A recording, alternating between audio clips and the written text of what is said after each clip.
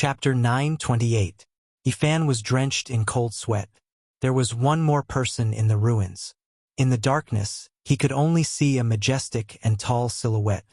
Only a pair of bright eyes were like two lamps. In the silent confrontation, Yifan was shaken. This person must be very powerful. Otherwise, how could he get so close to him? This was very strange. One had to know that this was ancient Mars star, a land of death. Why was there still such a mysterious existence? Are you the ancestor crocodile? Yifan's voice was emotionless. He had experienced too many things. Even if a quasi-emperor appeared in front of him, he would not panic. The two green lantern-like eyes dimmed. This person disappeared into thin air, as if he had never been there. The place was empty. A chill ran down Yifan's spine. This person was too fast, so fast that he did not even notice how he disappeared. It was as if he had evaporated from the face of the earth. He suddenly turned around and felt a chill run down his spine. In the darkness, there was a vague, majestic silhouette staring at him. It was still the same person from before. Similarly, not even a moment later, the mysterious demonic shadow disappeared again. There was no sign of life at all as it appeared in another place. How could it be so fast? Yifan was truly shocked. If this person attacked, how could he block it? It was horrifying. Was it the ancestor crocodile? He was not sure. He could not see its true body, nor could he see its appearance. He could not even capture its aura. Just what was this thing? If it was the ancestor crocodile, it would have crushed him to death with a finger. Why didn't it attack? Yifan activated the Rho formula and turned into a beam of light. He left the Thunderclap Temple ruins and stopped several miles away to listen to the sounds of heaven and earth.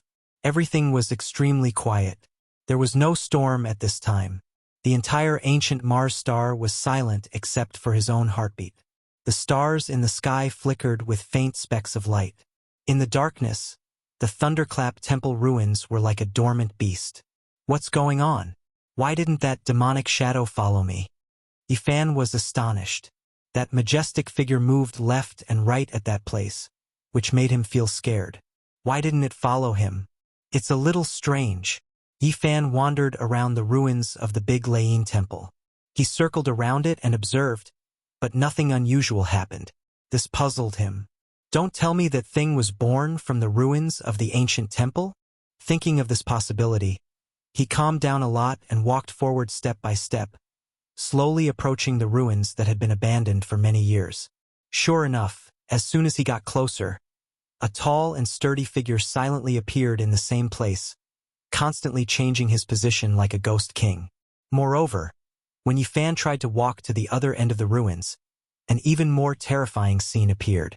A great ancient demon devoured the heaven and earth, appearing and disappearing indistinctly. It exuded a frightening, baleful aura that was completely different from the demonic figure from before. Yifan was not afraid when he saw this scene. Instead, he was completely relieved. He had spent a lot of time with people like Duanda and the Black Emperor in the Big Dipper Star region. It was impossible for him not to know many strange things. He had been influenced by what he saw and heard, and he had almost become half an authority. This was the temple's guardian demon god. All of this must have originated from the foundation. After so many years, the crocodile ancestor broke free and destroyed the foundation, allowing Gautama Buddha's backup plan to appear in the world. There was a kind of underground sealing method in the world. It was very magical and cruel. The foundation was cast with the blood of a powerful demon saint, and the dead could manifest all kinds of Dharma images from when they were alive.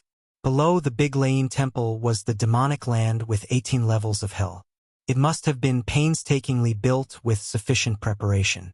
Otherwise, the entire ancient temple would most likely be overturned by the demons below.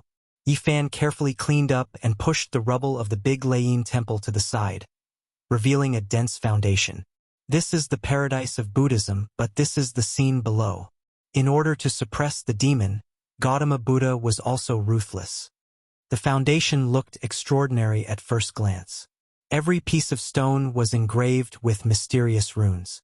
They were black and red in color and had been soaked in demon blood. It was a horrifying sight. In the center of the underground foundation, there was a huge black hole. After clearing away the rubble, a terrifying demonic aura emerged from below. This is the 18 levels of hell. Back then, the crocodile ancestor escaped from here. There were 18 levels of hell under the Big Lain Temple. If news of this were to spread to the mortal world, not even the Buddhists would believe it. Back then, the crocodile ancestor had escaped, and his divine consciousness had also rushed out. It was unknown whether the more powerful gods from the outer realms had also escaped. This place isn't far from Earth. If these things want to escape, Yifan shuddered. Who on earth could compete with them in the age of chaos where no one knew how to cultivate? At the thought of this, he felt very uneasy. He decided to go down and see what was going on. Yifan entered the black hole alone. This place was like the huge mouth of a primordial beast waiting to devour people. It was sinister and terrifying. A bone-chilling killing intent surged over. It was as painful as a blunt knife cutting his flesh. The underground was vast and hundreds of meters deep.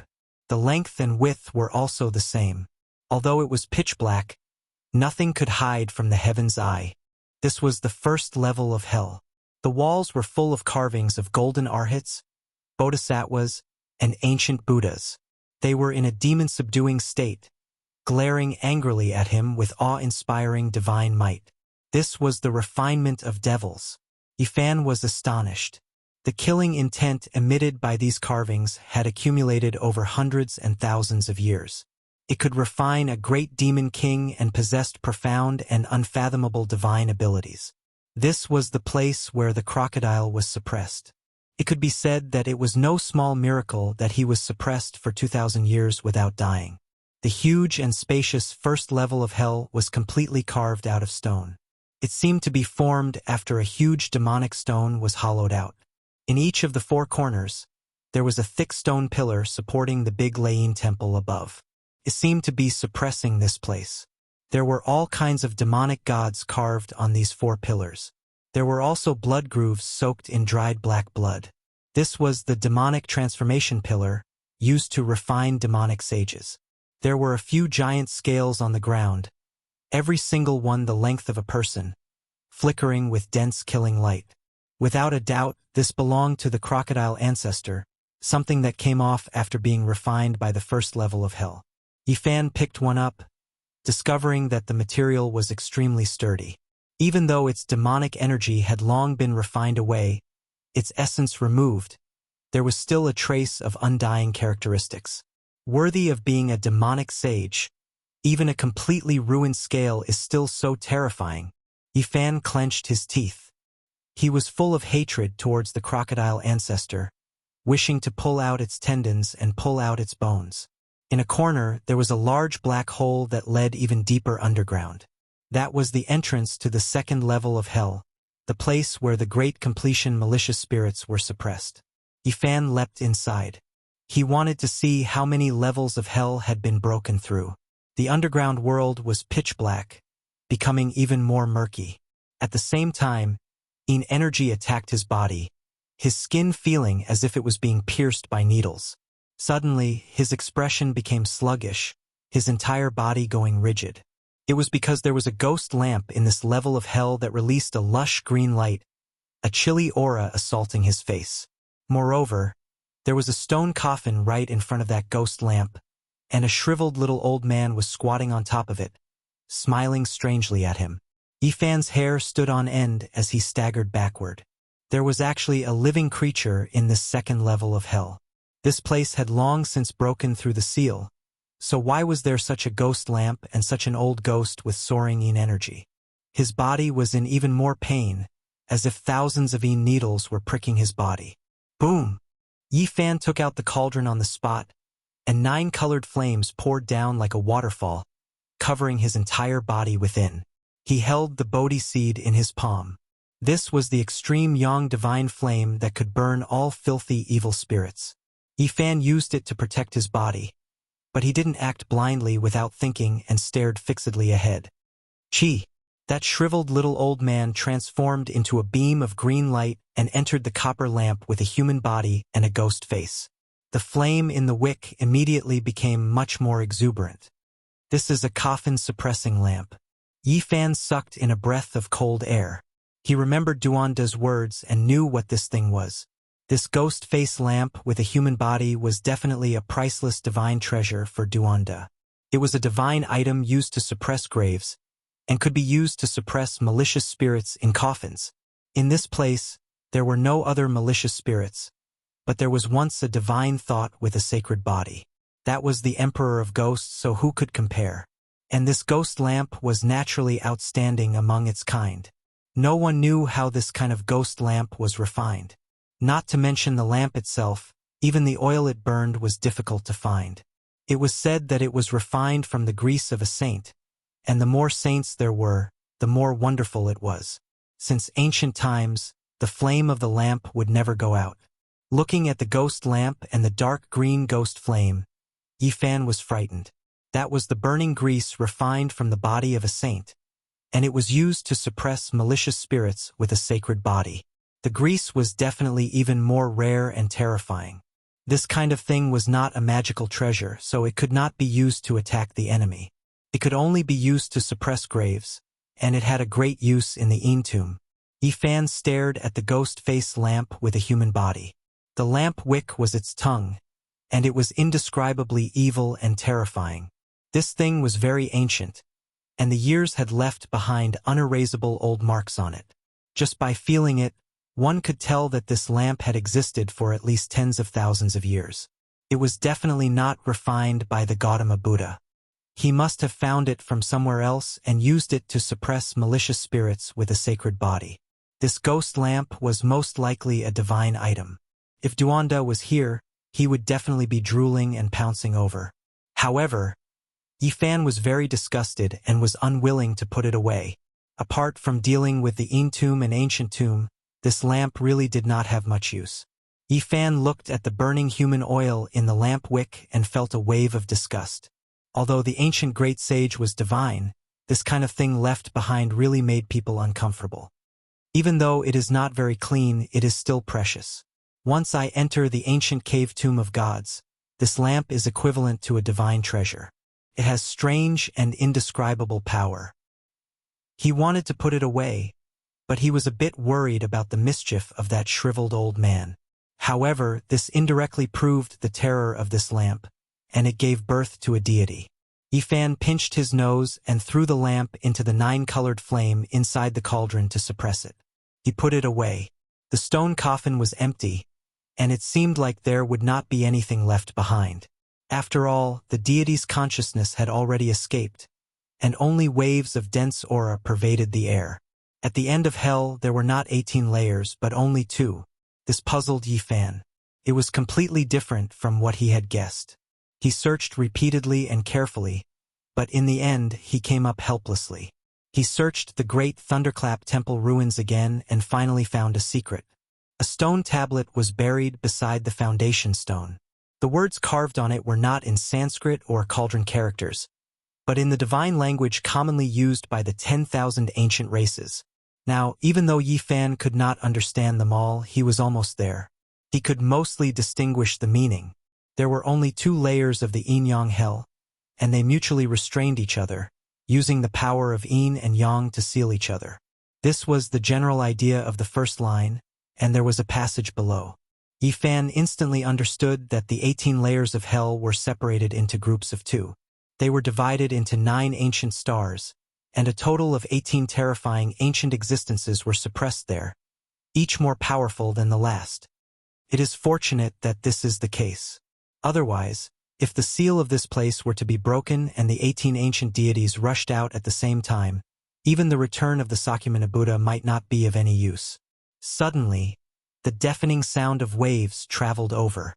At first, Yi Fan thought it was an illusion, but when he listened carefully, he simply could not believe his ears. It was real. Moreover, at this time, he saw a vast black ocean surging over from the horizon. He had read reports before that in the distant past, there might have been great rivers on Mars Star and even great lakes and oceans. But now, the era had long changed, so how could they still exist? Boom!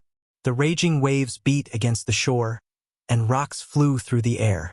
In that black ocean, there were actually a few ghost ships sailing, flickering with green ghostly flames. It was indescribably strange. Chapter 929. Mars was known as Mars in ancient times. Its entire body was reddish-brown, mainly due to the abundance of hematite. 20 years ago, before Yifan had left Earth, he had already read some relevant reports. This was a boundless dead star.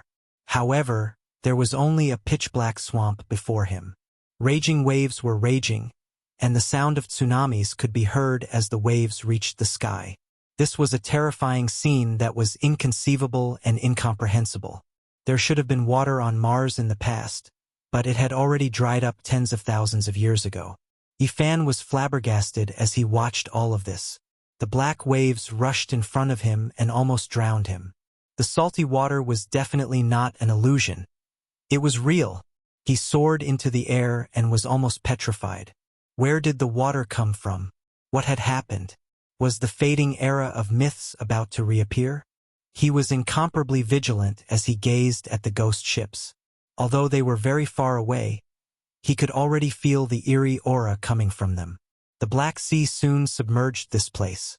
What entered his eyes were huge black waves that slammed into the air, sweeping up thousands of layers of incomparably majestic waves. Everything happened too quickly. The scarlet land disappeared in the blink of an eye, and the boundless swamp became the only scene. Even the five-colored sacrificial altar and the ruins of the great Thunderclap Monastery were submerged. Is this still Mars? Yifan muttered to himself. Everything was beyond his understanding. In the distance, the ghost ships were sailing on the waves. They were very stable and didn't capsize at all. The faint green ghostly flames made the scene even more bizarre. Moreover, a dense fog had appeared on the surface of the sea, blurring everything and making it difficult to see clearly. It had only been a short time, but the environment had changed completely. If Yifan were to land on Mars now, it would be difficult to recognize him. He would most likely treat it as an unknown starry land.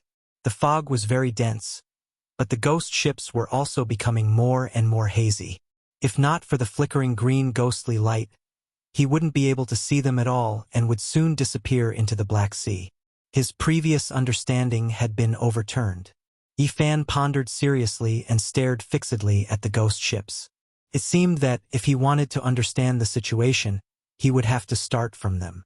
He stepped on the water and quickly pressed forward, leaving behind a waterline. His clothes and hair fluttered in the wind as he approached a slightly smaller ghost ship. It had an ancient design and a long body. It could easily accommodate a few hundred people. The pitch-black hull was shrouded in a sinister and bone-chilling mist. The sea became lifeless and even the waves stopped surging. It was as quiet as death without a single sound. Up until now, Yifan had fought no less than 1,000 battles and was full of experience. He was naturally unafraid. It could even be said that he was a bold and skilled person. He landed on the ship. The fog became thicker and thicker, so much that even the heavenly eye was affected. This was a misty sea. Yifan had the myriad chi cauldron above his head and the deity striking whip in his hand. He moved forward on the ancient ship and searched in the darkness. The ship was empty and there was only a bronze lamp hanging at the bow of the ship that flickered with ghost fire.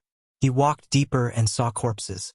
They were all wearing armor and the iron clothes were almost rotting. He used the myriad chi cauldron to lightly touch them. Rustling metal pieces fell to the ground, and the flesh turned to ash. A white skeleton was scattered on the ground. As he walked deeper, he saw corpses after corpses.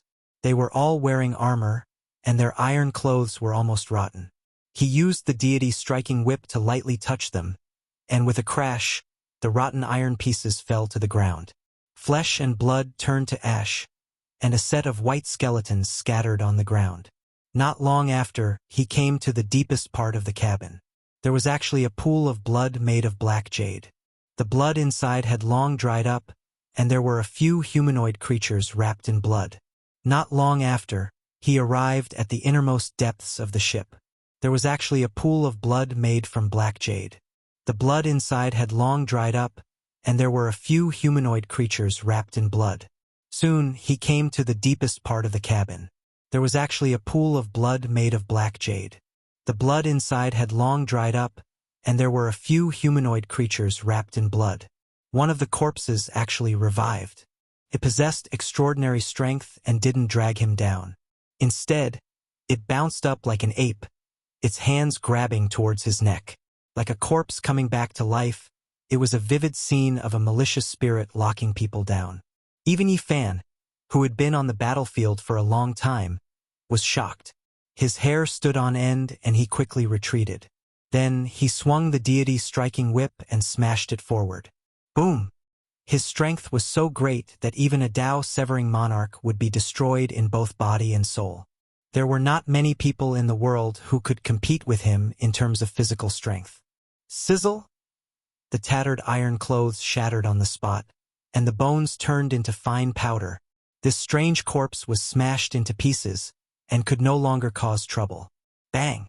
In the dried-up blood pond, the 5 corpses that were wrapped by the blood lumps all struggled free. They let out mournful howls, jumped up high, and pounced towards Yi Fan. Yi Fan's left hand's 5 fingers opened up, and immediately, 5 dragon-shaped pillars of light shot out and penetrated forward. This type of destructive power was enough to kill a sect's main force. However, 5 light sounds rang out. Even though these 5 blood corpses were penetrated, they still rushed forward murderously, not affected in the slightest. Yi Fan shivered inwardly. These corpses were definitely extremely powerful when they were alive, definitely severing the Tao.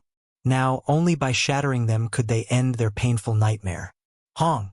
He lightly shook the cauldron, and all life source energy descended.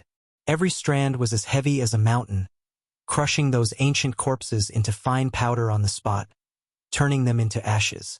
This place is truly strange. Who knows how many tens of thousands of years ago these things were left behind. Yet they still haven't decayed and can still cause trouble. Yi Fan was astonished. Woo-woo. Suddenly, a sorrowful sobbing sound rang through the air. In this quiet black sea of death, it was especially terrifying, making one's scalp go numb. Yi Fan immediately rushed out of the cabin and arrived on the deck. He stared at the source of the sound. It was the bronze ghost lamp hanging at the bow of the ship. He smashed over with a fist, and with a pew sound, the ghost flame was extinguished. The ancient lamp turned into ashes. However, the sobbing sound had already spread through the Black Sea. Its voice was especially distant. The ghost ships nearby quickly rushed over, and there were several corpses on the deck. It was an incomparably strange sight. Just a few ancient corpses. They aren't that powerful, so there's nothing to be afraid of. Yi Fan sneered. The 6 Tao reincarnation's fist struck out, and a pair of golden fists immediately stirred up heaven overflowing waves. Endless golden light surged, turning these ghost ships into fine powder, including the ancient corpses. The sea surface calmed down, and not a single sound could be heard. Even the waves calmed down. The entire sea was deathly silent without a trace of sound. However, Yi Fan felt a bit uneasy inside. A type of inauspicious aura pervaded the air, as if something was about to happen. Sure enough, not long after, the atmosphere became increasingly oppressive. 9 gigantic black ancient ships suddenly appeared, and they were all as tall as mountains. They didn't make a single sound, and they were like 9 islands that suddenly appeared. They were filled with an oppressive feeling, and only the ghost lamp at the bow of the ship was flickering with a faint light. The deathly silence lasted until the ship was right in front of them. A mournful cry broke the silence, and then a scene that made one's scalp go numb occurred. The 9 black ships were in an uproar, and it was unknown how many ghost claws were waving about. It was almost boiling as ghostly energy soared into the sky. The deafening clamor and ghostly cries were terrifying. Then, like dumplings being put into a pot, tens of thousands of ghost corpses jumped down from the ships and pounced towards Yi Fan. Many of them submerged into the Black Sea, and as they swam over, the ghost claws covered the surface of the sea. This kind of scene made one terrified. It was unheard of and unseen. This strange scene caused Yi Fan's heart to jump violently. He couldn't understand why such a terrifying thing was happening. Boom! Some powerful ghost corpses directly flew over, breathing in and out black clouds as if they could suck the heaven and earth into their mouths. The ghost bodies were incomparably tall, and all of them were covered in rusty iron clothes. Yifan was in big trouble. He was submerged by the sea of ghosts. A pair of golden fists shattered everything in their way, but there was no lack of powerful ghosts among them. They were definitely half-saints when they were alive. I understand now. Yifan looked at their armor and the boundless sea of ghosts. He knew that these must be the ancient soldiers he saw on the pentacolor altar. They were formed after they died. Presumably, there must be a place of extreme Yin energy on the ancient Mars where countless Yin spirits were buried, allowing their bodies to be preserved until now. Every time the mysterious Black Sea surged, they could also come out to wreak havoc. Yifan's battle had sunk into a predicament because there were too many ghost corpses. There were even ghosts transformed from half-saints. Although they didn't have the cultivation of the past, they were still boundlessly terrifying. Just as he was about to summon the nine-colored flame, a dazzling golden light suddenly appeared from the end of the sea. It shook off the endless Yin fog and rapidly approached. This was a large, resplendent ship that emitted boundless divine splendor. It illuminated the entire world and dispersed the thick fog. It let out deafening chanting that shook the vast sky. It was as if they had arrived at Mount Meru. The chanting of Buddhas turned into symbols and rushed into the heavens to suppress these ghost corpses. Divine splendor surged forth violently. Buddhist light shone and many ghost corpses were crushed, vanishing into thin air. Even more retreated into the 9 black ghost ships to confront the resplendent ship. Yifan was astonished. The descent of the gods and Buddhas had reversed the situation in an instant, forcing many ghost corpses to retreat. But what was going on with this ship that was filled with divine aura? Suddenly, he was dumbfounded. There were no living people on the seemingly divine and resplendent ship. The hundreds of golden arhats had long since passed away. They were all skin and bones and had lost their lives. All the chanting came from their remnant thoughts and dharma bodies when they were alive. A ship full of dead monks. Yifan counted carefully. There were exactly 500 old monks. Every one of them was skin and bones, but there was no aura of death. Their skin was golden and engraved with divine light. Could it be 500 golden arhats? He drew in a breath of cold air. The resplendent ship carried 500 golden arhats who were innately the bane of ghosts. The chanting resounded through the clouds as the 9 black ghost ships sobbed sorrowfully and rushed into the depths of the Black Sea. Boom! Suddenly, huge waves surged and crashed against the shore. The raging waves spanned thousands of miles and were about to split the sky. Both the ghost ships and the Buddhist ships were uncontrollable. They were pulled by a huge force and rushed towards the north. At the same time, Yifan discovered that the Black Ocean was receding and the tsunami was retreating towards the North Pole of Mars at an extraordinary speed. What's going on? Yifan was puzzled. Many places had reappeared on dry land, so he chased after them. At the North Pole of the ancient Mars star, a huge eye of the sea appeared. The torrential ocean flowed in, and the 9 ghost ships and the golden Buddha ship were also spinning in it. This sea eye was too big and possessed a demonic nature. It could even swallow the heaven and earth, distorting the surrounding space and causing the void to collapse continuously. It was boundlessly terrifying. Yifan's expression immediately changed. This might be the greatest secret of Mars. The ocean that was thought to have evaporated was here. Roar! A loud roar came from the depths of the demonic sea eye. If not for the fact that Yifan had a saint physique, he would have exploded and turned into a bloody mist. Brat, you ruined my plans. The demonic sea eye that opens once in 1,000 years has closed just like this. Even eating your flesh and drinking your blood won't be enough to quench my hatred. A wave of majestic blood energy drowned out the heaven and earth. The entire world was about to explode as demonic energy overflowed the heavens. This was definitely an ancient demonic saint. Chapter 930. The reports Yifan saw on Earth had come true. There were ancient rivers on Mars, and related researchers even believed that there were great lakes and oceans. Now it was confirmed. There was a demonic sea eye at the North Pole here. It was so mystical that even the heaven and earth were collapsing and being swallowed inside. No wonder the Black Sea came and went so suddenly. However, now was not the time to think absent-mindedly. That was because a heaven-overflowing demonic aura rushed over from the Black Sea Eye. Blood energy rolled about, startling the stars and shaking the moon. The peerless demonic saint rushed out. Its angry roar caused the sky above to collapse. The stars in the sky seemed to be swaying and trembling as if they were about to fall. Yifan was horrified. He didn't know how powerful this demonic saint was. If it wasn't for the human race's divine physique and profound cultivation, he would have been turned into meat paste by this roar. Hong! A bitter aura rushed into the sky. The black demonic sea eye cracked open, and a colossus rushed into the sky, shaking the 9 heavens and 10 earths. Demonic mist surged into the sky. The body of this demonic saint couldn't be seen, and only 2 huge red lantern-like eyes could be seen closing in from the distance. It was obvious that this was a colossus, and its body could most likely crush an endless ancient mountain. It made Yifan feel as if his soul was about to leave his body and be drawn in by the demonic saint's aura. It was terrifying to the extreme. Demonic aura rushed into the heavens. This demonic saint seemed to be able to pluck the stars and grab the moon. Before the person arrived, the tsunami-like fluctuations had already swept over, shaking the entire ancient Mars. Roar! A loud roar exploded like 10,000 layers of thunder. The world immediately collapsed, and roiling demonic aura surged, drowning out everything in sight. The cauldron above Yifan's head shook violently. The source energy of all things fell down, and each strand could crush a divine mountain.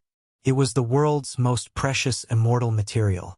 At this moment, dang-dang sounds rang out, and the sound waves were like tangible divine swords hacking above, sending both the cauldron and Yifan flying. Yifan coughed out large mouthfuls of blood. Golden blood sprinkled down, penetrating the void. He stabilized his body in the distance with great difficulty, and his face was full of shock. This was a true demonic saint that couldn't be defeated. The Sakyamuni Buddha traveled far away, and now on this ancient star, who could oppose him? Even in the Beidou star domain, who could stop him? This was because Yifan sensed that this demonic saint's vitality was too vigorous. It was even vaster than the Black Sea from before, submerging the entire heaven and earth. He felt that it was even more terrifying than the ancient ancestral kings he had seen before. Black mist surged, blotting out the sky and covering the sun. It was boundlessly vast as it surged into the sky, and every single inch of space in the world was covered in it. It was as if a stellar domain was shaking, but also as if a silver river was dyed black and then fell. This was endless divine might. In the midst of the monstrous demonic chi, a gigantic silhouette stood in front of them, looking down on them. Apart from a pair of gigantic red eyes that resembled red lanterns, there was nothing else to be seen. However, Yifan immediately knew who he was. Crocodile ancestor. It was just like what they saw back then. When he broke free, it was also like this. Today, it was even more so. This type of bitter aura was enough to shake the world. Mars has become the world's greatest bitter sea. The entire life source star has become an immortal burial ground, and all of the historical remains have been swallowed into the eye of the demonic sea. This one has guarded bitterly for more than 20 years, and now that I am about to enter and obtain the immortal burial that will be used to verify the Tao in the future, I was disturbed by you in an instant. Everything became nothing. A rumbling angry voice tore through the sky, raging between heaven and earth. It was like deafening thunder. Even though Ancestor Crocodile was angry, his voice was calm and cold to the extreme. He stared fixedly at him, his 2 blood-red eyes filled with cruelty and ruthlessness. Crocodile, old demon! Yifan also shouted loudly, his heart full of hatred. Not to mention that many of his old friends had died here back then. Even if they escaped to the Beidou star domain, they still wouldn't be able to live in peace. This filled him with sorrow. There was a great enmity between them. The source of all life energy, truly blessed by the heavens. Could it be that the heavens are making up for it, sending me the most precious immortal material? Great ripples appeared in Ancestor Crocodile's ice-cold eyes, and then they slowly melted. He released thunderous laughter. Facing this demonic saint, Yifan felt a deep sense of helplessness. He wanted to kill, but he was powerless. He clenched his fists tightly. 20 years ago, you crossed such a long distance, yet you could still come back. This is really beyond my expectations. The ancient crocodile sneered, revealing a vague silhouette in the black mist. It was a huge body comparable to a mountain. Demon crocodile, you harmed so many of my classmates. Why did you do this? Yifan roared. Ancestor crocodile looked at him as if he was looking at an ant, without a trace of emotion. He said, "Do I still need to scheme against a few insects? I just went with the flow." What he said was the truth. At his realm, how could he think highly of mortals back then? According to him, he just did what he wanted, even forming a strand of primordial spirit to enter the ancient bronze coffin. Yifan was bitter. Ancestor crocodile didn't care about the deaths of his classmates at all. It only treated it as stepping on a few ants. It didn't count as anything. It didn't even leave a trace in its heart. Why didn't you personally enter the ancient bronze coffin? I didn't leave.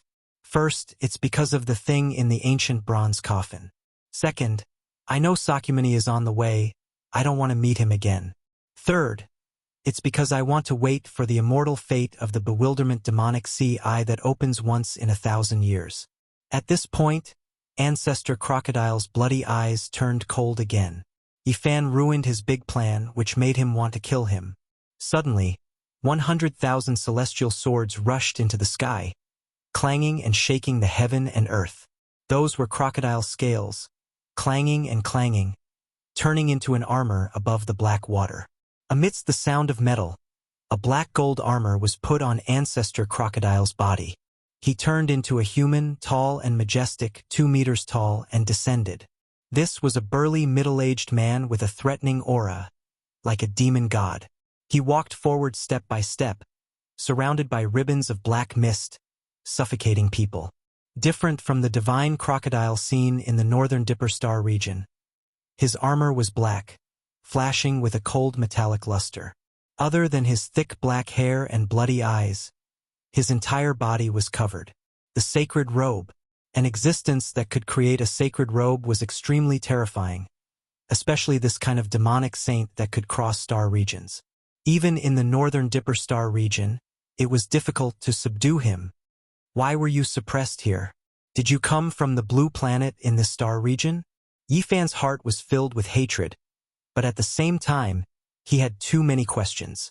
2,000 years ago, I crossed the starry sky and came to that blue planet to search for ancient immortals, but I didn't expect to be suppressed by Sakyamuni. Ancestor Crocodile's eyes became even colder when he mentioned the past, but his tone was still emotionless. Do you know why there are no cultivators on that blue planet now? Although Yifan wanted to eat his flesh and drink his blood, he wanted to know more ancient secrets. I came across an ancient starry sky path and went against the immortals to pursue the secrets of immortals, but I was suppressed here. Killing intent surged in Ancestor Crocodile's eyes. Mountains of corpses and seas of blood appeared, dripping with fresh blood. With one look, one could tell that he had killed countless creatures over the years. Do you know the secret of the ancient bronze coffin pulled by 9 dragons? It was rare for Yifan to see an ancient demonic saint so close to Earth. He was eager to know all its secrets. Brat, you talk too much. I'll just send you on your way. I've already satisfied many of your questions. Ancestor Crocodile's killing intent soared to the heavens. His body trembled slightly, and the sky collapsed and the earth cracked. Wait, do you know how I reversed the situation and returned? I know everything about Sakyamuni. Tell me the secrets, and I'll tell you the things on the other side of the starry sky. Yifan shouted in order to dispel his doubts and also to stall for time. 9 dragons pulling a coffin, mysterious and distant. I've seen it twice in my life. The first time was 5,000 years ago on a broken life source star in the depths of the star domain. I thought that I had obtained a great fortune and wanted to open it, but it almost destroyed my cultivation in this life. I barely escaped with my life.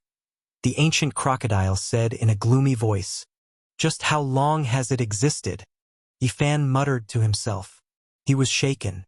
Not to mention the 9 dragons pulling the coffin.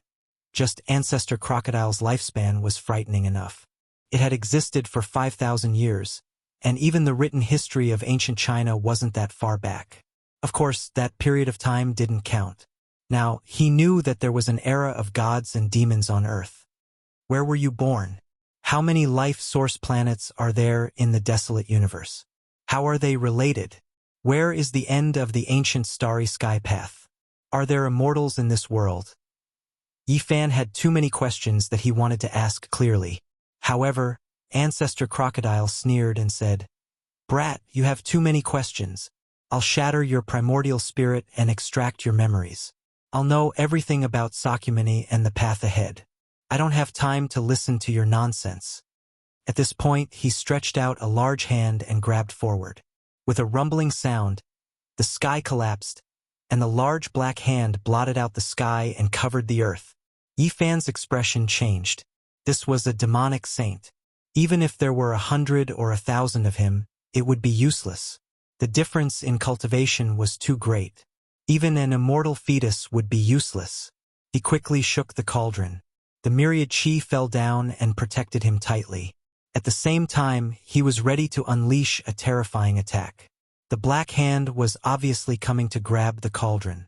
Even ancient emperors would be moved when faced with such peerless immortal materials, let alone Ancestor Crocodile. He had long since reached his limit. Suddenly, a dazzling radiance rushed up. 9 colored flames filled the sky and enveloped the black hand on the spot, burning it fiercely. A muffled groan could be heard as Ancestor Crocodile's black hand turned into a torch that couldn't be extinguished. It almost evaporated the water in front of the black sea eye. Yifan immediately took out the profound jade platform and wanted to cross the void to escape. However, the formation platform shattered on the spot and turned into powder. "A puny human actually injured me." Ancestor Crocodile's words were incomparably cold. His hand was badly injured. He continuously used Tao laws and finally managed to extinguish the flames on his hand. "You killed so many of my old friends. Today, I'll settle things with you." Yifan threw caution to the wind and was ready to take out a trump card. "You are just a group of insects in my eyes." I casually set up a backup plan and sent a primordial spirit to Big Dipper. "To be honest, I've never treated you as anything. I can kill billions of ants like you with one hand." Ancestor Crocodile had a trace of disdain. "One day, you will also be stepped on by others like an ant," Yifan said coldly. He wanted to take out his trump card, but it was still night and the sky hadn't brightened yet. He was afraid that he would die because of this. "Your physique is very special and you also have an extraordinary fate. You can even find a shocking immortal material like the myriad chi source root that even ancient emperors yearned for. Today, I'll kill you and take away the human Tao foundation of an ant like you," Ancestor Crocodile said coldly. Waves of chanting could be heard as if bodhisattvas and ancient Buddhas were chanting sutras. All kinds of runes were densely packed and boundless golden light surged over. The golden ancient ship that was spinning in the Devil Sea I sailed over. The 500 golden arhats were all skin and bones. Their bodies shone with divine splendor. They thought that they had all passed away, but at this moment, a divine monk opened his eyes. "You are that ancient Buddha from Thunder Sound Temple. You are actually still alive," Ancestor Crocodile shouted. Chapter 931. The ancient golden ship sailed against the black ocean and escaped from the demonic sea eye. 500 golden arhats sat cross-legged and only the old monk opened his eyes, chanting Buddhist scriptures. This ship of arhats with bones wrapped in divine skin were the former divine monks of the great Thunderclap Temple. Yifan was astonished. This was like a small Mount Meru. "Old monk, you are still alive. Didn't you die 2,000 years ago?" Ancestor Crocodile shouted. The veins on his forehead were throbbing. It was obvious that he had fought with this old monk before. "Buddha is merciful, good, good." The old monk opened his mouth. He was only left with a layer of skin and was as thin as firewood. However, he was surrounded by Buddhist light and looked sacred and lofty. "Stop pretending to be merciful. Today, I will refine you into dust," Ancestor Crocodile said coldly. His black golden armor flickered with a cold metallic luster, making him look extraordinarily heroic. This old monk should have died long ago. I only have one breath left after 2,000 years. In order to guard the demonic sea, if it wasn't for the two benefactors fighting, I'm afraid I would have never woken up. Yifan was shocked. These were the golden arhats of Sakyamuni.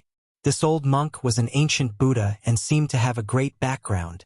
Through his narration, Yifan was very surprised.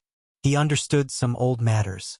They guarded the great Thunderclap Temple and were responsible for suppressing the heroic spirits of the ancient Mars star. Could be said that they had a long way to go. This ancient star was once full of vitality and was a source of life. In the end, a war across star domains occurred and everything was destroyed.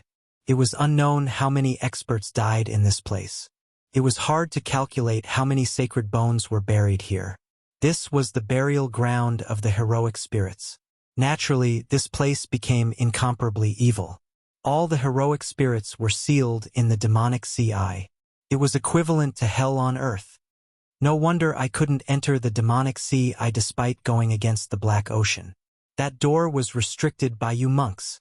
The ancient crocodile's bloody eyes became colder. Benefactor, don't provoke a disaster. Since you can find the demonic sea, you naturally know how it was formed and what kind of existence is sealed in the deepest part. So many years have passed. Even if there were immortals, they would have long turned into dung. What could be left inside? Ancestor Crocodile said coldly. Yes, things from that era can't live until now. But don't forget what this place is. Demonic Sea of the North Sea, a land of extreme een. You also saw the appearance of the ghost ship. Many things turned into een spirits, not to mention the existence sealed in the deepest point of extreme een. Now, there are definitely supreme een deities as well as unparalleled heroic spirits. No matter who comes, they won't be able to subdue them. The old monk had a solemn expression on his face. Yifan was shocked. It turned out that the remains of the past civilizations and creatures that died in battle were sealed within this devil sea. There were even many ancient secrets and past events that were unknown to others. Old monk, are you going to make a move again? It's been 2,000 years. You really are alive. Even Sakyamuni respects you as teacher. The black golden armor of the ancient crocodile clanged. Its murderous aura was like a sword, slashing in all directions, sweeping out a large ravine on the ground and the sky. Yifan was shocked. He looked at the old monk in disbelief. He was the only one still alive on the golden ship. What kind of identity did he have? My dharma is not as good as Buddha. I can only be regarded as a guide. He created his own path. Me and the others who are respected as teachers are nothing. The divine monk put his palms together. Yifan was surprised. Then he remembered some records. Buddha had several teachers before he was enlightened. Some were Brahmins and some were sadhus. Then he created his own religion. This old monk was at least an ancient Buddha. He was most likely the sadhus of the past. Before Buddha created his religion, Dharma also existed. However, it had declined on earth. It was fragmented and loose. Even the Dharma was not correct. The old monk who had once guided Sakyamuni. This was an astonishing origin. Just thinking about it made people dumbfounded. Yifan was truly subdued and even a bit dumbfounded. How ancient was this person? He must have been a virtuous Buddha. He must know everything about Earth's ancient times. This was a true living fossil. If he could sit with him for a day, he might be able to solve most of the mysteries in his heart. Yifan was incomparably excited at the thought of this. Old monk, who do you think you are? I admit that I'm not Buddha's match, but can't I kill you? Even if you are half a teacher to him. The ancient crocodile was powerful and tyrannical. The black golden armor on its body hummed and emitted millions of sword radiance. It took a step forward and was about to board the golden ship. Namo hinana dong na yi. Namo ali yi palu jedi. Shua bo na yi pu ti sa tu per yi. The old monk started chanting the demon-subduing scripture. Golden runes jumped out one after another and imprinted in the sky. Each of them was extremely heavy. Clang, clang. Ancestor Crocodile attacked. Sparks flew in all directions with each strike colliding with the runes. At their level, any random attack was the law of heaven and earth. If it wasn't for the fact that Mars was a special ancient planet, their battle might have shattered half of the ancient planet. That was because the divine chains of order had already rushed up and penetrated the boundless void. This was a fierce battle. Both sides held nothing back and wanted to destroy the other. This was a battle between Buddha and demon. Namo Yina Na Dong Na Yi. Suddenly, all the golden arhats on the ancient ship began to chant sutras. These were the remnant thoughts and fluctuations from when they were alive. Their chanting resounded throughout Mars. Boundless light blossomed and confronted the ancient crocodile. The entire golden ship burst forth with all kinds of patterns that interweaved under the sky. Chanting. It was as if all the bodhisattvas were shouting in unison, or as if Buddhas were roaring in anger. It seemed to have come from ancient times and possessed boundless and immeasurable divine might. This ancient golden ship was a supreme magic artifact that was at least of the legendary grade. There were formations carved by Buddha himself on it. At this moment, they were all lit up with the intention of purifying all demons in the world. The might of Buddha spread for 80,000 li. The Buddhist Dharma was profound and unfathomable. It could purify all enemies, and at this moment, it displayed astonishing might. The chanting continued without end. It was like a great golden bell, so loud that even the deaf could hear. Golden ancient runes flickered one after another and submerged this place. Ancestor Crocodile was very powerful, but it was a bit weary to deal with Buddha's half-master. This ancient ship combined with the wills of the 500 golden arhats from when they were alive. Its might was unimaginable, and it was all activated by the old monk. Mars was the world's largest sea of bitterness. The great Thunderclap Temple had once been located here. This ancient golden ship had a special meaning as it could help people cross the sea of bitterness. And now, taking action against Ancestor Crocodile was like purifying an ancient great demon. The chanting continued without end. It was as if the 3,000 ancient bodhisattvas and Buddhas were chanting sutras together. The divine might shocked the world and boundless light turned into eternity. Yifan watched from afar and didn't run away. There was no way out of this star domain, and rushing to Earth wasn't a good choice either. That was because if the flames of war were to be drawn there would be unimaginable consequences. Since he had already reached this step, he was going to throw caution to the wind and wait for daybreak. Even if the old monk was defeated, he still had to fight and take revenge for his classmate who died in vain. This was a holy war, a great battle between ancient saints. Complicated secret techniques and incomprehensible divine laws of order ran through this area. Finally, at daybreak, the chanting on the golden ship was no longer as loud and the splendor had also dimmed quite a bit. Buddha is 1 foot tall, demons 10 feet tall. The ancient crocodile sneered and said, "Do you think you can purify me unless Buddha returns? This poor monk is old and his chi and blood have dried up. I should have left this world a long time ago. Indeed, I can't purify benefactor, but I can see your future. Your evil has come to an end." Nonsense. How could Ancestor Crocodile believe him? This ancient monk chanted Buddhist chants. The splendor on his body dimmed and slowly faded away. He was about to pass away and turn into Tao bones, becoming one with the golden ship. The body of the ship shone and filled in the demonic sea eye. At this moment, the seawater had already flowed in and there was no water left on the ground. Pedantic. You are about to die, yet you still haven't found a good place. You just had to block the demonic sea eye. Ancestor Crocodile sneered. If I don't enter hell, who will? The old monk's last words were transmitted over. He rushed into the burial ground of heroic spirits with the ancient ship and filled in the demonic sea eye. Ancestor Crocodile turned around. His black armor flickered with a cold luster, making him look as if he was cast from demonic gold. His divine might was unmatched. At this moment, the first ray of dawn shone over and illuminated him even more terrifying. He stood tall and straight, suppressing people to the point of suffocation. His long black hair scattered behind him as his bloody eyes stared coldly at Yifan. "And you dare to have killing intent towards me? So what if your physique is special? I can trample people like you to death with one foot." He was full of contempt and didn't take Yifan seriously at all. After finishing off that ancient Buddha, he naturally didn't care anymore. There was no one in this star region who could deal with him. "You crocodile, today only one of us will survive," Yifan shouted. "A little insect dares to clamor at the gods in the sky. Even if you raise your head, you won't be able to see how high my toes are. You aren't worthy," Ancestor Crocodile said with extreme contempt. Then, he displayed his boundless Dharma body and quickly enlarged it. He raised his foot and stepped towards Yifan. He wanted to trample him to death with one foot, just like how he would treat an ant.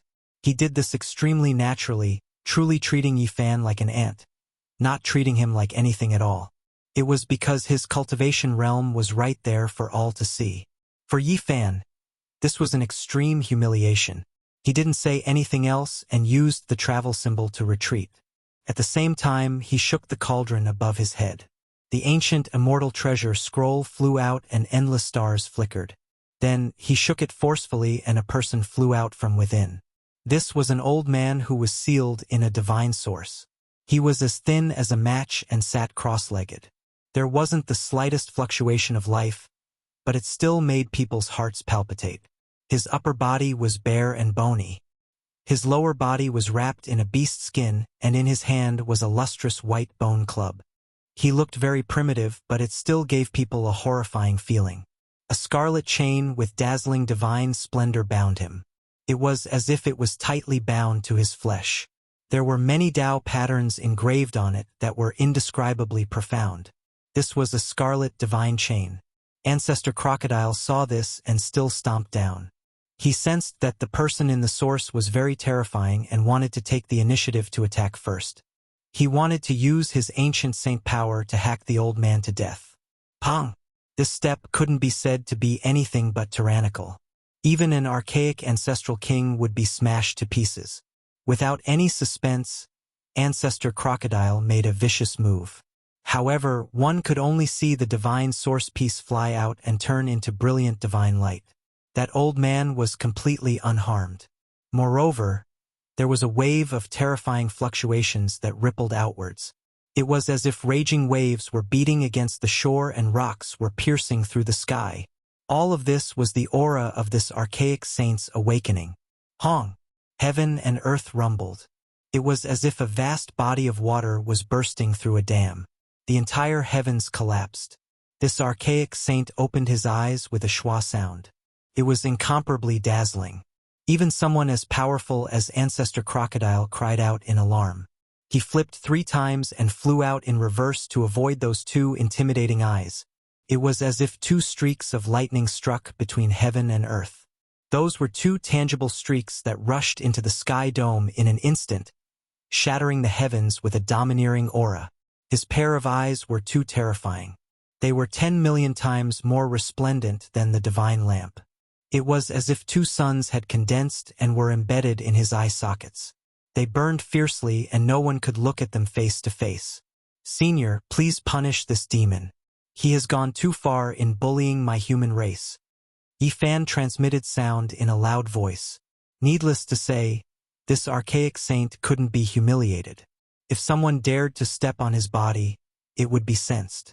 Chapter 932. This heaven and earth seemed to be unable to bear his might.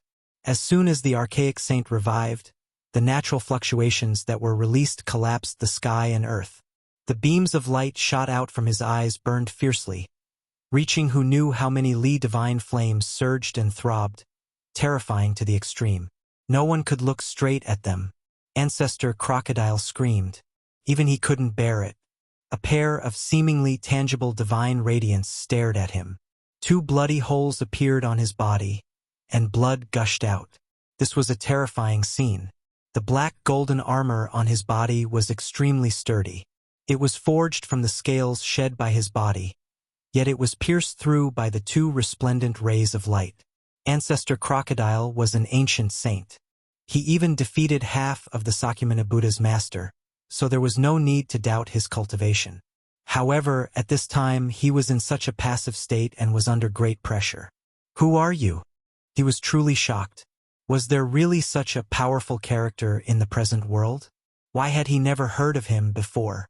In his knowledge, apart from the Sakyamuni Buddha, no one could be this powerful and intimidating. Back then, in the Ziwei ancient star domain, Yifan had once activated this archaic saint to help the old madman. However, he was stopped by the power of the king seals, and in the end he couldn't fight. The archaic saint didn't say anything. The tyrannical aura from when he had just revived finally calmed down a bit. The beams of light in his eyes also shrunk to 3 zhang in length, but they became even more dazzling. They burned like true divine flames. His entire being had the power to devour mountains and rivers. He was like an archaic deity. Even though he didn't say a single word, he could intimidate the 9 heavens and 10 earths. Ancestor Crocodile sucked in a breath of cold air. He knew that he had encountered a fierce opponent. This was a great enemy that he had never seen before. Today he might die with a grievance. Hong! The archaic saint only moved his body slightly, and the heaven and earth split apart. It was as if this world couldn't contain his body. Great spatial cracks extended from the edge of his body into the depths of heaven and earth. A scarlet divine chain pierced into his flesh, but it couldn't affect his movements. He was full of pressure as he pressed forward. His eyes were extremely terrifying, as if he was staring at prey. "Roar!" Ancestor Crocodile roared. The black golden armor shone brightly, and his black hair danced in the wind. He took the initiative to attack. Otherwise, this mysterious saint's aura would completely suppress him. The divine flames in the primordial saint's eyes became more and more dazzling, burning the void. He faced the shocking attack head-on, not even dodging the huge black hand that came slapping at him. Clang! An ear-piercing metallic sound rang out. Ancestor Crocodile's large hand could crush archaic ancestral kings, but when it struck this old saint's body, it could only release a sonorous sound, unable to kill the enemy. Meanwhile, his palm and fingers were bleeding profusely. This kind of scene was extremely frightening, and it was enough to prove how terrifying the archaic saints were. His eyes became more and more dazzling. They were like 2 condensed suns that could burn the eyes of others blind. Yifan had a feeling that this ancient saint was really staring at his prey. He didn't see the crocodile as a demon saint, but as a beast to satisfy his hunger. That kind of gaze was too strange, so terrifying, full of hunger, as if it was hunting. Ancestor Crocodile clearly noticed this as well, his body going cold. With a zhung sound, a sharp divine sword left its sheath. This was his war weapon. It hacked through the heavens, hacking down. During this entire process, along with the wails of ghosts and the howls of gods, a foul wind, and a rain of blood, a myriad of corpses appeared, and the heavens and the earth had transformed into an azure field that was covered in corpses. All the people that this sword had killed in the past appeared at this moment. The mythical demon sword was forged with the blood of tens of thousands of living beings. Heaven and earth collapsed. If not for Mars being sealed, if it was any other star, the entire ancient star would have been cut in half without any suspense. The sun, moon, and stars in the sky were shaking, cut through the sky, and nothing could stop this world-shaking sword. Even the rising sun had completely dimmed, and it was far from being comparable to the sword light. In the face of this sword, the primordial saint faced it with his back to him. Instantly, sparks flew everywhere, and divine energy split the sky. Not only was Yifan dumbfounded, but even Ancestor Crocodile was stupefied. His fingers were sore, and he couldn't even hold the divine sword in his hand steadily. Clanging sounds rang out, and the world shook. Ancestor Crocodile's demon sword hacked down on the primordial saint's scarlet iron chain. Sparks flew everywhere, and the cold light illuminated the heavens. It was deafening. That was a scarlet divine chain, and it was engraved with many primordial symbols. It possessed a powerful divine power, and it wanted to use this to bind the primordial saint forever. A long time ago, Yifan and the Black Emperor had studied it. At that time, Duanda advised him to immediately abandon it, because the primordial saint's power had long seeped into the god-sealing chain and was about to break it. Now it was hacked down by Ancestor Crocodile's strongest divine sword, and the symbols on it dimmed quite a bit. Not only was Yi Fan scared, but even the primordial saint was horrified. However, this primordial saint didn't care at all. He treated Ancestor Crocodile like an iron pole, and he planned to break the scarlet divine chain. Great Yin and Great Yang. Whichever is stronger, Yin and Yang support each other. The Emperor under the heavens. Yi Fan recalled this incantation-like ancient saying. This wasn't an ordinary primordial saint. He was extremely terrifying and powerful. During the archaic years when experts were as common as clouds and ancestral kings stood in great numbers, he could move unhindered under the heavens. He had killed quite a few ancestral kings, and one of them was even the great sage. Back then, all the clans attacked him from all sides. When he was in a daze, the matchless father and son from the nest of 10,000 dragons took advantage of this and sealed him. His accomplishments were extremely terrifying. He cultivated the Great Yin and Great Yang scriptures at the same time, and this was the path to prove himself. However, in the end he went crazy. He was a god during the day and a devil during the night. Everywhere he passed by, there would be a reign of terror. It was full of slaughter, and the archaic era was shaken. At that time, the human race was extremely weak, yet such a supreme expert appeared. It truly triggered a great panic. He was called the human devil, and all the great clans felt uneasy. Since the ancient times, almost all those who cultivated the Great Yin and Great Yang scriptures had failed. No one succeeded. However, this primordial saint cultivated both scriptures and survived. Couldn't be denied that this was a miracle. As a god during the day, he was filled with divine light. At night, he was a devil with murderous intent lingering around his body. He was incomparably crazy. Yi Fan and the others had speculated that this was at least a great sage. Otherwise, how could he dare to cultivate the Great Yin and Great Yang scriptures at the same time? He wanted to prove his Tao. Dusk was when he was at his weakest. His mind wasn't clear, and it was easy for others to take advantage of him. Otherwise, even during the archaic years, when there were many ancestral kings, it would be difficult for anyone to subdue him. Chang, Kung. Ancestor Crocodile was also scared. He did everything he could to attack. He brandished the demon sword, bringing with it heaven overflowing bloody light and tens of thousands of corpses as he slaughtered his way over. His eyes were very vicious. This time, not a single one of the scarlet divine chains hit its target. All of them were aimed at the primordial saint's vital points. Every sword carried strands of the heavenly Tao. The laws were like rain, pouring down in torrents. It was incomparably terrifying. At this moment, some people in the outer space observatory were astonished.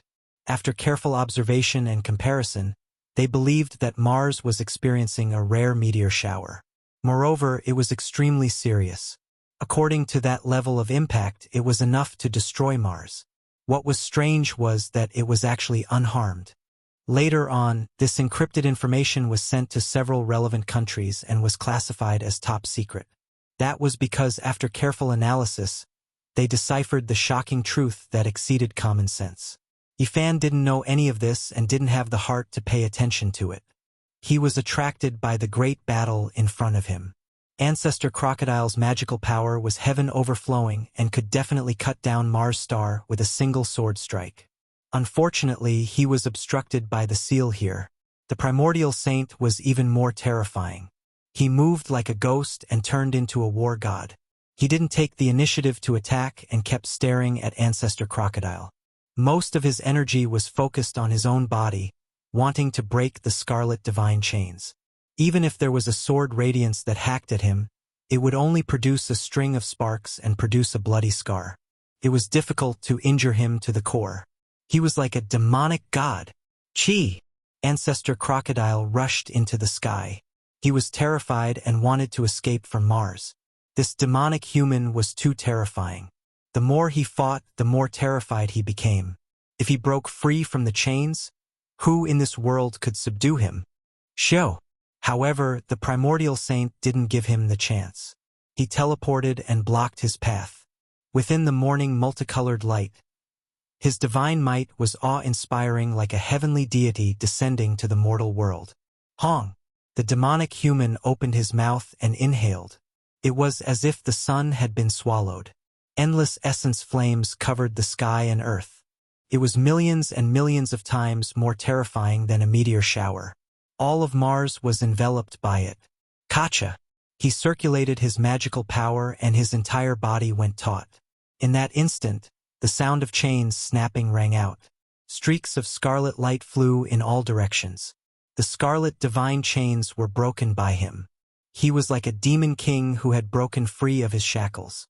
He let out a long roar that shook the world. The sound waves rushed forward and formed a beam of light, blasting Ancestor Crocodile down. The great ancient crocodile was anxious. It wanted to tear open the void and cross into the starry sky, but it couldn't. This primordial saint stood on Mars' star and locked down the heaven and earth. He couldn't break through at all. Wang! The old saint took the initiative to attack. Although he was as thin as a match, he had the strength to pluck the sun, stars, and moon. His divine might spread out for hundreds of thousands of miles. The white bone club in his hand was as heavy as 1,000,000,000,000 tons. Nothing could stop it, and it crushed the heavens and earth. Ancestor Crocodile screamed and fled for his life. He was originally an existence that could kill an ancient king and hack apart the ancient Buddha of the great Thunderclap Monastery. But now he was scared out of his wits. Clang! The great ancient crocodile resisted while fleeing. The demon sword in his hand was smashed apart by the bone club on the spot. It broke into dozens of pieces and fell into the Devil's Sea. Hong! The primordial saint swung the bone club again. The pure white bone weapon contained an undying divinity. It turned into a beam of white light and fell down. The sun, moon, and stars in the sky all trembled. Pfff! A streak of bloody light surged. Ancestor Crocodile cried out. The lower half of his body was forcefully broken, turning into a bloody paste. Meanwhile, the armor on his body shattered inch by inch, turning into powder, unable to protect him at all. The great ancient crocodile's soul almost left his body. He transformed into his true form and fled against the sky. However, he couldn't escape at all. The old saint locked onto him and increased his speed, cutting off his path forward. His lower body was wrapped in beast skin, and he held a bone club in his hand. His hair was a mess, and he looked like a savage that walked out from a primitive tribe. However, his strength was terrifying. At this moment, he completely treated Ancestor Crocodile as his prey. He acted like he was dealing with a wild beast and attacked ferociously. Not long ago, Ancestor Crocodile was like a god to Yifan. But now, he had fallen into a true crocodile. He was being targeted by a hunter and his life was in danger. Hong! The old saint swung the white bone club and smashed down a few times. Ancestor Crocodile was on the verge of death. He fell to the ground and transformed into his true form. The old saint lifted him up like a dead fish. Yifan was dumbfounded. He simply didn't dare to believe his own eyes. Ancestor Crocodile could definitely shatter an ancient star region and was omnipotent. Even the ancient bodhisattvas and Buddhas couldn't do anything to him. But now he was in such a miserable state. At this moment, the old saint used his cultivation and magic power to start a fire. He then waved his hand at him and actually prepared to cut open this great crocodile's stomach and roast it on the fire. He was inviting him to enjoy the crocodile meat together. Chapter 933. Ancestor Crocodile was dripping with blood. The lower half of his body had turned into meat paste, completely broken by the white bone club. At this moment, he was on the verge of death, no longer as mighty as before. Yifan was almost petrified. He really didn't dare to believe this. This was like a fantasy story. Ancestor Crocodile woke up from unconsciousness and saw that he was being held upside down like a dead fish. He struggled violently, but the old saint was very violent. With a swing of the club, the bones all over his body cracked in many places. If not for the flesh, his body and soul would have been destroyed. What was going on? The ancient crocodile couldn't accept this. He couldn't accept this reality. There was actually someone so terrifying in this world that could treat him like this. In the past, he was all-powerful, able to split an ancient star with one strike. Even ancient bodhisattvas and Buddhas weren't his match.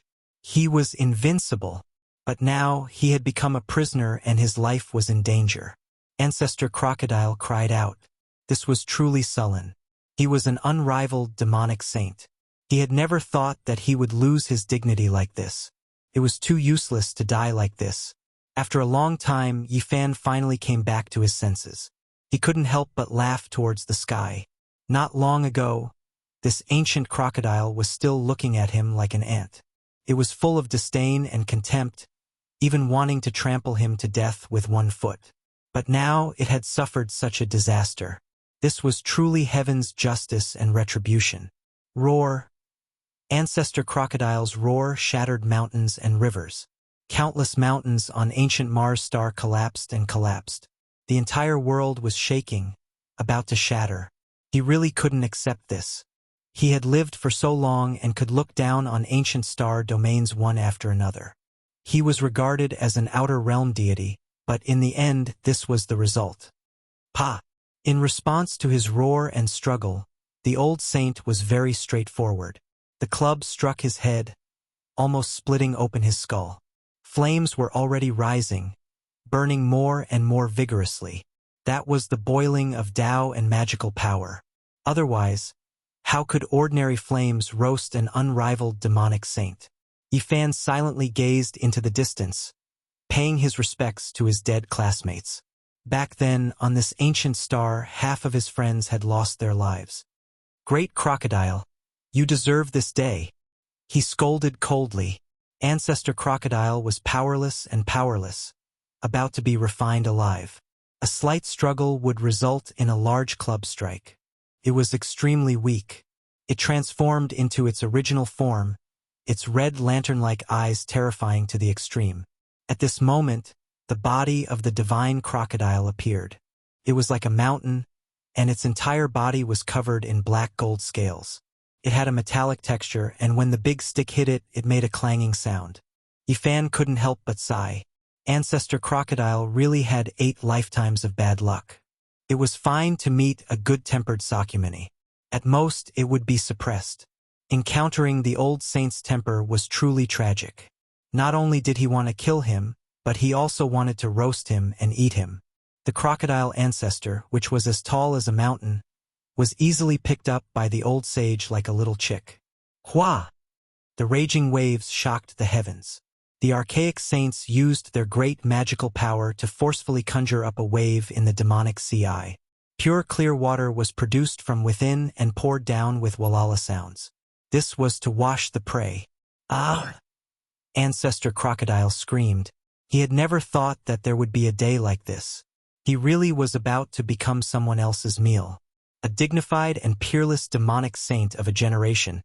How could the word tragic describe it? The old saint disliked him for being noisy and slapped down. The giant crocodile's mouth was almost deformed. Blood gushed out on the spot, and the crocodile's teeth flew out. This seat has traveled unhindered all my life. Apart from being defeated by Sakyamuni, I have been invincible and all-powerful. How many ancient heavenly geniuses had their corpses at my feet, but now they have fallen to such an end. How lamentable! Ancestor Crocodile wanted to kill himself. He really couldn't bear it and couldn't accept such an ending. He had traveled unhindered in the star field for 7,000 to 8,000 years and had visited many ancient star fields. He could be considered an outstanding supreme among demonic beasts.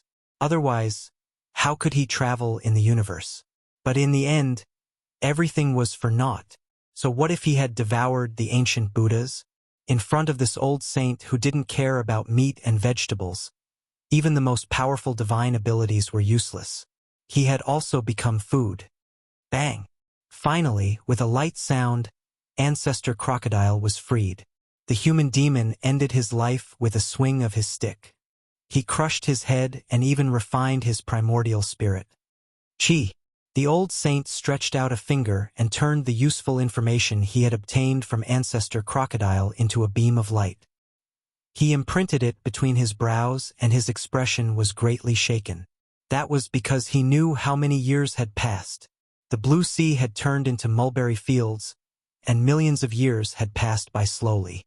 It was no longer the ancient era, and the entire world had changed. The following scene was a bit bloody. The old saint acted as if he was dealing with a wild beast in the mountains. He personally skinned the divine crocodile of this generation.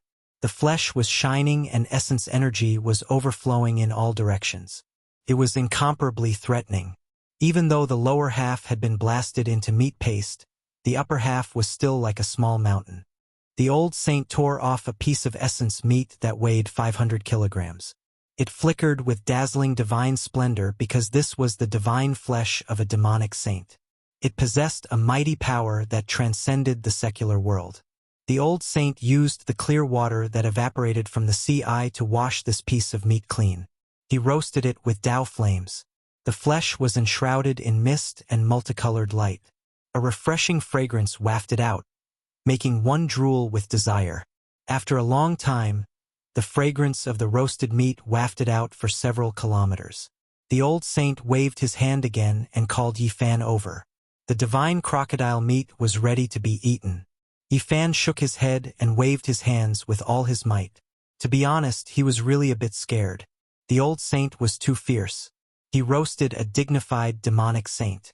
If word got out, it would shake the heavens. The ancient saint insisted that he go over and share the delicacies with him. The meat was golden and glossy. From time to time, it would rush out with multicolored divine light. It was obvious that it was very nutritious. It was probably almost comparable to the legendary dragon meat. Senior, I really don't dare to eat this thing. A single drop of a saint's blood can kill a powerful being. This piece of meat is enough for me to die 1,000 times. Yifan said with a sullen face. To be honest, he really wanted to try it. After all, this was the spiritual meat of a demonic saint. For many people, it was almost the meat of a god. However, he clearly knew how terrifying the saint's might was. Even in death, mortals could not blaspheme it, especially a demonic ancestor who had just fallen. The old saint scratched his head, looking extremely honest and simple. He gestured to him that the demonic saint's meat had been refined by him and could be eaten without any problems. Really? Yifan moved forward. This fragrance had a special kind of magic. It actually had a kind of spirituality. Even the fragrance was divine brilliance. It was indescribably mysterious and dazzling. The ancient saint nodded and told him that this was the most delicious taste in the world. He could eat it without worry. As he spoke, he tore off more than 10 kilograms and chewed it in big mouthfuls. Divine brilliance overflowed and flowed out from the fragrant golden meat. Rays of multicolored light came one after another. It was gorgeous and dazzling. Yifan tore off 2 tails of meat. Compared to the old saint, it was quite delicate. He did not dare to take a big bite. He was really worried that his teeth would break. Obviously, his worry was unnecessary. The old saint had really used the flames to refine the essence, qi, and spirit of the crocodile ancestor. The meat was tender and smooth. It melted in his mouth and turned into rays of light that entered his body. At this moment, every pore on his body opened up. Essence qi gushed out, light overflowed, and divine power surged. Yifan almost soared into the sky. The demonic saint's meat was really extraordinary. It had an unfathomable power. He felt full of energy and his whole body had endless strength. In the eyes of mortals, this was definitely divine meat. In fact, this was the case. Since ancient times, who could eat the meat of a demonic saint? Especially in his realm, it was impossible to even think about it. Especially in this era, it was difficult to see a living demonic saint. Taking a step back, even in ancient times, how many people could hunt demonic saints like this and use them purely as food? Probably only this old saint could do it. This could be said to be divine meat. For cultivators, it was a great supplement. If eaten for a long time, not only could it strengthen the muscles and bones, but it could also be reborn. After making sure that the old saint had completely roasted this piece of meat with the flames, Yifan also let go. He took out more than 10 jars of old wine and ate the meat and wine with this wild old man. Although there was only one ingredient, it was the most delicious and rare thing Yifan had ever eaten. He was especially happy. As he ate, he felt the holy power surging. Rays of divine light seeped out from his pores. He felt that he was about to fly to heaven. Yifan was drowned in the auspicious air. He emitted five-colored divine light from head to toe. He never thought that a meal could be so nourishing. He seemed to be really going to fly to heaven. His whole body was comfortable and he felt like an immortal. Divine power surged like the sea. Unknowingly, his cultivation had improved a little. He had reached the great perfection of immortal too and could not be more perfect. There was only a layer of window paper. As long as he could break through, he would reach another realm. His physical body had experienced a baptism. Every inch of his flesh and blood was full of explosive power. Yifan felt like he could smash a star with one punch. He felt like he had endless power. When he realized this, he knew that he could not eat anymore. He had reached his limit after eating more than 10 kilograms of glowing holy meat. If he went on, his body might explode. Only then did he realize how terrifying the old saint was. He swept away the clouds and ate the crocodile meat. Then, he cut off another few thousand kilograms of meat and roasted it with the flames. Yifan was dizzy. This was not donkey meat or chicken meat. This was the meat of a demonic saint. He ate so much of it as if nothing had happened. He really treated it like ordinary food. Right at that moment, a wave of flames surged out. Yifan noticed that blood was flowing from his nose. He couldn't take the several kilograms of monster saint meat anymore. It was just too nutritious.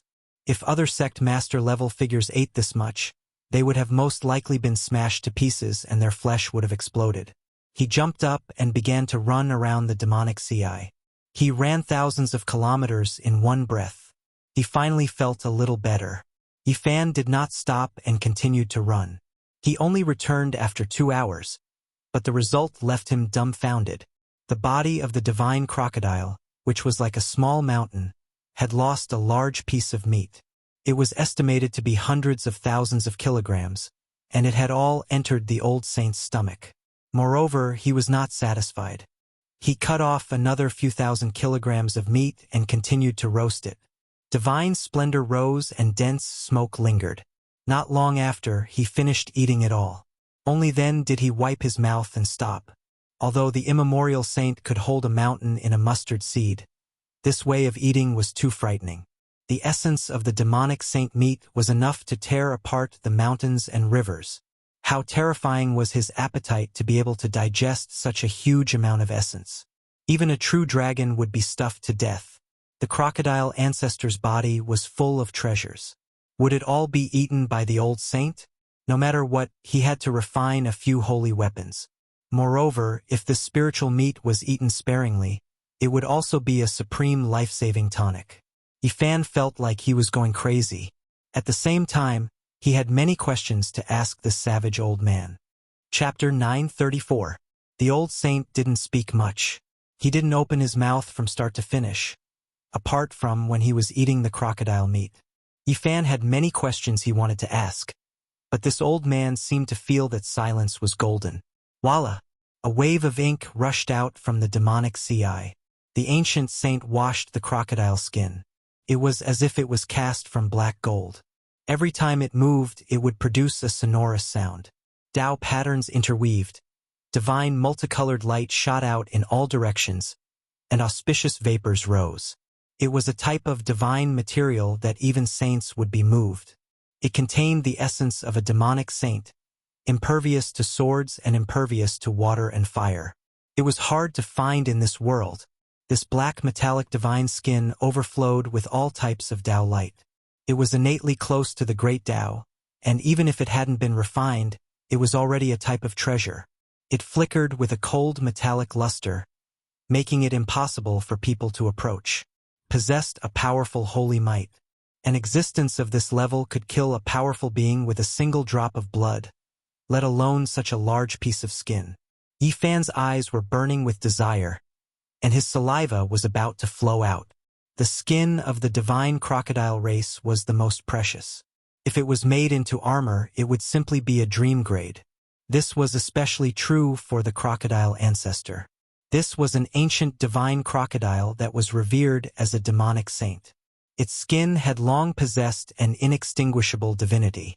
Unfortunately, the old saint didn't look at him. He threw away the long tattered beast skin and wrapped the crocodile divine skin around his waist. He activated his terrifying essence energy to refine it, and in the blink of an eye, it became a set of primitive beast clothes. However, no matter how one looked at it, it was used to cover one's body. What a waste of natural resources. Yifan actually wanted it very much, but the ancient saint had already wrapped around his body, so he was too embarrassed to ask for it. After all, this was hunted by the other party. Then, this savage old man began to pull out the tendons and bones. He really wasn't careless at all, refining all the good things out. He used the water from the demonic sea eye to wash it clean, and then he used the crocodile ancestor's divine tendon as a belt, tying it around his waist. It was so extravagant that it made people want to pull out their hair. Yifan stared at the giant crocodile bone. This was a precious bone. It was pure white and flickered with holy splendor, even more resplendent than the stars in the sky.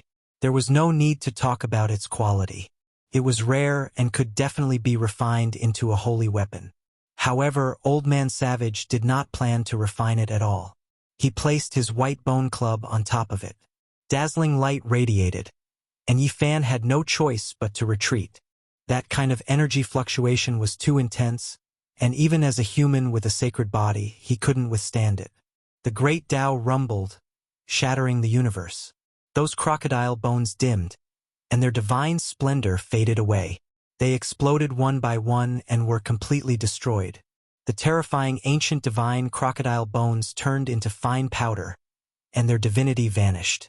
As for the old sage's bone club, there was an additional rune that looked like a dragon and a crocodile. It could be said that the essence of the divine bone had been refined into the bone weapon. Yifan carefully sized up the lustrous bone club, and he couldn't help but gasp when he noticed that there were many brands of various beasts on it. Could it be that all these markings were branded on it like those from before? If that was the case, then there was no way to estimate the value of this bone club. Yifan looked on anxiously. The old sage was really thorough. He refined everything, and not even a piece of bone was left. Old Man Savage sensed his gaze and turned his head to take a look. Then, he reached out with a large hand and split the meat mountain into two. One of the pieces was sent over. It was at least a few 100,000 pounds. Yifan hurriedly retreated. For people of his level, the sage really stood high in the clouds, as powerful as a god. A drop of blood or a bone could kill a powerful being. Such a large piece of divine flesh contained terrifying laws, and it could definitely be considered a great killing weapon. The old sage seemed to have realized this. After thinking for a while, he once again took out the flames of the way and began to roast it. He divided this piece of meat into hundreds and thousands of pieces, and it gave off a fragrance in the flames. Moreover, during this process, Old Man Savage used his great magic power to draw out the essence of the divine crocodile. It turned into a scarlet refinement that gave off waves of dense steam. Yifan was horrified. Every piece of such essence blood had terrifying destructive power. If it was really taken out, even the king of the severing path would die with a grievance. The old sage was actually refining medicine. It was very primitive, and he directly extracted the essence from the demonic sage's essence blood. Regardless of whether it was the flesh or the blood that had previously spilled onto the ground, they all flowed into his hands like rivers. Holding a mountain in a mustard seed, the blood was like a small lake, and it all fell into the palm of the old sage. After thousands of refinements, it turned into murderous aura and cut off all the laws, leaving only the brilliance of divinity. Finally, there was a loud crash, and a large amount of dirty blood fell from the old sage's palm like a waterfall. It was a vast expanse, like a sea of blood falling into the demonic sea eye. In the palm of his hand, rays of scarlet light rushed up and surrounded this auspicious aura. In the end, only 6 scarlet pills the size of longan fruits were left. They were sparkling and glistening, as bright as red agate. The old sage handed 4 of them to Yifan. A fragrance assailed his nostrils, making him feel like he was about to ascend. His pores relaxed as if he was bathed in celestial light. Yifan knew that this kind of precious pill was hard to find in the world. Only the old sage could go against the heavens to refine it. He really did not know what kind of magical use it had. He carefully put it into a jade jar. At this time, the hundreds of thousands of kilograms of divine crocodile meat had been roasted. The murderous aura and laws within it had been completely melted away. The old sage handed it over. Yifan felt like he was in a dream. This was a demonic sage, and now it had become his food. If this kind of great supplement were to spread, it would scare people to death. He had many questions to ask, but the old sage was very silent. He almost did not say anything. He walked around the demonic sea twice, looked up at the sky, and was lost in thought. Seeing him like this, Yifan really did not want to disturb him. The other party seemed to be thinking about some important matters. At noon, the old sage finally moved. He actually borrowed his cauldron and used the Tao fire to boil the divine crocodile's heart and liver into a pot of soup. He called him to drink it together. Yifan was a little stunned. It was a pity that the ancient divine crocodile had died so miserably. It had really become a delicious soup, and not a single bit was wasted. This old sage really knew how to enjoy life. If the news of him eating these things got out, it would definitely shock everyone and frighten a group of sect masters and almighty people. His cauldron had become a real soup pot. It was really a little different. The source chi of all things flowed, accompanied by the fragrance of the divine soup. Other people would definitely be dumbfounded if they saw it. Should it be said that it was extremely luxurious or too extraordinary? Any cultivator who saw it would probably be speechless. Yifan persevered and nagged at the old sage non-stop, wanting to communicate with him.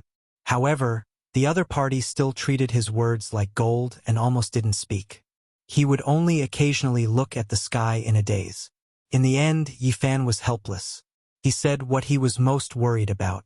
If night fell, this master would definitely turn from a god to a demon. No one in the world could control him. That would be a great disaster. Yifan pointed at the blazing sun in the sky. He felt that he could let the old sage rush towards the sun. Within a suitable distance, it would always be daytime. Perhaps he could slowly melt away his demonic nature. The old sage shook his head and silently pondered. He had not paid much attention to Yifan. Clearly, he had been thinking about his own problem. He was worried that after the sun set, he would go crazy and start a massacre. Yifan immediately understood that the so-called god in the day and demon at night was not related to light, but the problem of his divinity and demonic nature. As a god, as a demon, the time should be the same. People mistakenly thought that it was caused by the alternation of day and night. "I'm leaving." The old sage stood up and finally said this. "Senior, where are you going?" Yifan asked.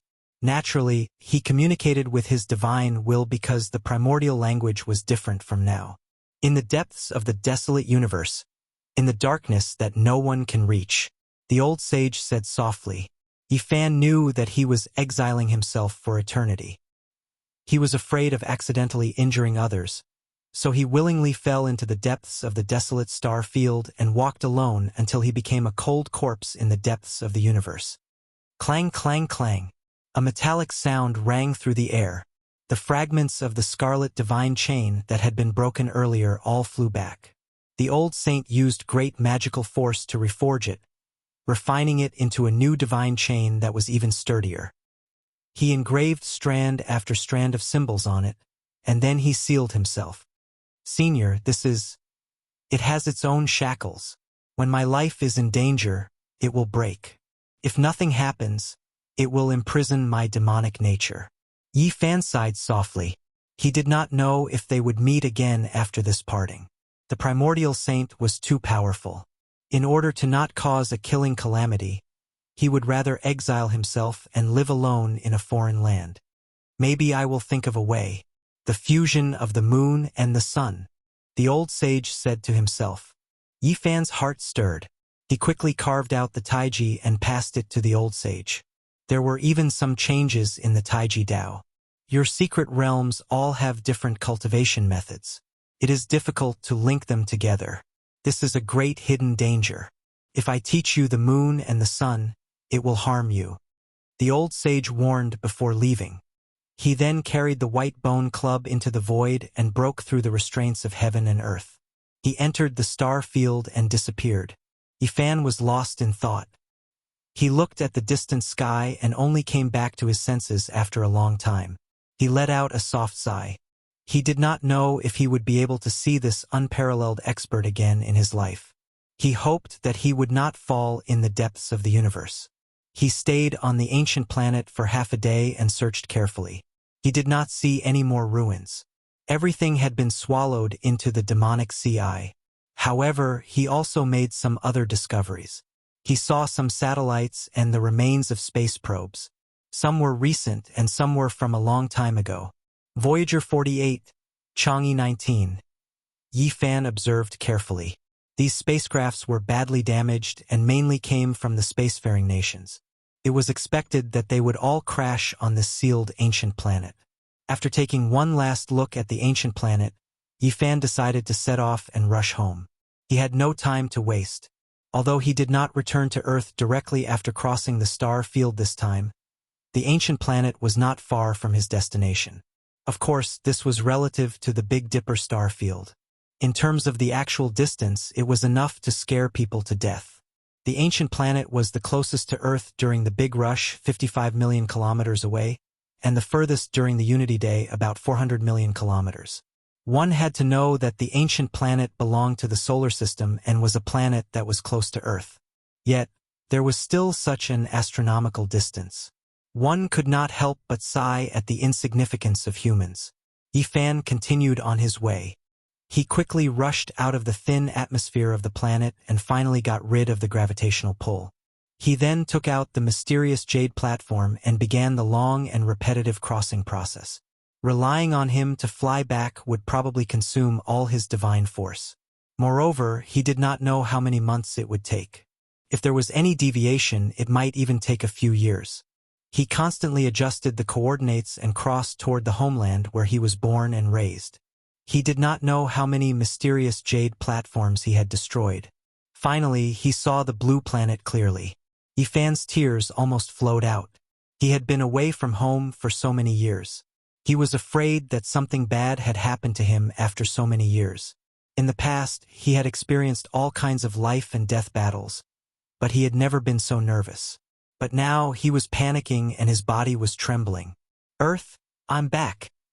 Yifan's eyes were brimming with tears as he constantly approached. His heart was extremely excited. He had been away on the coffin pulled by 9 dragons for more than 20 years. Now he had returned with his own efforts. He could not help but tremble. Chapter 935. I'm back. I'm finally back. Yifan's spirit was like a raging wave, surging in outer space. Looking at it from outer space, the aqua blue star looked very beautiful. It was like a blue diamond, sparkling and translucent. It was almost dreamy. Yifan continued to cross, abandoning one mysterious jade platform after another. Finally, he approached it. This consumption was huge, but fortunately, he had prepared for it. His homeland was below him. The aqua blue star wasn't very big, far from being comparable to the Big Dipper star region. Couldn't even be compared to the vital ancient star region of the Ziwei star region, but it had an indescribably vast aura. Relatively speaking, it was very exquisite, but it made people revere it. It was as if there was a living great emperor lying dormant, making people tremble uncontrollably. It's a very strange feeling. Why do I feel like it's many times bigger than what I saw? It's even more vast than the Big Dipper and the Ziwei star. Yifan stopped in his tracks, bewildered. He looked at the distant outer space and felt that the Earth was far more terrifying than he had imagined. It had a frightening power. He thought about what was on the blue star. After returning, he sensed it carefully.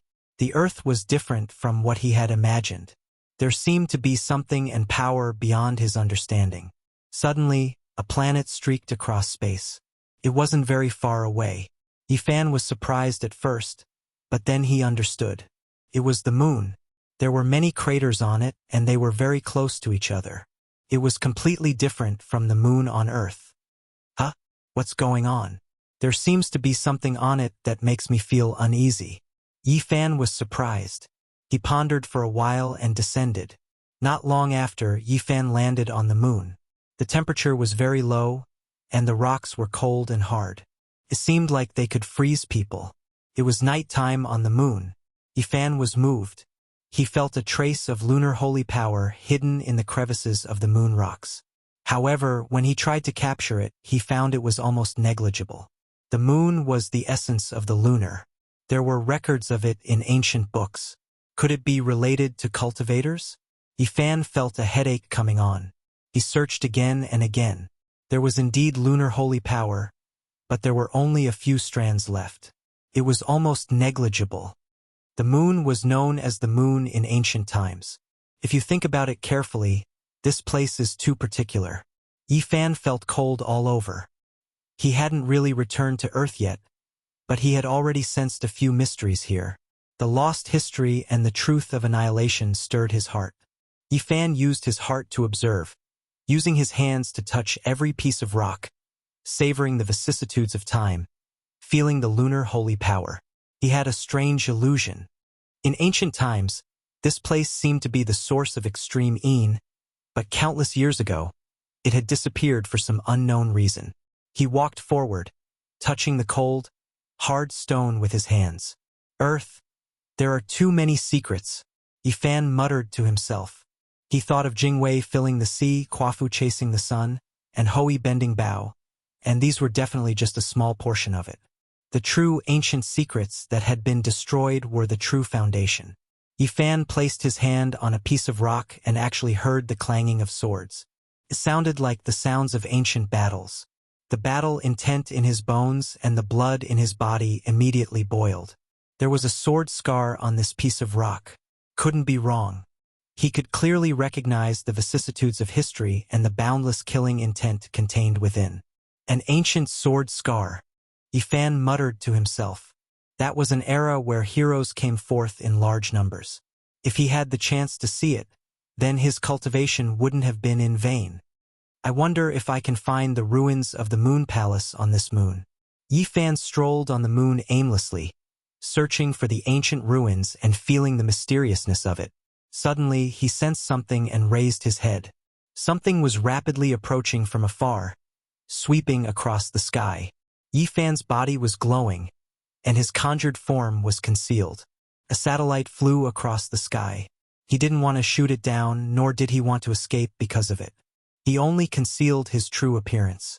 At this moment, a group of people at a famous satellite ground station on Earth all stood up in shock. Coffee sprayed all over the screen, and their eyes almost popped out. God! The satellite flew across the sky.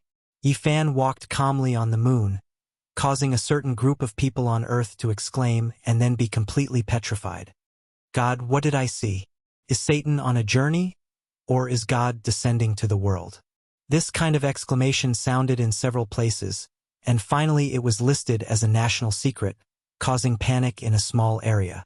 Yifan walked on foot, looking for the ancient traces.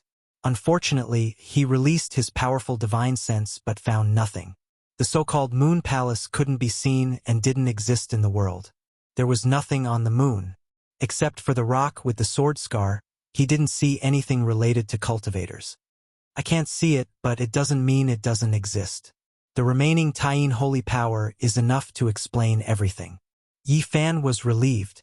He didn't have to find the reason. He crossed more than half of the moon and came to the other side. He saw a metal shell. It was a base built on the moon. More than 20 years had passed. With the current technology of human beings, this was no longer a problem. If Mars wasn't so strange, there would have been a human space station long ago. Yifan walked to the front and looked carefully. This metal shell covered a large area, and there was even a piece of green vegetation which was used for experiments. And when he was observing, people in the space station also found him. They were so shocked that they almost fell to the ground. They were dumbfounded and completely dumbfounded. Fortunately, Yifan didn't stop. He disappeared in an instant, rushed out of the moon, and crossed to the Earth, leaving only a mysterious jade platform in space. The moon was nearly 400,000 kilometers away from the Earth. Yifan passed through the void and entered the thick atmosphere, revealing his real body and descending by himself. The Earth is really strange.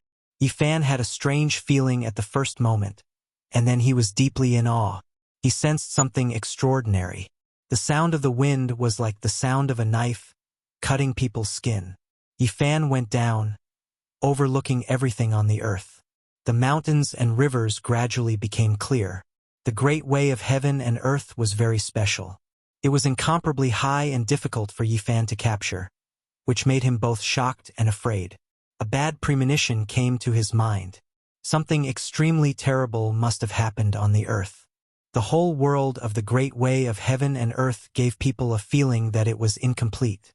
Yifan descended from the expanse of white clouds.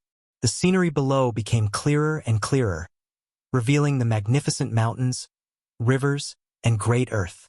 However, his heart sank more and more. The essence of heaven and earth was so thin that it could almost be ignored. It was difficult to cultivate in such a situation. He immediately knew why he didn't see any cultivators today. And this was not the most terrible thing. What worried him the most was that his own cultivation seemed to be declining rapidly. His magic power was seriously dissipating, and he had the illusion that his Tao was about to disperse. Why was this happening? This was a big event that would make any cultivator horrified. Even Yifan was scared. Should he return to the Earth? Would he become a useless person? He was greatly shocked. No, it's not my own problem. It's the will of the heaven and earth. Yifan's cultivation and magic power seemed to be declining, but they finally balanced out. Luckily, he could still fly. If he continued, he would probably become a free fall. He was the saint physique of the human tribe, and he had one foot in the Tao cutting pass. If he fell to his death like this, it would be a big joke. My cultivation and Tao didn't decrease. It's the suppression of the heaven and earth. This is the legendary age of Dharma ending, where Tao can't be perceived. Yifan was shocked after a glimpse. The moment he was suppressed by the heaven and earth, he saw many mountains towering above the clouds. He didn't know how high they were. It was unbelievable. How is this possible? There can't be such mountains on the earth. Before he could finish his sentence, everything disappeared. There were only some low mountains below him. Everything was an illusion. This caused him to be surprised and bewildered. Clang! In his sea of sufferings, the two pieces of green bronze trembled slightly. They sensed something as soon as he arrived on the earth, as if they were foretelling something. Yifan steadied himself. He observed the sky for a long time, but he didn't feel the same as before.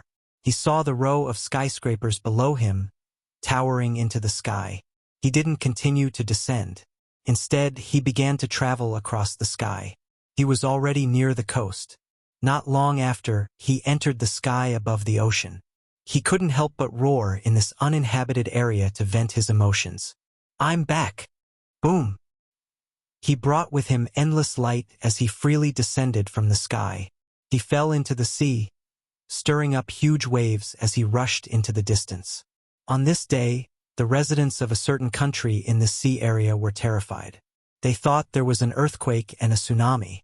At the same time, they suspected that the nuclear power plant tragedy from 20 years ago was happening again. This was indeed the age of Dharma ending. In this world, Yifan's cultivation level didn't decrease, but the power he could exert was greatly reduced. No wonder there were no more cultivators in the world after the preaching Qi practitioners. They all fled. What exactly happened on Earth? Yifan's heart was filled with endless questions. It was one thing for the vitality to be dried up, but how could cultivators survive if they couldn't even sense the grand Tao? I wonder if the preaching Qi practitioners and those powerful ancient inheritances left anything behind. Perhaps I can even find some cave abodes. Yifan murmured to himself. His heart was burning with passion at the thought of this. There were too many places waiting for him to explore. He walked on the surface of the sea at an extremely fast speed. He was a bit moved as he gazed at the boundless ocean. Was there the Eastern Sea Dragon Palace? However, nothing could compare to his parents. Nothing else was important. He turned into a ray of light and rushed toward the city he used to live in. He had worked hard to cultivate for so many years and didn't want to come back at any time. After experiencing twists and turns and several life and death situations, he finally ascended the five-colored altar. He resolutely abandoned everything about the Big Dipper, but now he was afraid that it would all be for naught. Yifan had been gone for more than 20 years. Now that he had returned, he felt uneasy as he looked at the unfamiliar cities along the way. Time flew by and he had finally returned. However, would he still be able to see his parents? Would all his efforts be for naught? At this moment, he was incomparably apprehensive and afraid. In this world, time was the most terrifying thing. It could erase everything and change everything. Even the ancient emperors couldn't change it. Chapter 936. The wind was very cold. In this season, the temperature in the north was very low, especially in the early morning. The air exhaled was white, and the trees were bare. As the morning glow rose, Yifan arrived at B City. This city was even more prosperous. Skyscrapers stood tall in the morning glow, as if they were inlaid with a layer of gold. However, Yifan was filled with a sense of unfamiliarity. He could no longer find the familiarity of the past. He had lived here for a long time, but now everything had changed. Where can I find them? Yifan was a little worried. He was afraid that he would never see his parents again. He had gone through so many hardships and almost lost his life. It was hard for him to accept that he was gone. He did not go to his residence. He could see it from afar. The place had long been redesigned and changed completely. Yifan was very nervous and uneasy. He walked towards the suburbs. His parents did not like the fast pace of the city. They had been rejected when they brought them to live together. This place has changed too.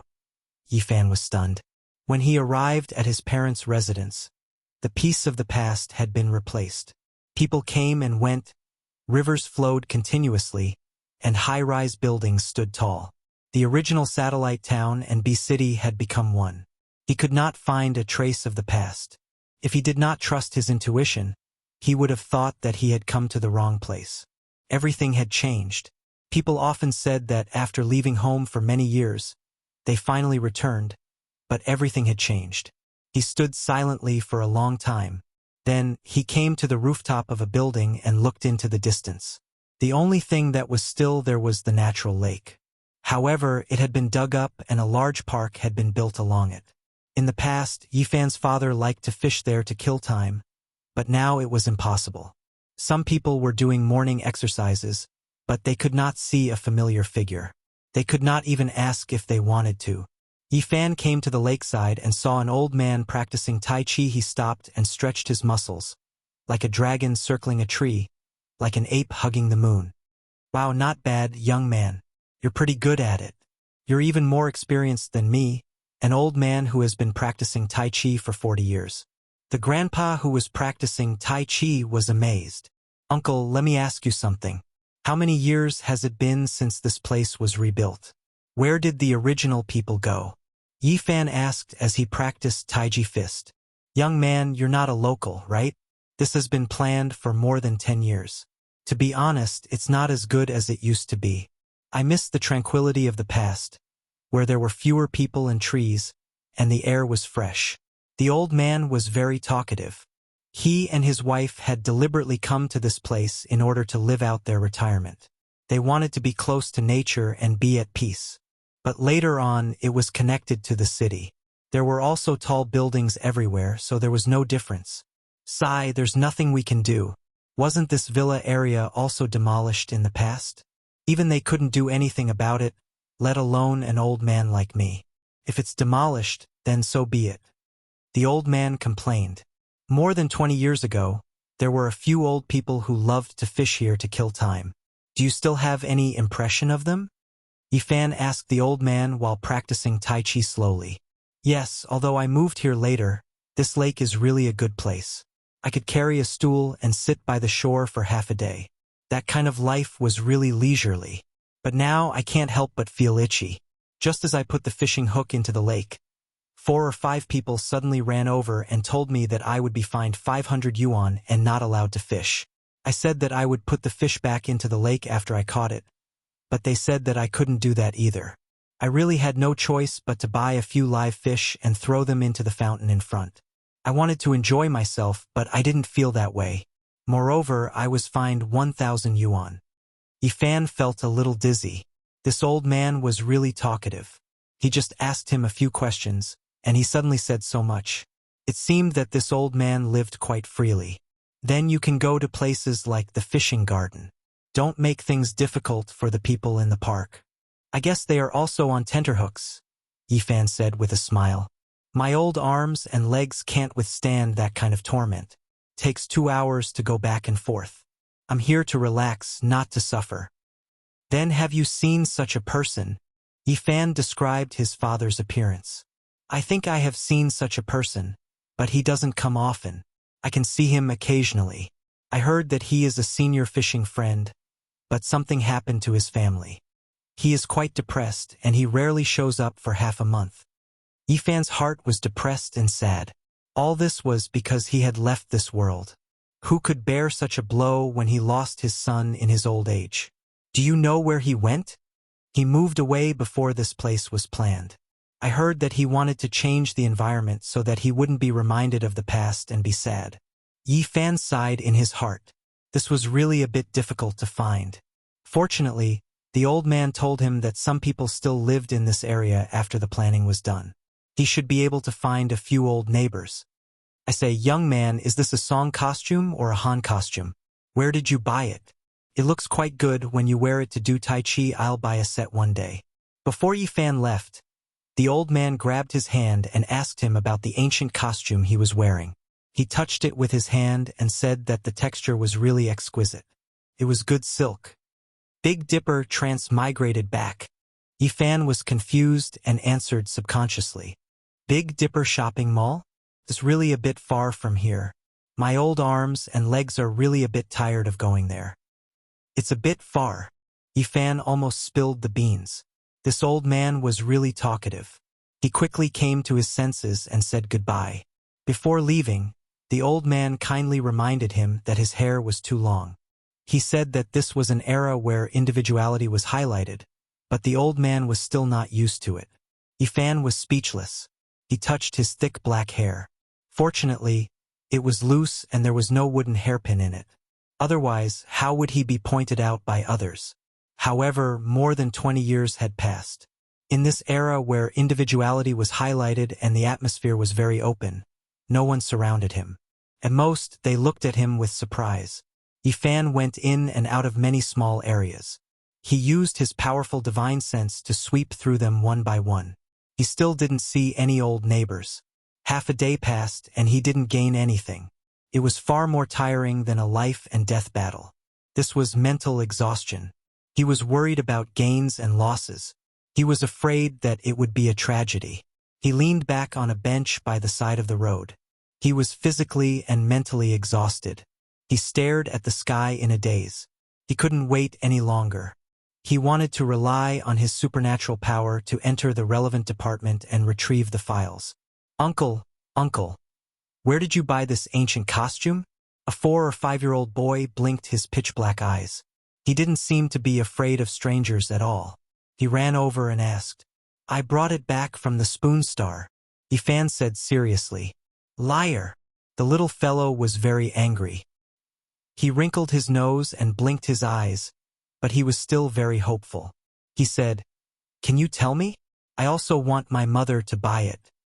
Jingxian, what are you doing? A young woman came not far away. She called the little boy away and led him to the front of a car. The little fellow was very stubborn. He said unwillingly, Mom, I like that kind of clothes. Don't go home first, okay? It's so old-fashioned. Even the non-mainstream clothes from more than 20 years ago look better than this. The young woman carried the little boy into the car and quickly drove away. Yifan was speechless. Back then, some experts called their generation a lost generation. Some people after the 1990s were called non-mainstream. Now that he thought about it, the children after the 2010s, 200s, and even the 30s should have risen. Hey, that woman looks a little familiar. Who does she look like? Yifan was suddenly startled. He tried hard to recall and felt that she looked like someone. Suddenly, he quickly got up and hid his figure. He shrank the ground to an inch and chased after her. On today's earth, his cultivation was suppressed. It seemed that his cultivation had dropped a lot and was far from what it used to be. But after all, Yifan was about to cut the Tao and was still very powerful. After leaving the commercial street, he followed the car into a neighborhood with a decent environment. The young woman carried the little boy down. "Mom, I'm not happy. If you don't buy me an ancient costume, I won't be with you anymore." The little boy pouted. "Good boy. What will you look like in that kind of clothes? It's very ugly." The young woman coaxed him upstairs. "Excuse me, are you Uncle Lu's daughter, Lu Qian?" Yifan stepped forward. "Wow, Uncle, you live here too?" "Mom, I want this ancient costume," the little boy cried. "Who are you?" The young woman was very vigilant.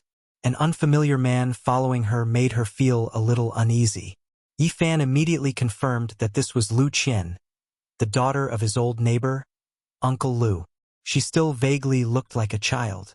When he had left, this little girl was only 6 or 7 years old. Now that she had grown up, she looked very much like Aunt Lu.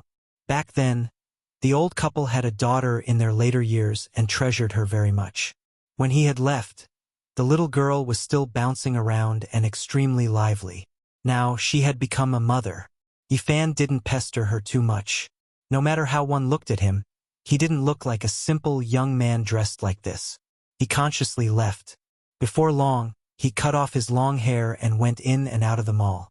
He changed into a set of modern clothes and finally seemed to blend into this world. He was used to wearing Big Dipper's armor. Now that he was wearing the clothes of the past, he felt a little uncomfortable. He felt that his hands and feet were restricted and not suitable for battle. When he returned to the neighborhood, nothing unexpected happened. Not long after, he saw an old man coming out for a walk. As expected, it was Uncle Lu. He was almost 80 years old and much older than before. However, his body was still healthy. Yifan changed his appearance slightly. Otherwise, it would be too shocking and frighten the old man. He naturally met up with the old man in the small district and started chatting with him. The old neighbors have all left. There are only a few people of this age left. Uncle Lu sighed as he talked about his past. More than 10 years ago, Yifan's parents moved away from this place. However, they didn't leave the city. They just moved to another district. "Do you still keep in touch?" "No. I suddenly couldn't contact them 10 years ago." Yifan's heart sank. His body couldn't help but tremble. However, he finally calmed down. He had a certain level of mental preparation. After all, he hadn't seen the final result yet. Back then, I had to believe that there are gods in this world." "What are you trying to say?" "Of course it's Mount Tai. Although the people above kept it a secret, many people saw it with their own eyes. Poor old Ye's son. Such a good young man, but he's gone just like that. However, it's also possible that he became a god and the 9 dragons took him away." The old man was old and long-winded. He talked about many things in the past. Yifan was silent. His heart was filled with mixed feelings. In the end, he left this place and went to District P of B City. He found the new address his parents had moved to. It was a suburban area with a good environment. There were mountains and rivers. In the past, this place was very desolate. Now, many people had fled the city and chose such a place to retire. In front of him, there was an old courtyard house from the last century. It was old but very charming. There was a large piece of forest around it and a man-made lake. No matter how he looked at it, it was very similar to where he used to live in the past.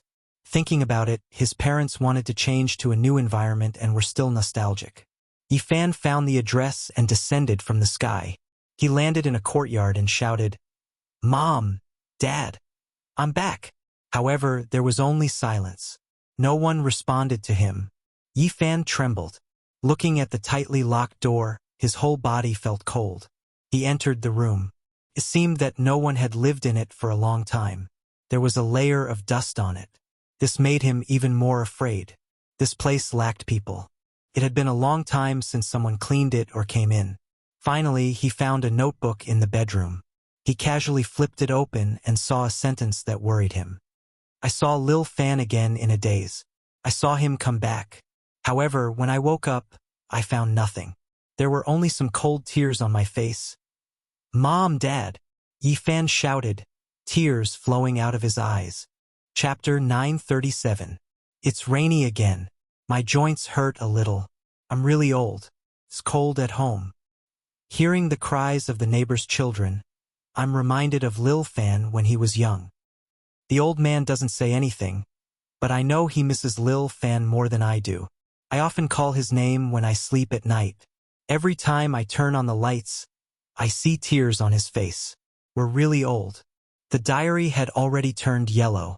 Every time Yi Fan turned a page, tears rolled down his cheeks. It was filled with longing for him and their love. Dad, Mom. Yi Fan couldn't help but cry. He had experienced so many hardships in Big Dipper, but he had never cried. Now that he was back, he couldn't hold it in anymore. Tears rolled down his cheeks. The dusty diary felt like it weighed a ton, causing his hands to tremble non-stop. His heart ached. His aged parents, his miserable old age. His dreams were calling his name, but when he woke up, there were only cold tears. It's the new year, and it's still just the two of us.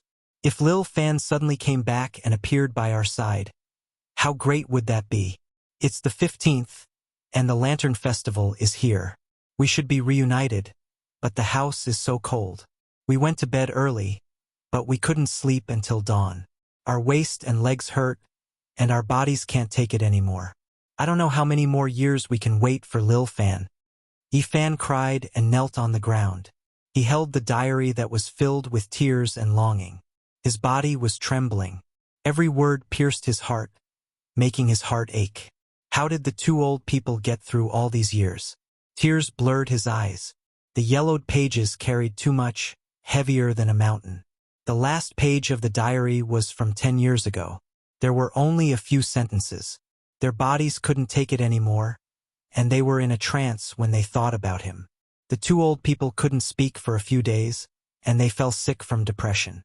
Yi Fan's heart hurt like a knife. He grabbed his hair and knelt on the ground in pain. He wished he could turn back time and go back to that moment, just to see them smile. This was a diary from 10 years ago. What was left of it now? There was only dust. There was no life. Yi Fan's mind rumbled, and he felt as if he had lost his soul. He knew that there were some things that couldn't be changed, but he was still unwilling. He roared like a wild beast, releasing a sorrowful cry of pain. Dad, Mom! He roared towards the sky, tears pouring down like rain. He forcefully grabbed at the void, wanting to redeem something, but he couldn't do anything. He searched crazily, searching every corner, but everything only made him more sad. The moldy and damp bedroom, the simple furniture, the spoiled instant noodles, all of these showed that the two old people did not have a good life in their later years. Finally, he saw many neatly folded clothes in a relatively new wardrobe.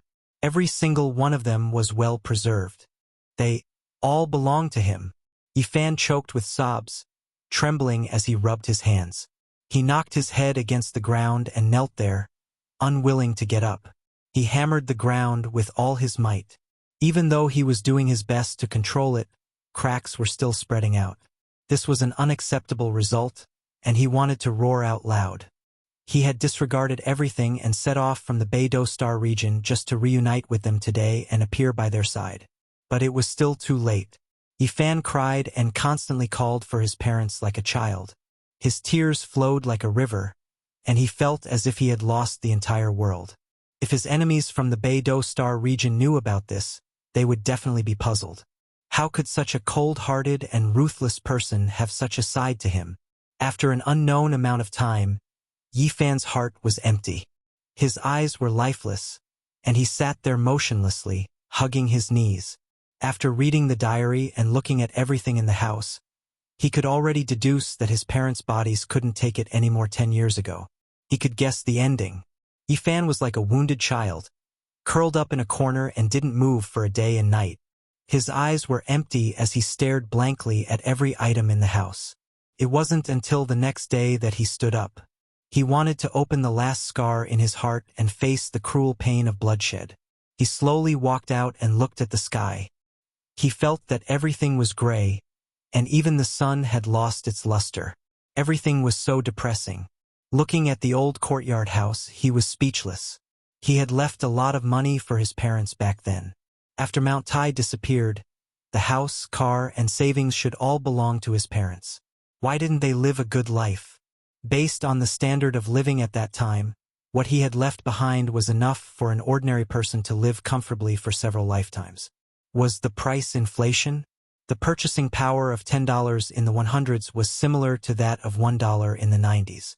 But even after more than 20 years, the price of goods was outrageous, and the inflation was even more severe. The property should be enough for them to enjoy their old age in peace. Yifan shook his head. They were already gone, so there was no point in looking into this. He was almost desperate to face the final result. He wanted to find out where his parents had gone during the last days of the diary. He wanted to see their last moments. For this, he decided to show his magical powers and enter some relevant departments. He didn't care if it would shock the world to read everything. First, he released his powerful divine sense and searched through the memories of some people in this courtyard house. He searched carefully and then erased all traces of his actions. He had never thought that he would actually find an extremely valuable clue. Someone had taken away his parents who were already dying 10 years ago. It was a woman. These people didn't know who the woman was. They only knew that her surname was Sue because his parents had called her Little Sue before they boarded the car. A woman with the surname Sue. Yifan's heart moved. In his life, among all the people he knew, she was the only one he had interacted with, and his parents called her that. At the thought of this woman, Yifan was stunned. Then he sighed softly. More than 20 years had passed. What else could he do? Time was so heartless and had changed many things. Su Qiong, a woman who had left a strong color in his life. It had been more than 20 years since they last met. He didn't know what would happen when they met again. After leaving the suburbs, he used his magical powers and entered some relevant departments. He looked through the files and found some important things. He found out where Su Qiong lived. After graduating from university, his relationship with Li Xiaoman also came to an end. More than a year later, he met a woman named Su Qiong and became friends with her for 2 years. From being as plain as water, to knowing each other for 2 years and becoming very good friends.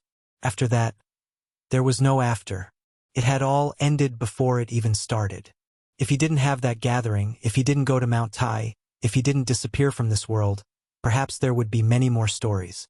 In this B city where every inch of land was worth its weight in gold, to be able to own a villa was an impossible dream for many people, especially in this place, West Mountain. West Mountain was the general name of the mountains in the west of B city. It had a superior geographical location and beautiful scenery. It was especially famous for its ancient temples. It was adjacent to scenic areas and was known as the Royal Plate. Yifan came to a standalone villa and watched quietly. The weather was very cold and the leaves on the trees had already fallen. He could see that this place was very particular. It had a good view and a good place to live. There were no disturbances or accidents. He found Su Qiong's residence very smoothly. It was the standalone villa in front of him.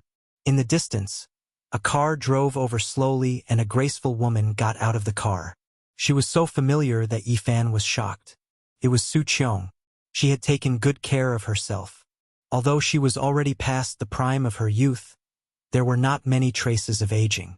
She had an extra sense of maturity and steadiness. Yifan was in a daze and thought of many things in the past. The beautiful woman in the past loved to talk and laugh and was very cheerful. Now, her temperament was completely different. The years that had passed and the youth that had passed had changed a lot. If he didn't meet her here, he wouldn't have dared to recognize her. "Mom!" The door on the other side opened and a girl around 16 or 17 years old got out of the car. She was very lively and beautiful. She looked very much like Su Qiong from 20 years ago. In the distance, Yifan was stupefied. So many years had passed, the girl from before already becoming a mother, having such a big daughter. This made him feel all types of emotions, silently standing there. Time. He slowly spat out these 3 words. In the distance, Su Qiong happened to look over. When she saw him, her handbag fell to the ground. Her expression froze as she looked over in shock. Then, she became extremely emotional. She stretched out her hand and pointed at Yifan. She muttered, You are... Mom, what's wrong? The girl quickly went around the car and ran over. She hugged her mother's arm and shook it worriedly. Then, she followed her mother's gaze and looked over. After so many years, Yifan's appearance hadn't changed. In fact, he was even a few years younger than before. He walked over silently and looked at her. Is it really you? Su Qiong asked with a trembling voice. It's me. Yifan nodded. Such a meeting made it hard for them to say many things. The 2 of them looked at each other silently and their emotions fluctuated. Let's talk inside, Su Qiong said after calming down. Mom, who is he? The girl beside her asked softly. After entering the living room, Su Qiong said, Su Yi, go to your room. I have something to say to this uncle. What uncle? He's only a few years older than me. Su Yi wrinkled her nose in dissatisfaction. She playfully and provocatively said, Hey, brat, who are you? Her tone was joking, but it did not make people feel disgusted. Go back to your room. Su Qiong put on a stern face. Oh, all right. The living room became quiet. The 2 of them did not speak.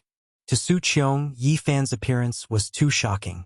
After a moment of suffocating silence, Su Qiong opened her mouth and said, All these years, where have you been? Very far, so far that I've risked my life and risked my life to come back. Yifan said bitterly. Su Qiong sighed and said, I didn't wait for you for too long. We've known each other for 2 years, and that's all I've waited for. People have to live, don't they? Yifan nodded. Reality was not a novel. People had to survive and live. Waiting bitterly for a lifetime was not realistic. It was just a beautiful story. People had to move forward. He did not know how Su Qiong brought his parents here, but something must have happened. Su Qiong, my parents, Yifan said with a trembling voice. If only you had come back 3 years earlier. As though he was struck by lightning, Yifan leaned on the sofa powerlessly. He felt as though the world had darkened. Although he had already expected it, when he heard it with his own ears, he still felt as though he had fallen into a bottomless abyss. His vision turned black, and tears rolled down uncontrollably. Su Qiong stood up and brought him into a room. She told him that this was the last place the 2 old people lived. 3 years ago, they passed away one after another in less than a month. Yifan knelt there and cried silently. He grabbed onto the bedsheets tightly, wanting to feel everything about them and capture their presence. They truly missed you. Every night, they would gently hum the songs they used to coax you to sleep when you were young, and caress the pictures of you when you were young.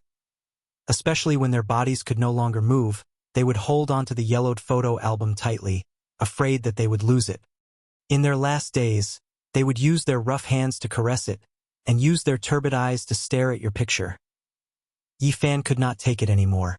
He knelt on the ground, pressed his head against the bed, and cried out loud. All his efforts over the past 20 years had come to nothing. In the end, he could not see his parents. His heart felt like it was being stabbed by a knife, filled with sorrow and endless regret. The heart-wrenching pain and tears gushed out like a fountain, blurring his vision. Yifan's fingers were about to break. He could not accept this result. Su Qiong left, leaving him alone in the room. In a daze, Yifan felt a kind of warmth and calling. Xiao Fan, are you back? Yifan was heartbroken.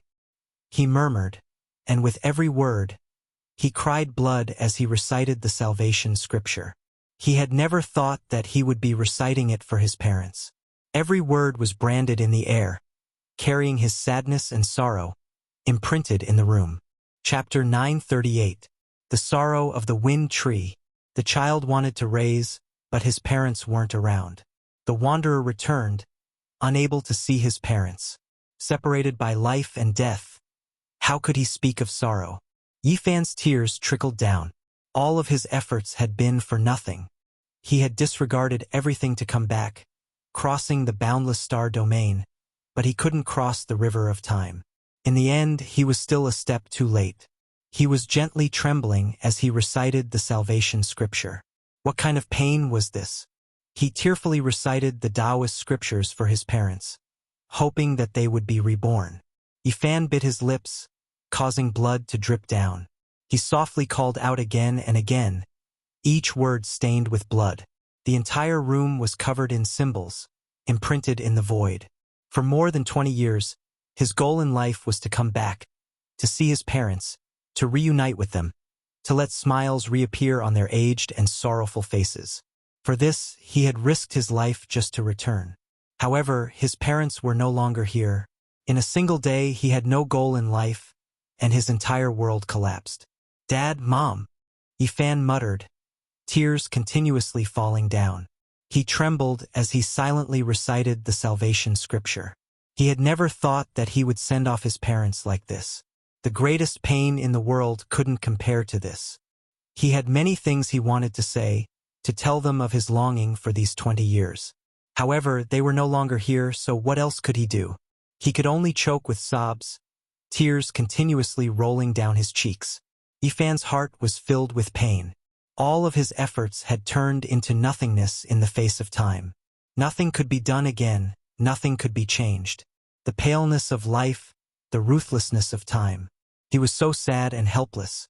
He stretched his hand into the void, but he couldn't grab anything. He felt how laughable he was, thinking that one day, as long as he was unrivaled in the present world, he could shatter everything and change everything. But now, the heavens directly smacked him in the head, making him feel so sad that he was powerless. He knelt on the ground, not wanting to get up. "Dad, Mom, I'm back to see you guys." Yifan knelt there, crying out sorrowfully again and again. "I really missed you guys, but the road was too long, so long that I risked my life to come back. In the end, it was too late. Why did it have to be like this? I would rather die." Yifan roared. It was too late to say anything now. He tugged at his hair and sensed the auras left behind by the two elders. Why couldn't he even see them? He was filled with unwillingness and regret. In the end, Yifan could only weep silently as he sat on the floor, leaning against the edge of the bed. He suddenly felt as if life had lost all meaning. What cultivation? What Tao cutting? What divine body? What invincibility? Everything was empty. What was the point of not being able to protect his parents? He felt that he was extremely laughable. All of his efforts had been for naught. He had cast aside everything, but in the end, it was still too late. It was an empty sorrow, and he couldn't do anything. He cried and laughed loudly while coughing. Strands of blood appeared at the corner of his mouth. He suddenly felt that he was nothing, that he was pathetic and laughable. "I can't change anything. I haven't even seen my parents for the last time. I'm useless." Yifan cried for a while, then laughed for a while. He was completely disheartened and did not have a shred of nostalgia for this world. He felt that life was boring, and that the bitterness was greater than the joy. He cried and laughed as he fell powerlessly to the ground. There was no sound, only the silent flow of tears. He didn't want to move and he wanted to sleep forever. His parents' aged faces appeared in front of his eyes. Yifan was muddle-headed and slowly lost consciousness. He was exhausted, and his body and mind were haggard. Finally, he fainted. "Little Fan, you're back." A soft call rang out in his ear. "Don't be sad, don't cry. We don't blame you. We just miss you. Seeing you safe and sound, we're more happy than anything else." The soft voice was filled with love. "Your mother and I always believed that you were still alive, and that one day you would come back to see us. We waited for a long time, but we were really tired and couldn't hold on any longer. Now that we know you're safe and sound, everything is fine." The old voice was filled with relief and gratification, but it also made one's heart ache. Like a dream, Yifan was in a coma. Tears kept flowing from the corner of his eyes. It was as if he saw two balls of light. He tried his best to grab their hands, but he couldn't do it no matter what. "We're leaving. You have to live well and take care of yourself." The voice became weak. The two balls of light slowly dissipated, and the old face became faint. Then, it turned into a rain of light and completely disappeared. Yifan screamed and struggled with all his might. He tried his best to chase after them and make them stay, but he couldn't grab anything. Bang! He woke up with a start. There was nothing in front of him. He had lost the warmth from before, and his parents' aura was gone. It was empty. You're awake. Su Qiong sat beside him and passed him a cup of water. My condolences. People have joys and sorrows, and the moon waxes and wanes. What did you see just now? Did you hear it? Yifan grabbed her hand and shook it forcefully. The water in the cup spilled onto the ground. Su Qiong frowned. Yifan was extremely strong. Even though she was carefully controlling it, she still felt pain. She said softly, "You missed them too much and your mind is too tired. Don't think too much and have a good rest." You really didn't see or hear it. Yifan stood up and released his divine sense. He wanted to find that familiar aura that moved him and made him feel close to it. Everything just now was too real. It was as if he had experienced it himself. It was right in front of his eyes. He wasn't sure if it was a dream or reality. He opened the curtains. The night sky was dark. A meteor shower was fading away and disappearing into the horizon. Yifan suddenly trembled. It was like a rain of light that dissipated in a dream. His body couldn't help but tremble. Tears flowed down his cheeks as he stared at the pitch-black sky. Strange. There was no announcement of a meteor shower. On the other window, Suyi held her chin and blinked her eyes curiously as she looked at the sky. Yifan opened the window and soared into the sky. He quickly chased after it and turned into a ray of golden light that disappeared into the distant sky. In the room, Su Qiong's mouth opened wide in shock. The teacup in her hand fell to the ground and released a crisp cracking sound. The water splashed all over the ground. She couldn't believe it. Even though she was mentally prepared, she still couldn't accept the truth. Yifan was like a golden pung that streaked across the sky. Was he still human? Seeing Yifan suddenly return, in her knowledge, she thought that it was related to an extraterrestrial civilization. The first thing she thought of was a UFO kidnapping. But now she was petrified. Was that the god and devil civilization? In the other room, Suyi screamed and shouted for her mother. She shouted that a meteor had crashed into her house. The young girl was not afraid of anything.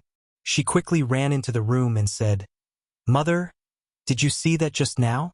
A meteor seemed to have streaked past our house. It's too magical." Su Qiong covered her chest with her hands and stopped trembling. She didn't want to lose her composure in front of her daughter. She tried her best to calm herself down. Everything that had happened was too shocking. Suyi was about 16 or 17 years old. She was very lively and active. She ran to the window and looked out. She kept poking her head out to see where the meteor had landed. "Mom, why is your face a bit pale? Did you get a fright just now? Don't be afraid, with your precious daughter here. No matter what kind of demon or ghost comes, I will beat them away. Hum, haha." She made a Tai Chi fist gesture in a lively manner. But when she saw that her mother's expression was still unnatural, she quickly retracted her playfulness and said, "Mother, what's wrong? I'll go get you a cup of water." Where's that uncle? Why is he gone? Where did he go?" Su Qiong calmed herself down and said, "He had something to do, so he left first." At the end of the horizon, Yifan stood alone in the night sky in a daze. He couldn't have caught up to anything. The meteor shower had long since disappeared. "Why? Was it you guys? Where did you go?" He felt that perhaps there really was a mysterious power in the world. Were his parents saying goodbye to him just now? But then he shook his head. He was a cultivator, especially when he had reached such a powerful realm. He was very sensitive to primordial spirits and knew their nature. What was gone was gone. It was impossible for it to appear again.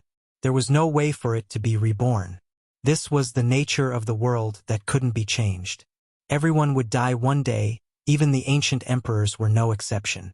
Maybe it's my own subconscious that's healing my heart. Yifan sighed. He used his hand to grab at the night sky, but he couldn't grab anything. He didn't believe in fate or reincarnation. There was no such thing as reincarnation in the human world. But what he had just experienced was both real and illusory. He thought back to when he went to the Western Desert and the words of the old monk who transformed into the Tao. In the next life, if you believe in it, then it exists. If you don't believe in it, then it doesn't. The years are long and endless. In the end, two identical flowers will appear in the world. After thousands of years, one will wither and the other will bloom. Whether or not they were the same flower, no matter how much later generations thought about it, not even that ancient Buddha could say it clearly. Was it my own subconscious that was lying to me? Or were they really saying goodbye to me? Yifan's tears silently fell. He would rather believe the latter. After crossing through the star regions and returning, he was still a step too late. He didn't even get to see his parents one last time. Just now, were they trying to make up for his regrets? Yifan mumbled. No one could hear what he was saying. He continuously muttered to himself as he stood in the night sky, wanting to stay there forever. He didn't want to continue thinking rationally. That was because if he looked deeper into it, the ancient sages had long written about reincarnation. It was impossible for it to exist. Yifan strolled alone under the starry sky. He didn't think. His heart was empty. At dawn, he landed on the ground. After the sun rose high in the sky, he arrived at the West Mountain Villa district. Su Qiong welcomed him in.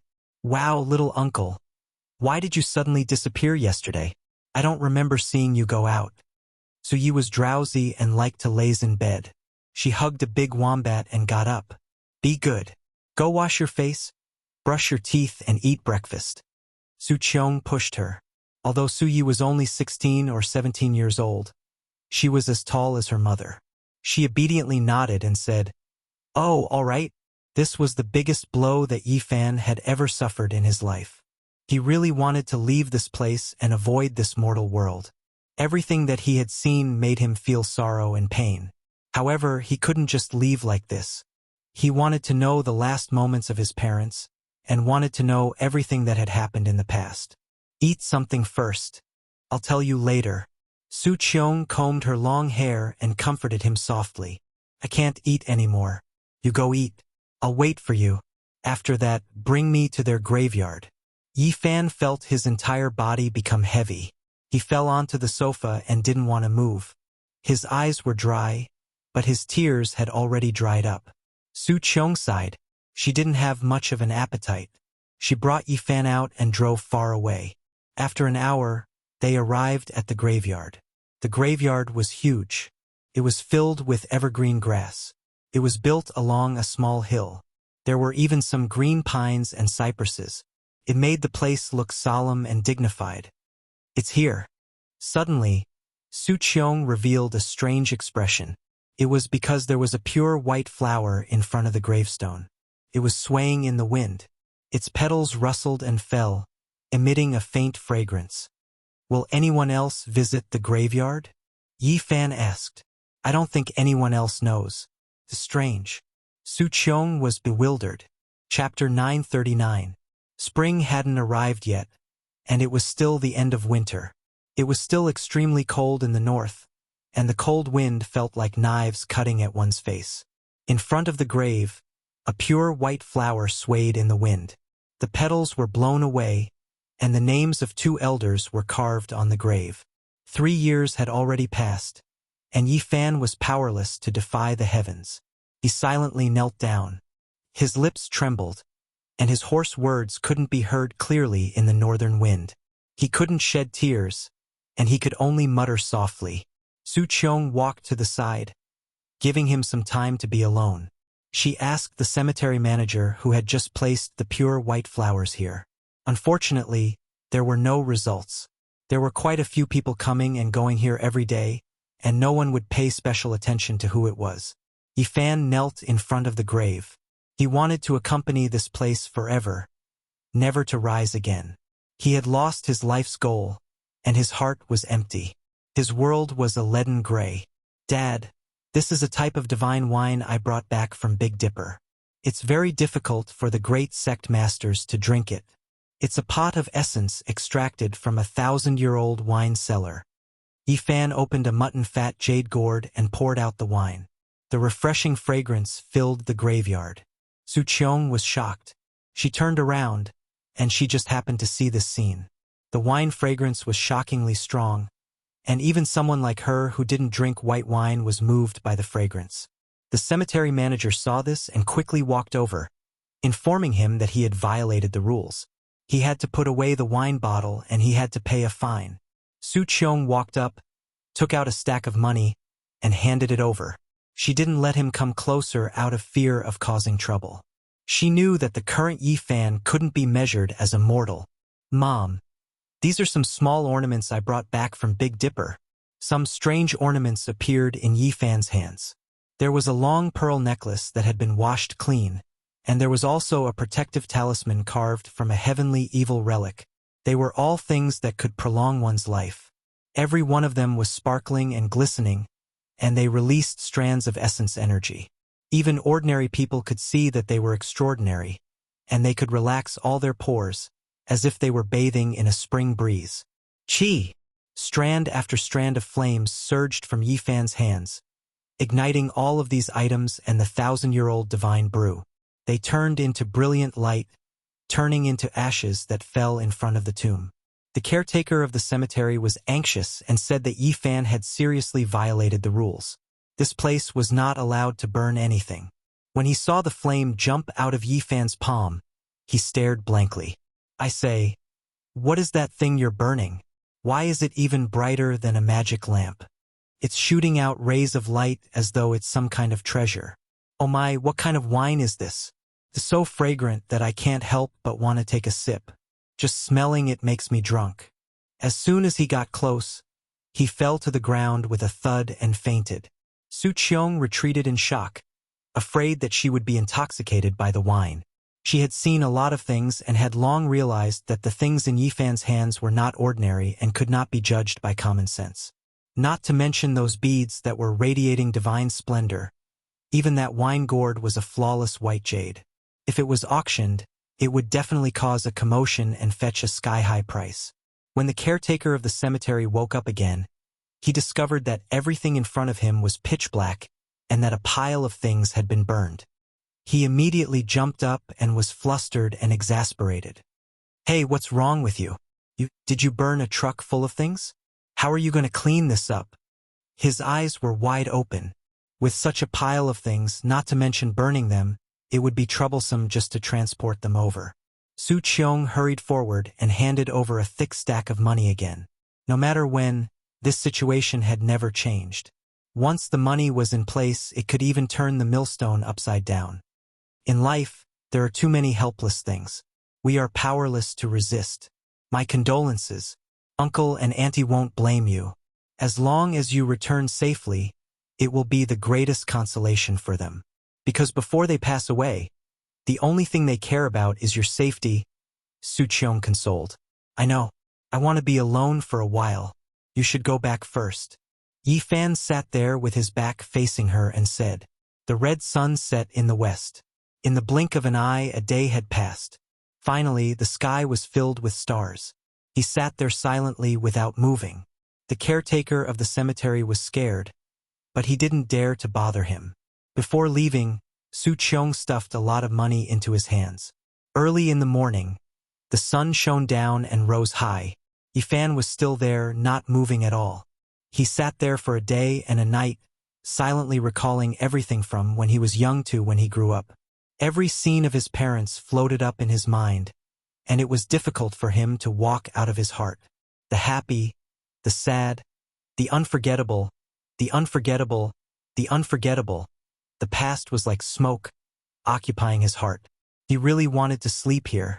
At noon, he sighed softly and stood up to leave. His back view was bleak as he walked out of the cemetery.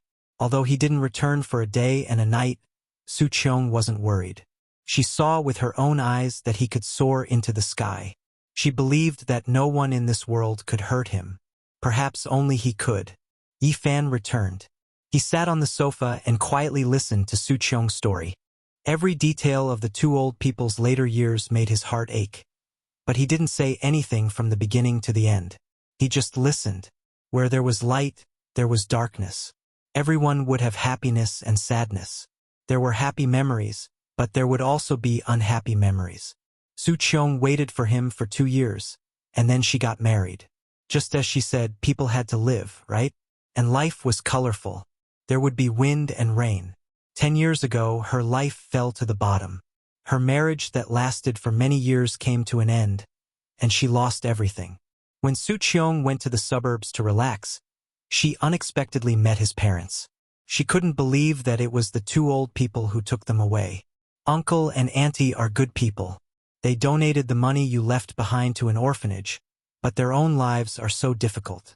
They miss you, and like children, I think that the bouquet of flowers was given by the orphanage. The doorbell rang. Su Yi skipped out and went to open the door. She shouted that her father was back. My husband is back. He doesn't have much money. I bought the villa with the money I earned recently, but he is an honest person. Su Yi isn't his biological daughter, but he treats her very well. When she said her daughter's name, Su Qiong's voice trembled. Yi and Yi sounded the same. Yifan's heart ached. The 9 dragons pulling the coffin had changed many things. After a marriage, Su Qiong's choice was very careful. This was a university professor who was engaged in archaeological research. He was a really good person. Yang Xiao didn't look like a tactful person. He was a little stiff.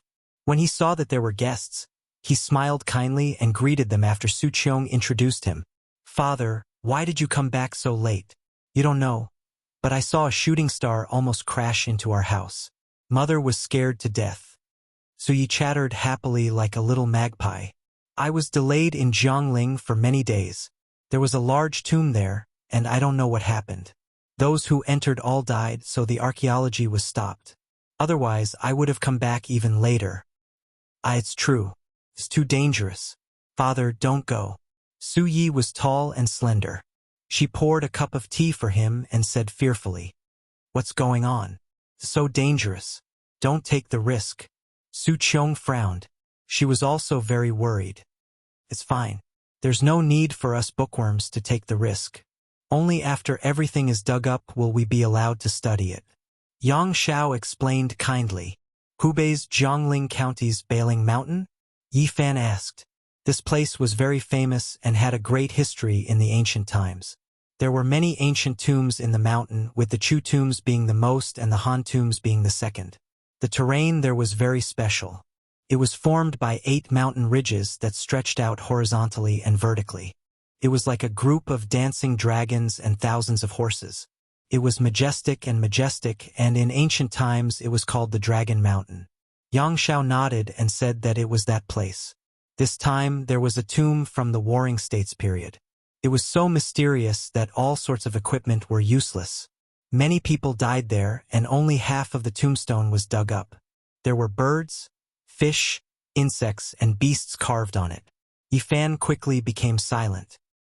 His heart was like dead ashes, and it was hard for these things to pique his interest. His heart was desolate, and he didn't think about it anymore. Although the archaeology has temporarily stopped, it might continue after a period of time. Yang Xiao said, Father, don't go. It's too dangerous. Su Yi hugged his arm. Even if you don't think for yourself, you have to think for little Yi. Don't run around and stay in your department. Su Qiong said, Okay, I won't go next time. I'll stay in B City.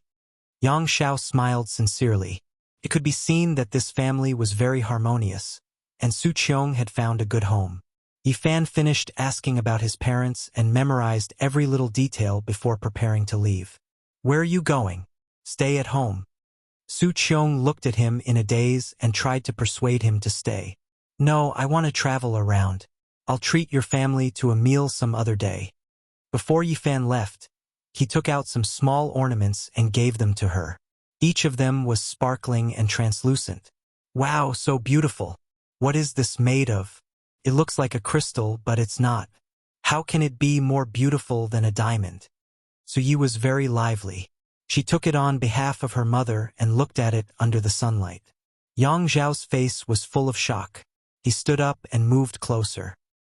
He adjusted his spectacles and said, These have at least 2,000 years of history. Yifan thought about it and took out some other small items. He gave a wooden bead bracelet and a protective talisman to Yang Shao, telling him to bring them with him when he went out for archaeology.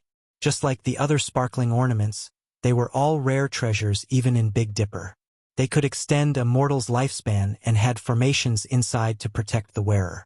Su Yi hugged one of Yifan's arms and called him, "Little uncle is the best." Yang Shao said that they were too precious and could not afford to keep them. They might be national treasures. Only Su Qiong knew the true value of these things. After seeing how Yifan could rush into the starry sky, she understood that these were not ordinary items. They might be the so-called celestial items in the eyes of mortals. Yifan thought about it and took out 2 jade bottles and placed them in her hands. He used his divine sense to tell her that if anything happened to her body, she could take them. However, 1 pill at a time was enough, and she must not take more than that. Yifan left and was about to disappear. When he looked back, Su Qiong was still standing there with tears in her eyes. She muttered to herself, "Time? I missed out on a lifetime. Mom, little uncle has left. Why isn't he coming in?" Su Yi called out. Yang Shao took out a coat and walked out to help her put it on. He said softly, "Go in. It's cold outside." Su Qiong nodded. What was there for her to be dissatisfied about? Everything was going according to plan. As long as she did not think about the past, she would undoubtedly be very happy. Yifan walked on the streets alone in a daze. His parents were no longer around, and it was a huge blow to him. He felt that life had lost its meaning. He did not know where to go and could only walk aimlessly. He did not want to stop and wanted to keep walking. He did not know how much time had passed. It might have been 4 days or it might have been 5. He stopped in front of a park bench and sat there. He was seriously thinking about where he should go next. In his right palm, a huge Saraira appeared. This was left behind by the Western Desert ancient Buddha who had transformed into the Tao. He was loyal and brought it to this side of the starry sky. In his left palm, a palm-sized stone coffin appeared. This was the taboo item that Qi Luo had asked him to throw into the starry sky. It was very likely that it was the ancient coffin of a divine being that was buried in the 9 heavens during the mythological era. Suddenly, specks of light overflowed from his hand and turned into a rain of light. This is Chapter 940. Specks of golden light revolved around his fingertips like golden butterflies. They danced gracefully and then flew into the sky. Yifan was startled. The infant fist-sized Saraira became smaller and smaller, turning into a rain of light that scattered in all directions. The scene was magnificent, holy, solemn, and respectful, transforming into the Tao. This was the first word that came to his mind, but he felt that it wasn't the case. That ancient Buddha had already passed away in meditation back in the Western Desert. Could it be that there really is reincarnation? Yifan immediately became excited. He was overwhelmed with emotions and immediately stood up. During these past few days, he was absent-minded and muddle-headed. He walked around aimlessly and almost didn't know where he was. His parents' figures always appeared in his mind, and he was unable to free himself from his grief. Reincarnation, resurrection. These words lingered in his mind from time to time. It was also because of this that he could think of the Saraira and the ancient coffin that should have been buried in the 9 heavens. Buddhism paid particular attention to the afterlife, and there was a saying of reincarnation. Meanwhile, the 9-layered coffin of the legendary era buried deities, and it was also a product of eternal life. Yifan's mind was absent-minded these past few days. He subconsciously took out these 2 items to search for eternal life and the method of reincarnation, all for the sake of seeing his parents again. This was a subconscious action, but it immediately woke him up. Otherwise, he didn't know how many days he would have been muddle-headed. The ancient coffin buried in the 9 heavens didn't change at all. It was still simple and unadorned, but the Saraira was melting bit by bit like a melting snowball. Yifan's essence energy was raised to its peak. He stared unblinkingly, and a divine flame throbbed between his brows. He was like a deity. He was using his heart to sense the Saraira and examine its changes. Even though he didn't believe in reincarnation, he still hoped for a miracle. His eyes were deep and unblinking. The Saraira seemed to be transforming into the Tao. It continuously transformed into golden ripples that spread outwards. The colors were beautiful, and it was as if an immortal technique was being displayed. Specks of golden light converged together. "Wow, Uncle, are you performing magic?" A boy ran over from the park. He blinked his eyes as he looked at the Saraira that had turned into specks of light in his hand. "It's so pretty. Uncle, can you teach me how to change? It's so magical and beautiful." The little boy was not shy at all and begged Yifan to teach him. "It's much better than witnessing the miracles that happen every year in the Spring Festival Gala. I've long been sick of watching it," a few young people next to him said, joining in the fun. "Hey, why is the space between your brows also shining? Is that phosphorus? Does it hurt?" A young man was quite curious, reaching out his hand to touch the divine flame between Yifan's brows. "Ouch, it hurts." His hand hadn't even touched it, but he already felt as if he was being pricked by needles. He quickly withdrew his hand when he was still some distance away and shouted, "Brother, you really have perseverance. Don't you feel pain?" Alas, it's not easy to do anything. Yifan didn't pay attention to them. He didn't care about how shocking it would be. He stared at the light overflowing from the Saraira and watched them fly west. He stood up and chased after them. His speed was extremely fast, disappearing into the distance like a gust of wind. The adorable child fell on his butt, leaving the young men and women stupefied. The Saraira was shining, converging into streaks of light that flowed in the direction where the sun set. It was extremely mysterious. Yifan was like the wind and lightning, leaving this city in the blink of an eye. These specks of light were like golden butterflies. They didn't fly that fast, but they fluttered about as if they were alive. Yifan had enough time to catch up to them, and he even had time to experience them.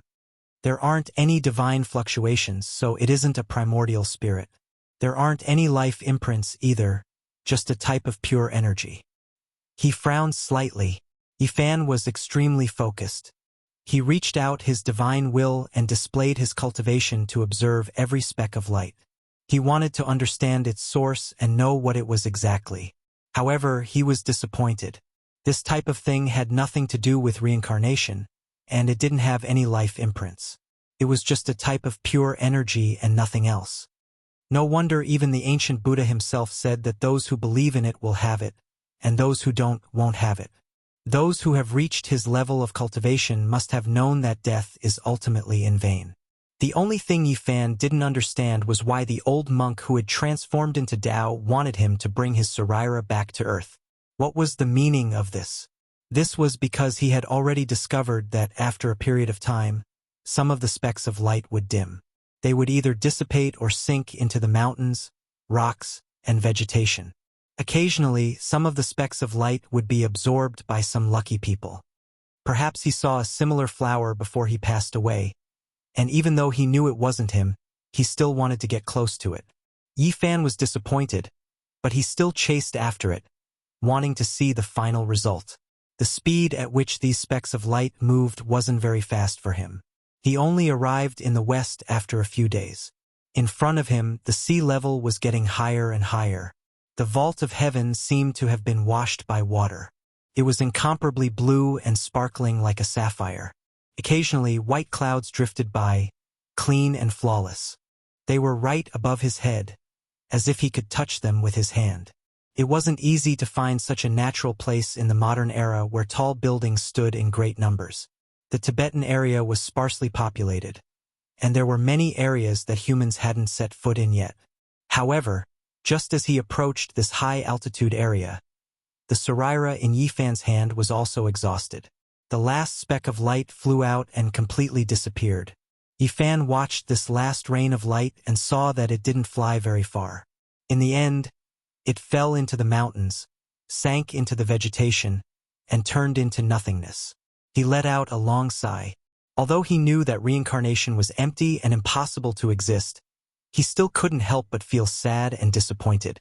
He had extinguished the last glimmer of hope in his heart. The ancient saints of the Western Desert had completely disappeared from the world. Buddhas were nothing more than this, let alone mortals. In the end, they couldn't leave any traces behind. Yifan knew that it was impossible for him to see his parents again. They were truly separated forever. Thinking of this, he was dejected and couldn't control himself. He stood there motionless, almost petrified.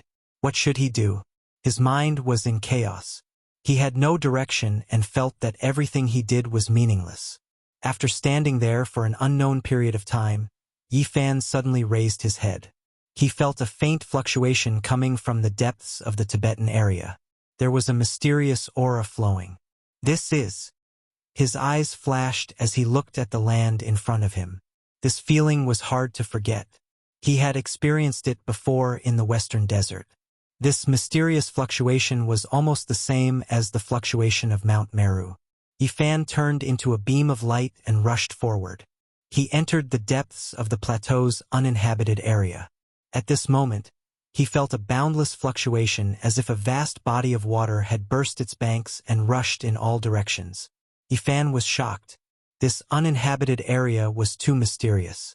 Compared to what he had experienced in the Western Desert, the fluctuation wasn't much weaker. He almost thought that he was looking at Mount Meru from afar again. However, it left as quickly as it came. The mysterious fluctuation was like a flood that was cut off by a sluice gate. In the blink of an eye, it stopped and disappeared completely. He couldn't sense it anymore. Where did it originate from? Yifan's powerful divine sense swept through the mountains and rivers, but he couldn't sense anything. This was a very strange experience. The Tibetan area had always been mysterious. There were always some things that couldn't be explained clearly. Yifan chased all the way here but didn't see anything. He was bewildered. There are indeed many unsolved mysteries in the Tibetan area. The birthplace of Gautama Buddha no longer worships Buddha. This place has become a pure land. Could it be that something is hidden here? Yifan stood on a majestic mountain and looked down at the vast and mysterious ancient land. Not only did Buddhism take root here, but even the most mysterious ancient Kunlun of China was also here. He moved forward and passed by many places. He passed through a large uninhabited area and finally arrived at a barrier between Tibet and the Darim Basin, a section of the Kunlun mountain range. Kunlun was the mountain of 10,000 ancestors. It was the #1 sacred mountain in China. The Queen Mother of the West and the ancient immortals all came from here. In ancient China, it had the most revered and incomparable status. However, after Yifan walked around for a while, he found that it was ordinary and there was nothing special. He didn't go deep into Xinjiang, nor did he go to the section of Qinghai. He returned to the Tibetan area. This was because he didn't come to search for the secret of Kunlun. He only came to pursue Buddha. He didn't have any other thoughts. There was only sadness in his heart. How could he care about anything else? Yifan came to Sala. Even though he didn't believe in the afterlife, he still wanted to give it a try. The vast fluctuation not long ago made it hard for him to let go. He entered the Padala Palace. It was built against the mountain and had an imposing manner. Since ancient times, it had been the holy land of Buddhism in Tibet. It had an extraordinary status. Yifan went in and out of many palaces. They were all important places that were not open to the public. However, he was disappointed. He didn't sense that kind of breath and couldn't find it. Later, he entered the Jokhang Temple and the Xiaozhou Temple. He still didn't find anything in these two holy temples. There was only a trace of pure psyche power, but it couldn't be comparable to what he sensed not long ago. One should know that the vastness was awe-inspiring. It was really comparable to Mount Meru. It was like a boundless ocean surging.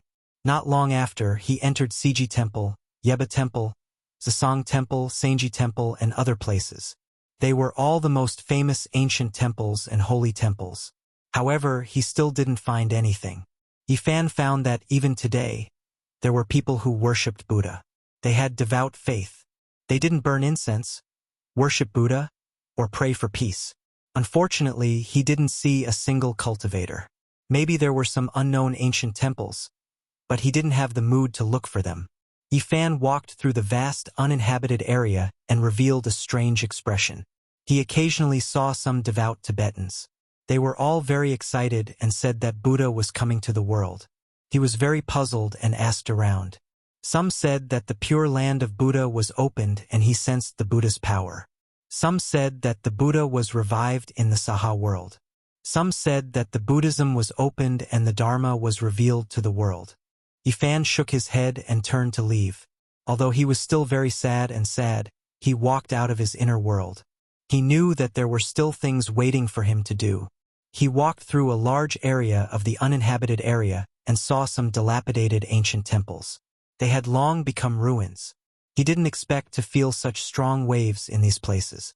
Something's not right. Yifan suddenly felt that when he was sad like a mortal, he didn't feel anything. However, when he became a little more clear-headed and sensed carefully, there was something different in this land. It was actually suffocating him. It was targeting cultivators. He couldn't help but look up at the sky and muttered to himself, "Is it Spirited Mountain or Kunlun Mountain? I'll have to find out in the future." However, when he thought about how he couldn't even protect his parents after cultivating to this level, he became disheartened. Even if he could find the secret land, what use would it be? The path to immortality was rugged. Whether it was to cut the Tao or to prove the Tao, he had to give up too much. However, in the end, he couldn't even protect his family. In the end, it really seemed meaningless. Yifan walked back and was about to leave the Tibet area. When he passed by a stone mountain, he saw the ruins of an ancient temple. He suddenly felt that something was spying on him. He turned around and walked towards the ruins of the ancient temple. He stared at a stone Buddha and approached it step by step. He felt that it was a bit inconceivable. In this age of Dharma, he encountered a creature with Tao. Whoosh!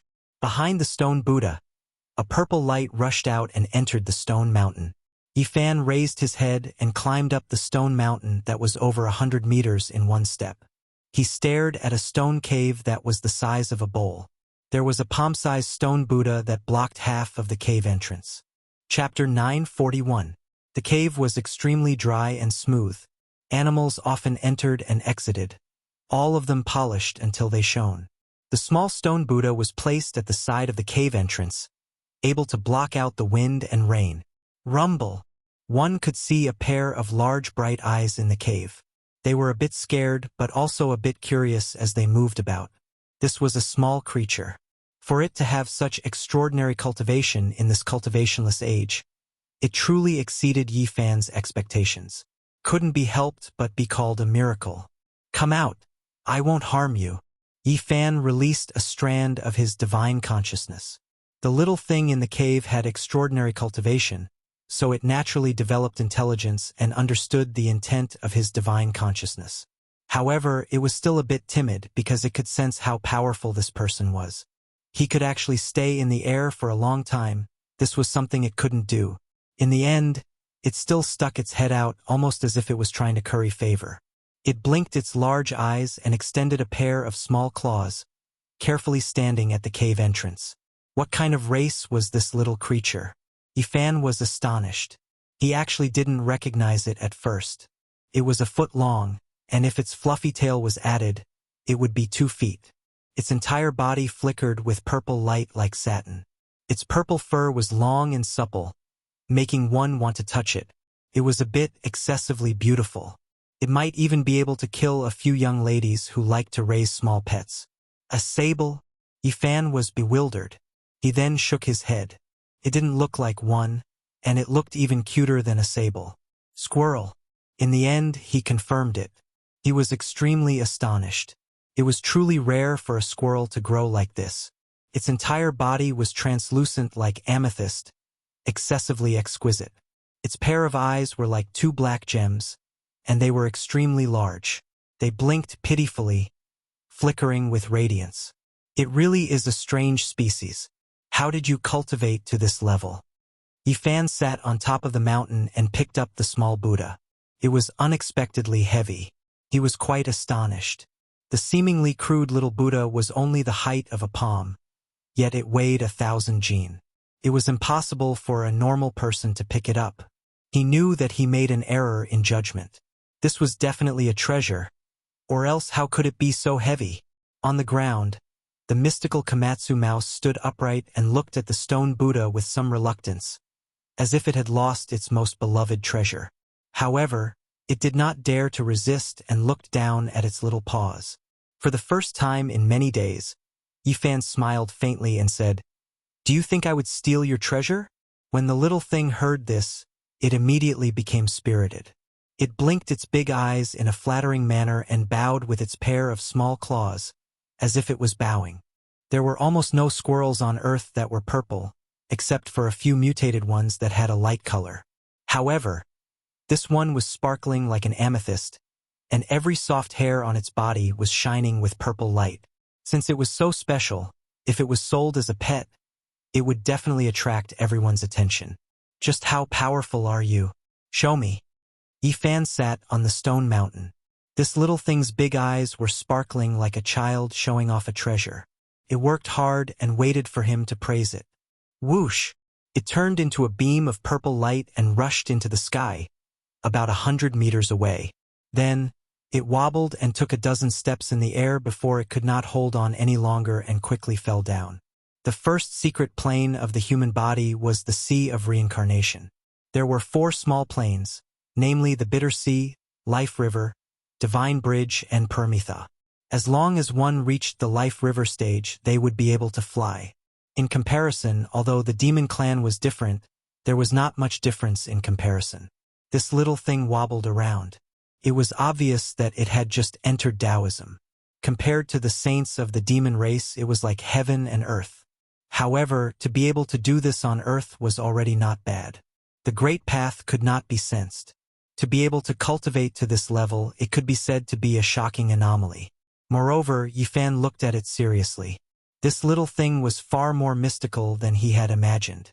It was far beyond the Life River stage and had already broken through the Sea of Reincarnation to enter the second secret plane of the palace. Of course, this was according to the human classification system. Earth is really scary. Even the cultivators of the palace are suppressed to the point that they cannot fly for long distances. They can only rush out 100 meters before they can't hold on any longer. At the same time, he could not help but be surprised. This purple squirrel was extraordinary. This was a heaven-defying little demon that had grown up in a situation where the Great Path did not allow it. Yifan tried to sense the essence of heaven and earth, but in a very large area, he could only capture a few strands. It was too thin. To be able to cultivate to this level under such circumstances, was it the son of the demon emperor? He immediately revealed a strange expression, wanting to see through this little thing. The purple Komatsu squirrel was immediately afraid. It held up the stone Buddha with its little paws and with a pitiful expression. It handed it over to him, trying to please him. "I will not steal your things. I just want to know, how do you cultivate?" The purple squirrel shook its fluffy tail and put down the stone Buddha. It pointed at the head of the Buddha and then at the sky. This puzzled Yifan. He had already seen the stone Buddha. Other than its sturdiness and weight, he did not find anything else. Not long after, the sky darkened and stars dotted the sky. A silver plate appeared. At this time, something strange happened to the stone Buddha. A halo of Buddha light appeared behind its head, formed by the essence of the moon. "I see you rely on it to cultivate." Yifan nodded. The purple Komatsu squirrel breathed in and out to the moon. After being transformed by the halo behind the head of the stone Buddha, its essence was filled with mysterious marks of the Tao. This was the reason why it could be close to the Great Path. The moonlight was originally very scattered, but after being guided by the stone Buddha, the light spots in this area multiplied countless times and were all absorbed by this little thing. This is really a strange treasure. I can't believe I couldn't see through it. Although the Qi practitioners have all left Earth, they still left behind some mysterious things. In the latter half of the night, this little thing pulled on the corner of Yifan's hair and timidly invited him to go with it, as if it wanted to do something. Yifan was surprised. He followed it down the mountain and arrived in front of the ruins of the ancient temple. There was a huge crack in the foundation that led underground. The Komatsu squirrel jumped down with Yifan following behind. After a few turns and tens of meters, he was immediately shocked. He actually saw a huge dragon head that looked exactly like a real dragon. This made him incomparably shocked. How could such a thing appear? Even in the Big Dipper star region, ancestral veins that stretched for millions of miles might not be born. It was even more impossible for Earth to have such a large territory. This was an ancestral root under the Earth. It had turned into the shape of a dragon and revealed a stone dragon head. However, it was already dead, which meant that this vein had lost its spirituality. Earth was in the degenerate age, so it was normal to have no spirituality. However, there shouldn't be a lifelike stone dragon. In such a limited territory, it was absolutely impossible for such a lifelike stone dragon to be born. Yifan used his powerful divine sense to explore, and was shocked to find that this dead stone dragon only belonged to this area and didn't extend far. What's going on? Could it be that Earth in ancient times was much vaster than it is now? In front of the dragon's mouth, there was a small broken earthen jar.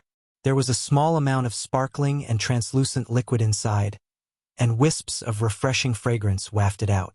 The little purple creature ran forward and carefully lifted it up. It raised it for Yifan to drink, but it didn't live up to his expectations and swallowed a mouthful of saliva. It was obvious that it was also very hopeful. Yifan picked up the small earthen jar and sniffed it. A strange expression appeared on his face. This was the spiritual milk of the earth. It was too rare to find such a thing on Earth today, but it was useless to him. This was the liquid that dripped from the dragon's mouth. It would take about half a month to accumulate half a bowl.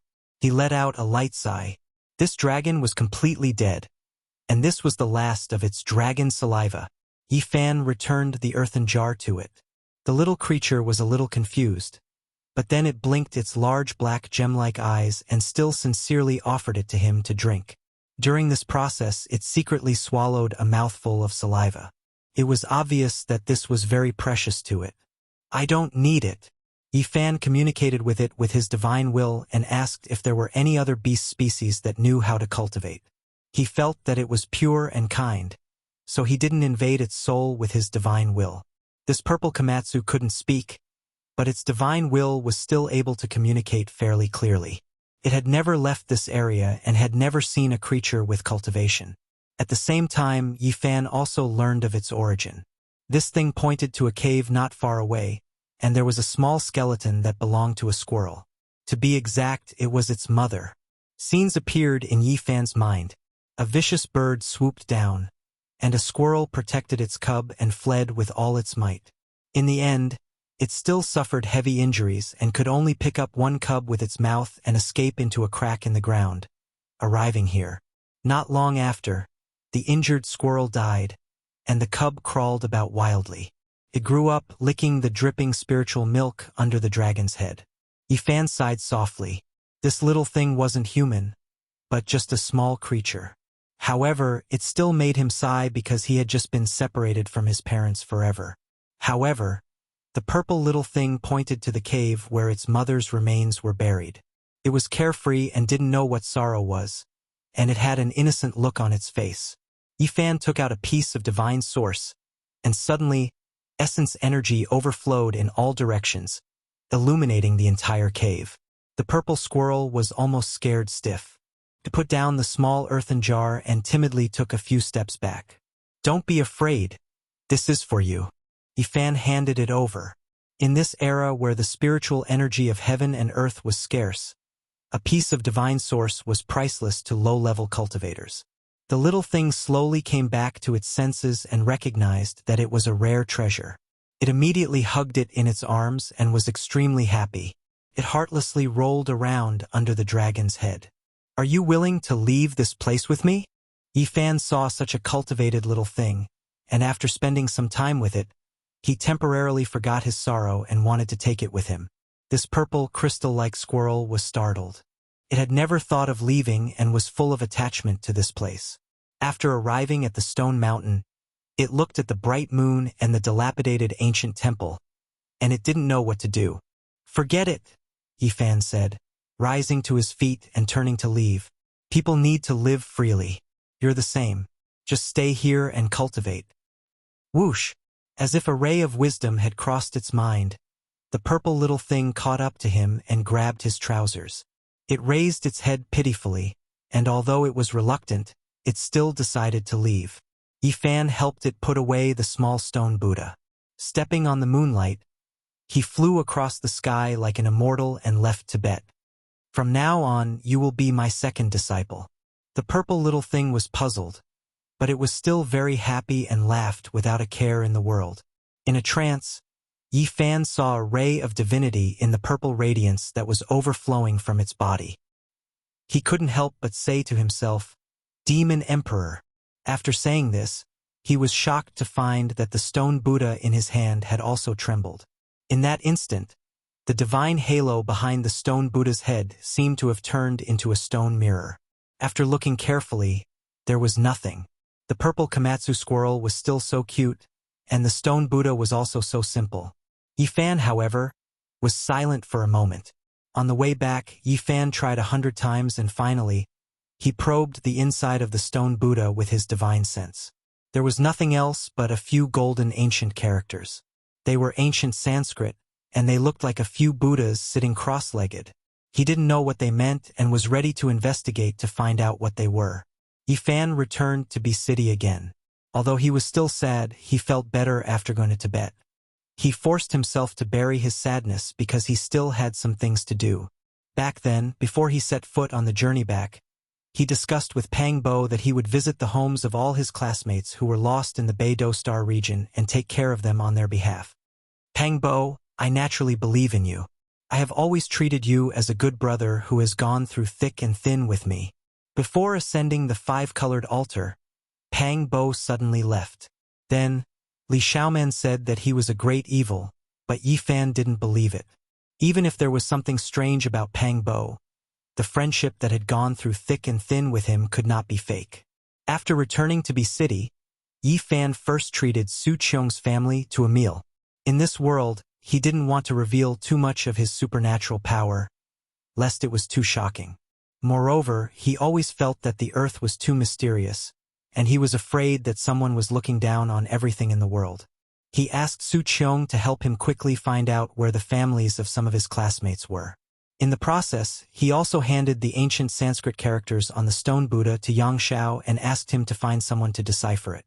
Not long after, Yang Shao really found someone to translate it for him and gave him the result. This surprised Yifan. Chapter 942. This is not Sanskrit in the general sense. It is extremely old. It should be the ancient rune of the origin of this kind of writing. Can't be verified, but it is the prototype of Sanskrit. Therefore, it is difficult to translate accurately. Yang Shao asked a friend to ask an authoritative Sanskrit textual scholar in India to decipher it, and then he could barely translate it. This is the prototype of Sanskrit, but it also gives birth to several meanings because it is too different from the Sanskrit of later generations. A few words contain many meanings, which makes people have a headache. Consummation of enlightenment and movement was one of the translations. The gate of wisdom is the second possible meaning. The sacred object that opens the way of heaven and earth is the third translation, which is the most peculiar and puzzling. Yifan was in a daze. He couldn't help but be shocked. This unremarkable little stone Buddha seemed to have a great background, and it was beyond his imagination. The first meaning, perfect enlightenment, obviously refers to Buddha. Self-awareness, other awareness, and enlightenment are three realms. Mortals have no three realms. Bodhisattva reaches the second realm, self-awakening and enlightening all living beings. Only when Buddha reaches perfection, he can cut off all worldly thoughts and ignorance. The second meaning, gate of wisdom, this is a general statement, and there is a line of translation annotation, but it is really to open a door. It is suspected to lead to Spirited Mountain. This annotation is more surprising than the original translation. Yifan is moved. He just came back from Tibet, and for a moment he felt a vast wave, no weaker than Mount Meru. From the whirling world to Spirited Mountain, this is a kind of annotation that makes people shudder. It is very mysterious. Can this little stone Buddha really lead to a secret place? It is thought-provoking. The third meaning, the sacred object that opens the way of heaven and earth. This is a very mysterious statement, just a vague translation, and even the translator himself is not sure, so there is not much elaboration. Yifan is surprised. He did not expect this little stone Buddha to be so mysterious. Why was it left in an uninhabited area like an abandoned thing? Yang Xiao looks strange. Ordinary Sanskrit is fine, but this kind of ancient rune is rarely seen in India. Only 1 or 2 national treasures are engraved with it. He asks him how he got it, and reminds him kindly and carefully that the country is very strict with the supervision of cultural relics. Yifan was helpless. Since he gave out a few small gifts, Yang Xiao judged that it had a history of more than 2,000 years. He probably regarded him as a reseller of cultural relics. Su Qiong gave Yifan a phone and helped him save her number. After so many years, Yifan was in a daze when he held this communication tool again.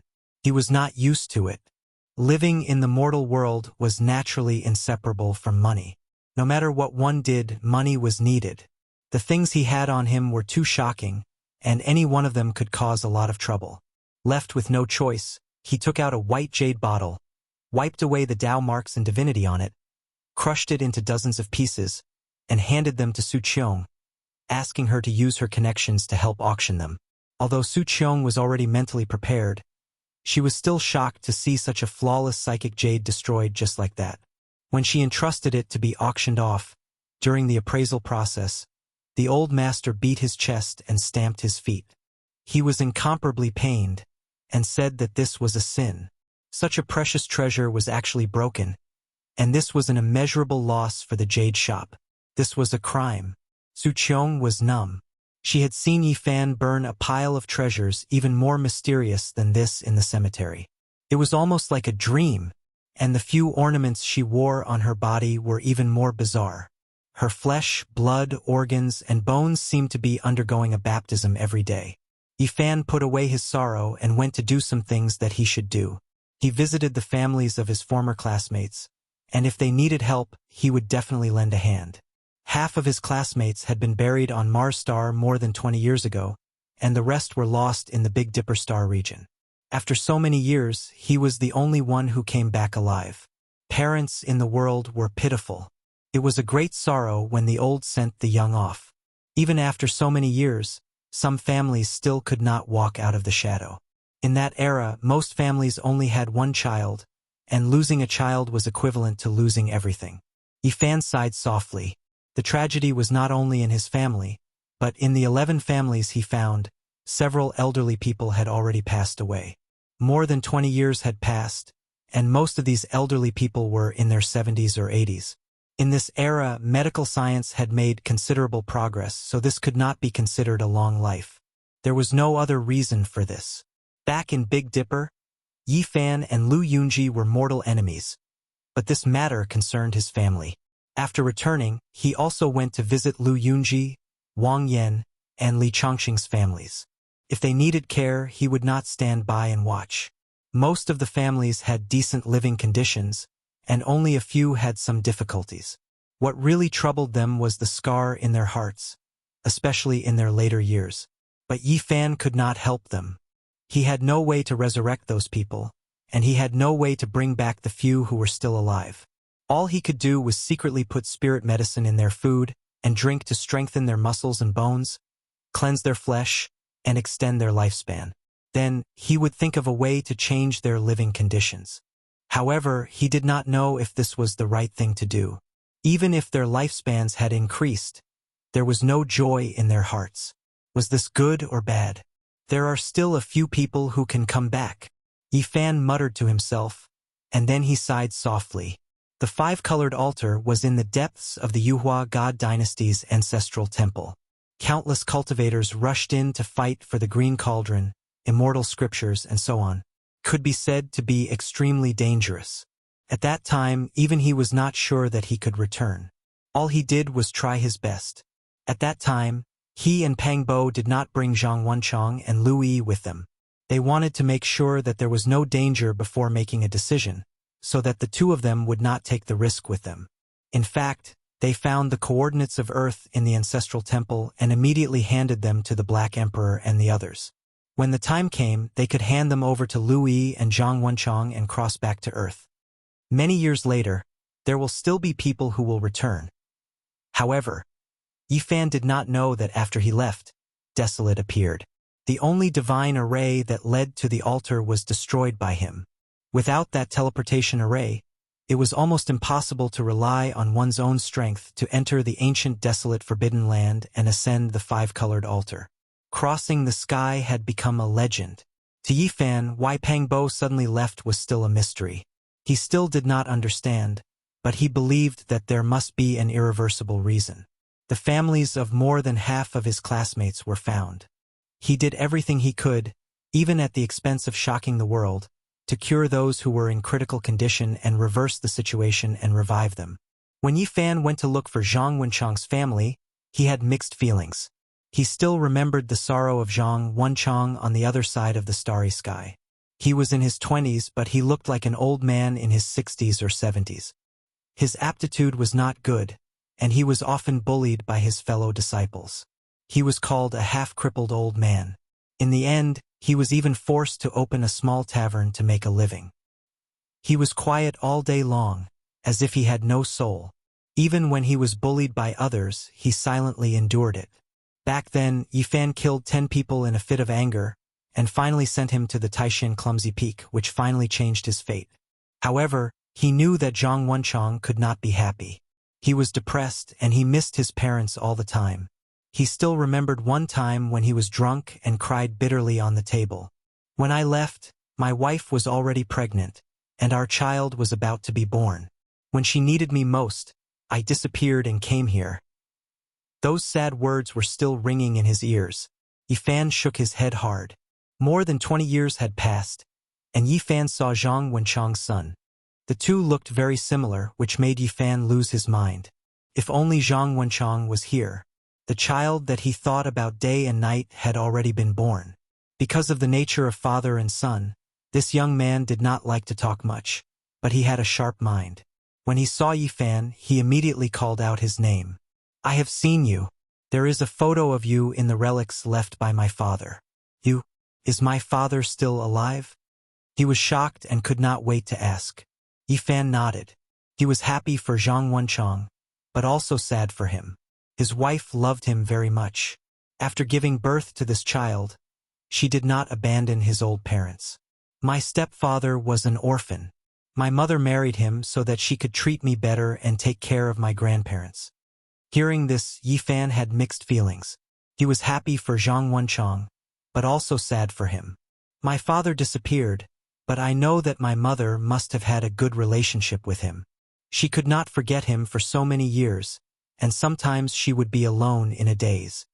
There were too many helplessness in this world. Life could not be chosen again. Zhang Wenchang had left this world.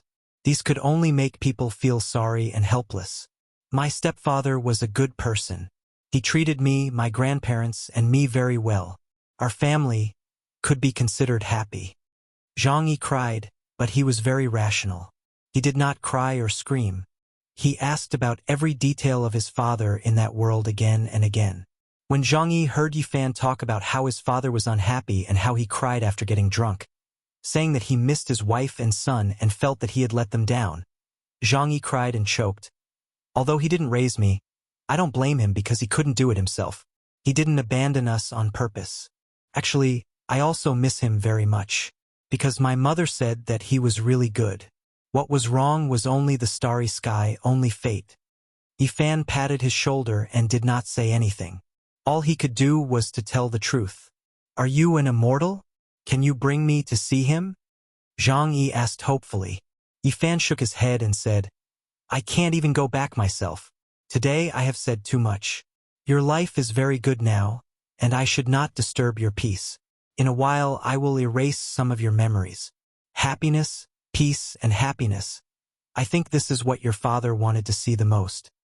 No, you can't do this. A middle-aged woman walked over agitatedly. This was Zhang Wenchang's wife. Yifan raised his head.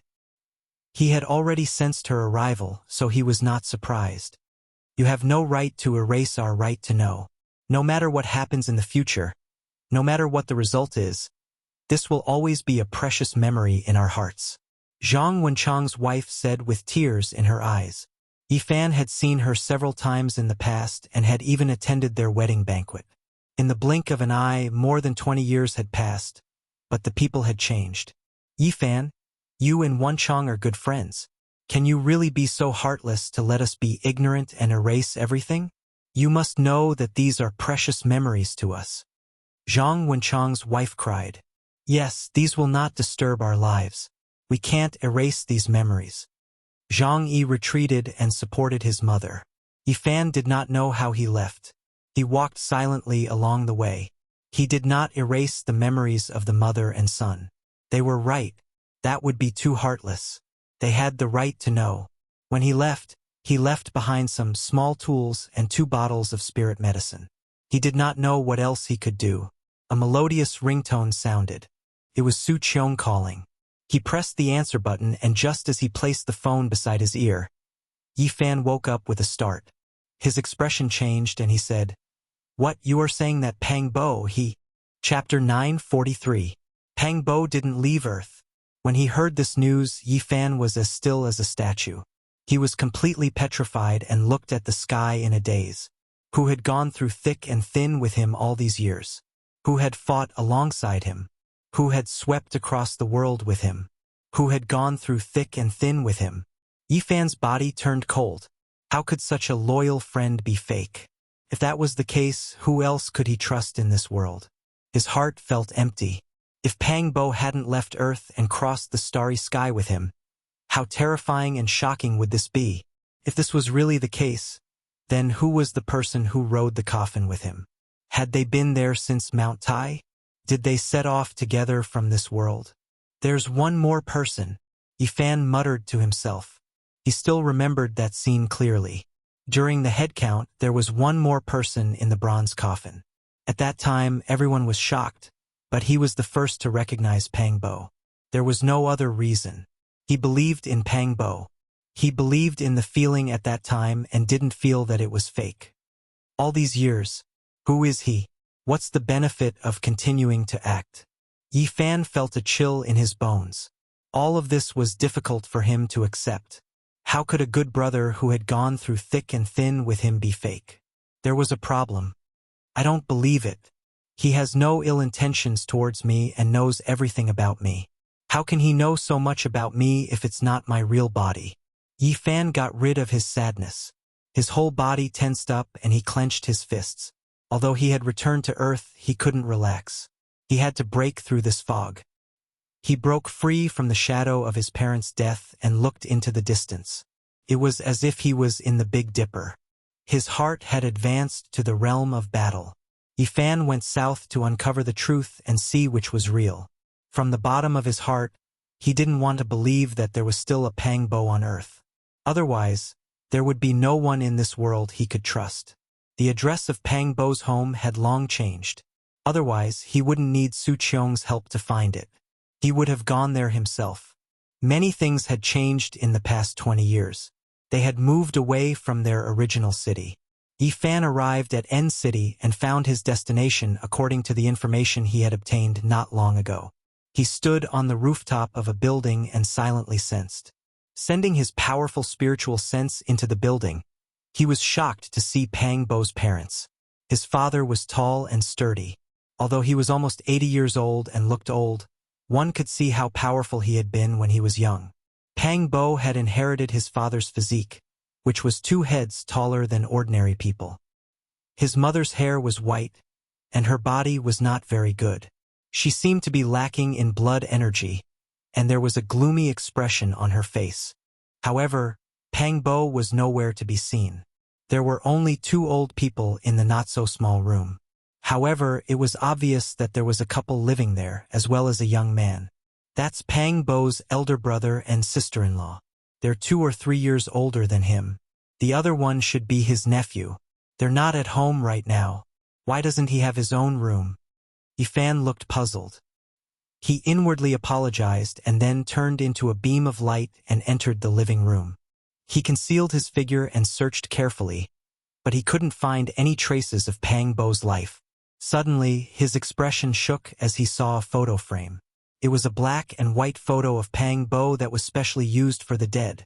Yifan felt as if he had been struck by lightning. How was this possible? Pang Bo hadn't left Earth, but he was already dead. This was his best friend. No matter where he was, he didn't want anything to happen to him. All of a sudden, he was stunned on the spot and couldn't accept this fact. His body was trembling.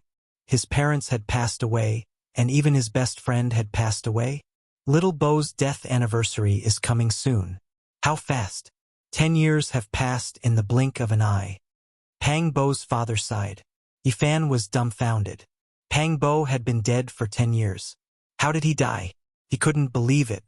One had to know that the two of them had the best physiques when they were in school. How could they die so young? 20 years ago, Little Bo didn't go to Mount Chang and escaped this calamity. But who would have thought that the heavens had made up their minds and couldn't avoid it? Sigh. His mother wiped away her tears and walked over to wipe the frame of her glasses. The 10 years of death anniversary was coming soon. This brat, Pang Bo's father said softly. Then, he didn't say anything else and sat there smoking in silence. Sorry for the offense, Yifan said softly. He extended his divine sense into the two old men's sea of consciousness to investigate everything. After a quarter of an hour, he left and stood on the rooftop of the building absent-mindedly. He couldn't believe everything. Pang Bo's death was very strange. He was actually killed by lightning in the wilderness. No wonder his mother was lamenting. Even if he had escaped the calamity of Mount Chang, the heavens wouldn't let him go. Yifan was completely dumbfounded. Everything had exceeded his expectations. He muttered to himself, Heavens? What's wrong with you? Even if Pang Bo's real body is on Earth and he didn't ride the coffin, you can't be so cruel. He didn't know how he left this place. Before he knew it, he had arrived at the cemetery area of N City. Looking at the rows of tombstones, he felt that his feet were very heavy. Now, he was really afraid to enter such a place. The most painful thing in this world was to be separated by life and death. It had only been a few days, and he had encountered it again. In a place with verdant pines and cypresses, Yifan found Pang Bo's tombstone. He stood there silently for a long time before putting down the large bouquet of white flowers in his hand. I really can't believe you left. Yifan sat on the ground, took out a bottle of wine, and poured it all on the ground. Then, he lit a few cigarettes and took a puff before putting them in front of the tombstone. How could this be? Everything is like a dream. I often wonder if everything in the Big Dipper star region is real. Now that I've woken up, it's so cruel. Yifan sat in front of the tombstone and lit a cigarette for himself. After leaving Earth for so long, after more than 20 years, he once again experienced the emptiness that lingered in the smoke. He was very silent and sat there for a long time. After smoking an entire pack of cigarettes, he said to himself, To be honest, I can't believe you're dead. Then, there was another period of silence. He was thinking very seriously. As if he had suddenly thought it through, he suddenly stood up and threw a cigarette butt on the ground. To be exact, I don't believe that you're the real Pang Bo. My friend is still alive and hasn't returned. Yifan's eyes were sharp, and his spirit, qi, and spirit were boiling. It was as if he was preparing for a big battle. He was showing off his abilities, which was a world of difference from his decadent self these days. This is a battle, and I'll drag you out. Putting aside the true nature of that Pang Bo from the Big Dipper star region and how they treated each other with sincerity, Chu Feng could see a few suspicious points from what he had seen in his parents' minds. First, his death was too strange. How could he have been struck by lightning? Moreover, his face was ferocious when he died, and he was completely out of shape. 10 years ago, it scared many people. Second, his temperament was different. According to what he had seen in his parents' minds, this Pang Bo's behavior was somewhat strange. Even the two old men had been confused. Third, why did he quit his job and go to ancient sites and mountains all year round, yet he had an endless supply of money? Fourth, why was he so persistent, asking the two old men about their blood relatives and visiting them one by one? Even though they hadn't contacted each other for many years, he still visited them. In short, many of his words and actions made the two old men suspicious. They didn't understand why. They only remembered that he seemed to be drunk once and said that their family had demonic god blood in their bodies. Of course, that time, the old man slapped him and woke him up, scolding him for spouting nonsense. Earth is far more complicated than I thought. Yifan returned to Pangbo's home and sensed carefully. As expected, he found that this tall and sturdy old man's vitality was very vigorous, surpassing that of ordinary people. No wonder Pangbo is so tall and strong. His arms are thicker than other people's legs. Could it be that he really has ancient demonic blood in his body? No wonder the descendants of the Qing the Arch wanted to take over his body. Yifan muttered to himself. Pangbo's father and brother's vitality was a little strong, but it wasn't enough to surprise him. It seemed that this also depended on the person. Perhaps only a few people could return to their ancestors. Pangbo can cultivate the Qing Thearcha's ancient scripture. Could it be that the blood in his body has recovered? Yifan stayed in N City for a few days and understood enough about the situation.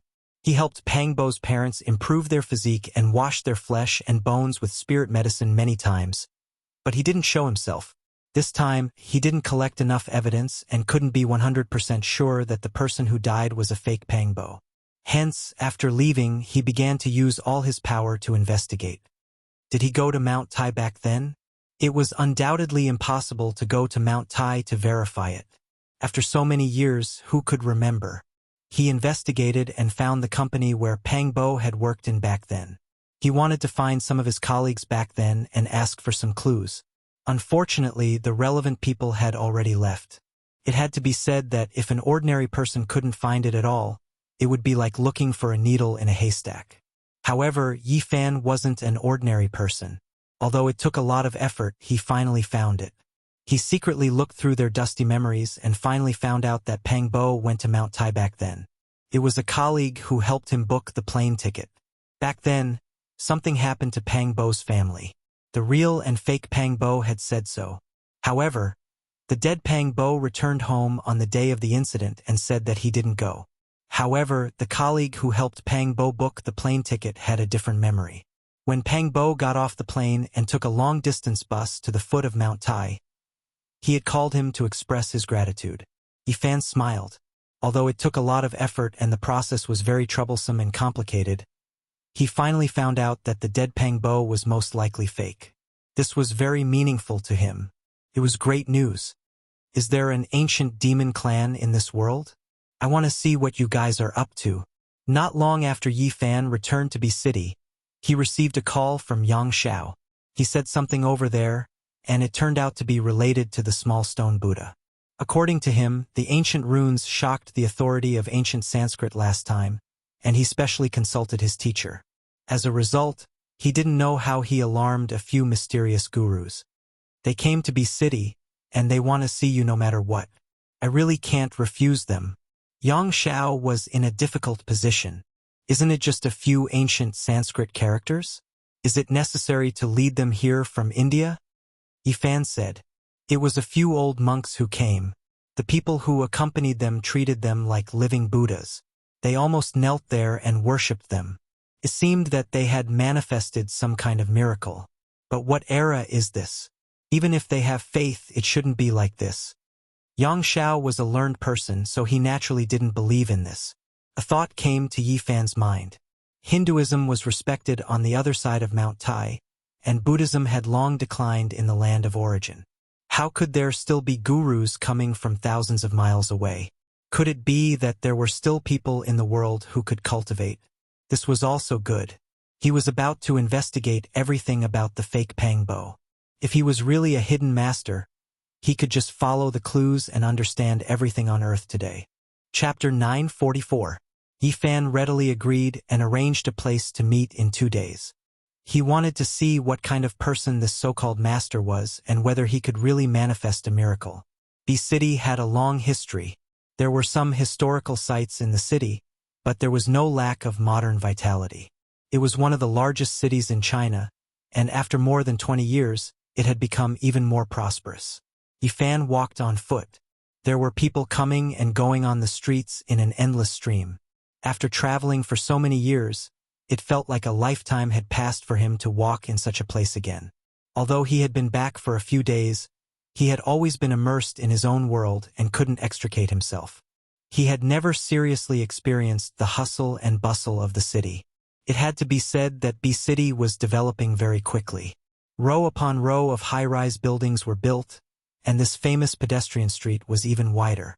All kinds of brand stores were connected to each other, and there was an endless stream of people rubbing shoulders with one another. Suddenly, Yi Fan saw a poster. On it was an exquisite mutton fat jade bottle that emitted a mysterious halo. It was truly like a divine artifact, magnificent to the extreme. He was startled. This was a cultivator's artifact. After a closer look, he couldn't help but be dumbfounded. Wasn't this the artifact he had crushed into a dozen pieces and entrusted to auction? After careful observation, he discovered that this was the publicity done by the Jada auction house. In order to maximize their profits, they had really put in a lot of effort. They had assembled the pristine jade bottle, but Yi Fan didn't allow it to be auctioned as a whole and could only be auctioned off piece by piece. There was nothing to say about the quality of this jade. Each piece was very expensive, but after two were auctioned off, they were very unwilling to give up. They made this kind of publicity, telling people that if they collected all of them, they could reassemble them into a pristine jade bottle. It had to be said that the effect was excellent. These days, it caused a great sensation in B City and quickly spread to other places. Now, it was hyped up like crazy, and there were posters everywhere. During these days, with the third and fourth pieces of mutton fat jade being auctioned off, the entire collection world was boiling over. This was a rare treasure, an astronomical price. Each piece of jade was auctioned off for a sky-high price, and the transaction amount was frighteningly high. All the major media outlets were reporting about it, and all the web portals were competing to expose it. This was indeed a rare mutton fat jade. Because Yi Fan had meticulously refined it in the past, there was not a single flaw in it. Just from an aesthetic point of view, it was indeed a rare fine product. However, this was not the main reason why it was auctioned off at such a high price. Everything was due to the power of hype. And now, the price of this mysterious mutton fat jade bottle was comparable to a national treasure. The methods of the Guardian auction house were very sophisticated. They fully exploited the psychology of the people, allowing the real rich to experience the excitement and sense of accomplishment of collecting all the pieces, making the price even higher than when they were undamaged. At the same time, they displayed all kinds of information, such as Buddhist stone carvings, anatta pictures from ancient books, to explain that this vase was exactly the same as the legendary Guanyin jade vase. This kind of explanation was undoubtedly very attractive. Although it was impossible for it to be true, it still made people feel very peaceful. If such a precious bottle was placed on the table, there would be a kind of indescribable comfort. Maybe it really is a precious vase left behind by Guanyin Bodhisattva. Have any of you seen such a flawless piece of jade? It's such a big piece, and there's not even a trace of impurity. Can be said to be a miracle. Even the common people were talking about it. One could imagine how successful the hype created by the Guardian auction house was. And this kind of heated discussion climbed to the highest point because of the Indian gurus. Several old monks entered the auction house and saw the broken vase, and their faces all changed. They excitedly chanted Buddha Shakyamuni. This scene was taken by someone and posted on the internet. Naturally, it caused an uproar. Some people recognized that one of the old monks was an Indian guru. Nowadays, although Buddhism was declining in India, and the number of believers was less than 1% of the population, it still had a certain base number. The precious vase left behind by Guanyin Bodhisattva in the human world was a new topic of hype. The price of the fragments of the mutton fat jade bottle kept rising. Yi Fan was stunned and speechless. This was not his original intention, otherwise he wouldn't have crushed it. He didn't think that things would develop to this point, so he could only shake his head. 2 days later, Yi Fan met the 4 gurus in an antique tea house, accompanied by a group of people. This was the first time they met, and Yi Fan was a little dazed. He found that one of the Indian gurus was proficiently using a mobile phone to talk to someone. It was very difficult to communicate with a cultivator. The translator explained that the gurus had encountered an extraordinary event and was urging India to send a large sum of money. They were going to bid for a jade bottle. Yifan was petrified. Even the things he created were international. This was really unexpected. After a little probing, he could tell that the 4 gurus could barely be considered cultivators. They had already opened the sea of bitterness, and only one of them had stepped into the life spring realm. He shook his head. They were already so old, and it was impossible for them to break through the first secret realm of the human body, the sea of reincarnation. Regarding this, he did not look down on them. On the contrary, he respected them, because in this age of chaos, it was really not easy to walk the path of cultivation. It was amazing to have such achievements. If it was in the Big Dipper star region, these people would most likely have great achievements. They would be gurus in name and be respected by the people. Gurus. Why are you interested in the jade bottle? Yifan asked casually. That is an enchanted item. Even though it is damaged and the technique is no longer there, it still makes us yearn for it. An old monk answered, and someone translated from the side. Yifan nodded. Even though these people's cultivation was not high enough, they still had the knowledge to recognize that it was an enchanted item. It seemed that the jade bottle might cause some trouble because of this. These old monks were already over 100 years old, especially the gurus who had stepped into the life spring realm. He was already 120 years old, but they were all hale and hearty. They were naturally different from the ordinary people. These people were very humble. They were monks in name and in reality. They did not talk about magical powers, but rather about Buddhist scriptures. The so-called miracle was said by the translator. He said that when he was in India, he once saw a guru single-handedly stop an elephant's leg and save a child. He also saw an old monk sitting cross-legged in the air, not moving at all, even though it was only for a short moment. Other than that, he once saw an old monk's mouth and nose emitting white light that penetrated a steel plate. Yifan nodded and did not say anything. The age of chaos was a sorrowful one for cultivators. These people could be said to be a few ascetic cultivators among millions of people. They had reached this step completely through great perseverance. He sighed lightly. It seemed that it was too difficult to find a true cultivator on earth. Not long after, the old monks directly talked about the ancient Sanskrit words. Their expressions were solemn and serious, and there was even a hint of piety. The authority of ancient Sanskrit also came. He turned out to be a disciple of a guru. He was very famous in the field of ancient literature, but he was very respectful in front of the gurus. The gurus verified and asked Yifan where he obtained the ancient Sanskrit words. This was of great significance to them. You guys recognize these words. What do they mean? Yifan asked. The gurus did not speak, remembering that monks did not lie. They did not want to deceive Yifan, but they felt that this matter was of great importance and did not dare to say too much. In the end, a guru asked the group of followers to leave, leaving only the authority of ancient language behind. He was also proficient in Chinese and could act as an interpreter. My teacher said that their true meaning is that they can open the road to Spirited Mountain. The Spirited Mountain where the ancient bodhisattvas and Buddhas lived? Yifan's eyes lit up. Yes. The old monks nodded. Do you believe that such a place exists? Yifan asked seriously. Yes, it is in the Western land, but after the last bodhisattvas and Buddhas passed away, that place could not be opened. A guru said that this was a secret passed down by the senior monks of the past generations. Is it the primitive Taoist field of Buddhism? It seems that there may really be a mysterious place, vast and not inferior to Mount Meru. I felt it last time in Tibet. Yifan thought to himself. The old monks begged bitterly, wanting to see the sacred object inscribed with the ancient words. Yifan sighed. Even if he took out the small stone Buddha, they did not have a strong spiritual sense to examine it. Even he had to expend a great deal of effort to enter the Buddha's body. He did not agree immediately, but asked a few questions.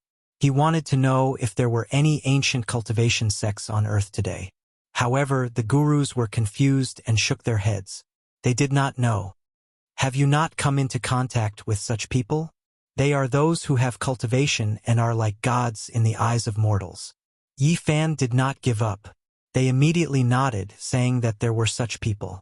The guru who had reached the life spring realm said that his teacher might know something because he himself was almost like that kind of person. According to him, the old monk had already lived for more than 190 years. His cultivation was much higher than his, and he had seen many mysteries in his life. My teacher said that there is Buddha in the West and demons in the Middle Earth. Yi Fan heard this and immediately laughed. Could it be that he was saying that Taoism in the Middle Earth was a demon? The gurus hurriedly put their palms together and shook their heads. They did not have any prejudice against Taoism. What they were talking about was a real demon, but they had never seen one before. They had long realized that Yi Fan was not an ordinary person. Otherwise, he would not have told them so many secrets. My teacher came to China during the Second World War. He did not find any demons, but he did see a demon god. An old monk who was more than 190 years old was frighteningly old.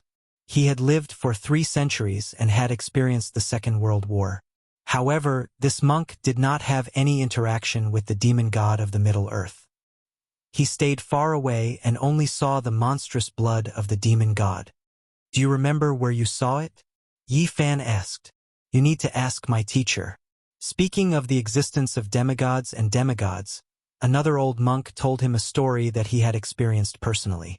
When he was young, he once saw a strange man with disheveled hair in a primitive rainforest in India. The man flew in the air and disappeared into the mountains. My granduncle said that there is a real powerful person in Jerusalem, another guru said. Another guru opened his mouth. His granduncle did not pass away until he was 230 years old. He once went to the West alone and encountered demigods when he was alive. Yi Fan thought of something. Jerusalem was the holy city of the West and had endless legends. It was the center of ancient religious activities. Every year, countless people from Christianity, Judaism, and Islam would go there on a pilgrimage. There might really be something there that would be worth a visit in the future. The old monks begged again, wanting to see the sacred object inscribed with Sanskrit characters. Yi Fan took out the small stone Buddha, which shocked the gurus. They were even more convinced that this young man was most likely a demigod. No matter how hard they tried, they could not see the secret inside the small stone Buddha. In the end, Yi Fan took out a stone slab and used his finger as a knife to carve the ancient words on it. At the same time, he branded the marks of Taoism. Yi Fan handed over the stone slab and said, "Take it back to India and show it to your Shifu. Ask him to come here, or invite a few real Taoist masters to come to the Central Earth to discuss the little stone Buddha." The masters did not dare to hesitate. They solemnly put away the stone slab, bowed deeply, and then left. At the same time, in the Jada auction house, a demonic young man stared at the fragment of the mutton-fat jade vase. Then he sneered. Chapter 945. When it saw Yi Fan again, the amethyst-like Komatsu mouse's eyes were brimming with tears, its large eyes blinking. It rushed over with a whoosh and hung onto Yi Fan's body, then quickly hid behind him, only revealing half of its little head to glance forward timidly. Su Yi was a very lively girl. She rushed over like a little lunatic, baring her fangs and brandishing her claws, giggling non-stop as she grabbed the purple Komatsu mouse. For the past few days, Yi Fan had been constantly on the move. Heading south for Pangbo's matter, he did not leave the Komatsu mouse by his side, leaving it at Su Qiong's house in B City. Without a doubt, no matter where this little fellow was placed, it would attract all eyes. Its fur was like silk, sparkling and translucent, flowing with purple splendor, directly captivating this little girl Su Yi. Whether it was eating or sleeping, she would hug this amethyst-like little thing, not taking a single step away from it. This kind of passion really scared the little fellow. Before Yi Fan left, he had warned it repeatedly not to reveal any divine abilities, not to reveal any of its cultivation. Thus the little purple thing did not escape the devil's clutches. It was in pain but also happy. It was not used to being hugged by others. It had always been alone under the moonlight, facing the ancient Buddha, inhaling and exhaling clear splendor. It had always been ignorant and pure. These days, the only thing that made it happy was that it ate a lot of delicious food, better than anything it had ever tasted before. If not for that, the little fellow might have already escaped without a trace. This was also the reason why its eyes were brimming with tears when it saw Yifan. It was truly afraid of that little demoness, hiding behind his back, only leaving one of its large eyes to sneak a peek, and peek. Little Yi Zi, how did you mistreat Komatsu? Why did you scare it to this state? Yifan said, Komatsu was the name he gave the little purple thing. I treat Komatsu so well, but it doesn't appreciate it. It really pisses me off. This little girl was not considered young, 16 or 17 years old. Her body was slender, almost taller than her mother, but she was still extremely lively, jumping around to catch Komatsu. To Komatsu, this delicate and beautiful face was no different from a horned demon. It felt wronged and asked Yifan if he could let it return to its little nest in the mountain. Seeing the little fellow so wronged, Yifan hurriedly comforted it, saying that he would not abandon it in the future. The jade vase fragment was a hot topic in the collection world. The Jada auction house managed it as a rare treasure, and every auction would attract a lot of attention. After Yifan received a portion of the money, he asked Su Qiong to help him buy a somewhat old villa in a quiet area. Now that he had returned, he naturally wanted to live, and he needed an environment where he would not be disturbed. Today, he needed to buy some daily necessities, so Yi volunteered to follow her parents to help Yifan pick things. Yifan brought Xiao Song out, but not long after, he was stopped several times. Many people asked him what the little thing on his shoulder that was glowing with purple light was, which annoyed him greatly. Some people even said that they wanted to report him, saying that he was secretly raising an endangered animal. Such a rare treasure should be reported to the country and carefully protected. After a day, Yifan was really tired of dealing with it. There were really people who were overflowing with sympathy, calling the police, requesting to save the endangered species. Everything finally calmed down. Yifan carved a formation in the old villa, took out a dust-repelling pearl, and made it bright and clean. And Komatsu was finally free. But it was still a little afraid of Yifan, looking at him timidly, carefully peeling a hazelnut, using a pair of small claws to lift the nut, raising its head and fawning, handing it to him. Its big eyes like black jewels were very pure. You don't have to be afraid of me. People have to live freely.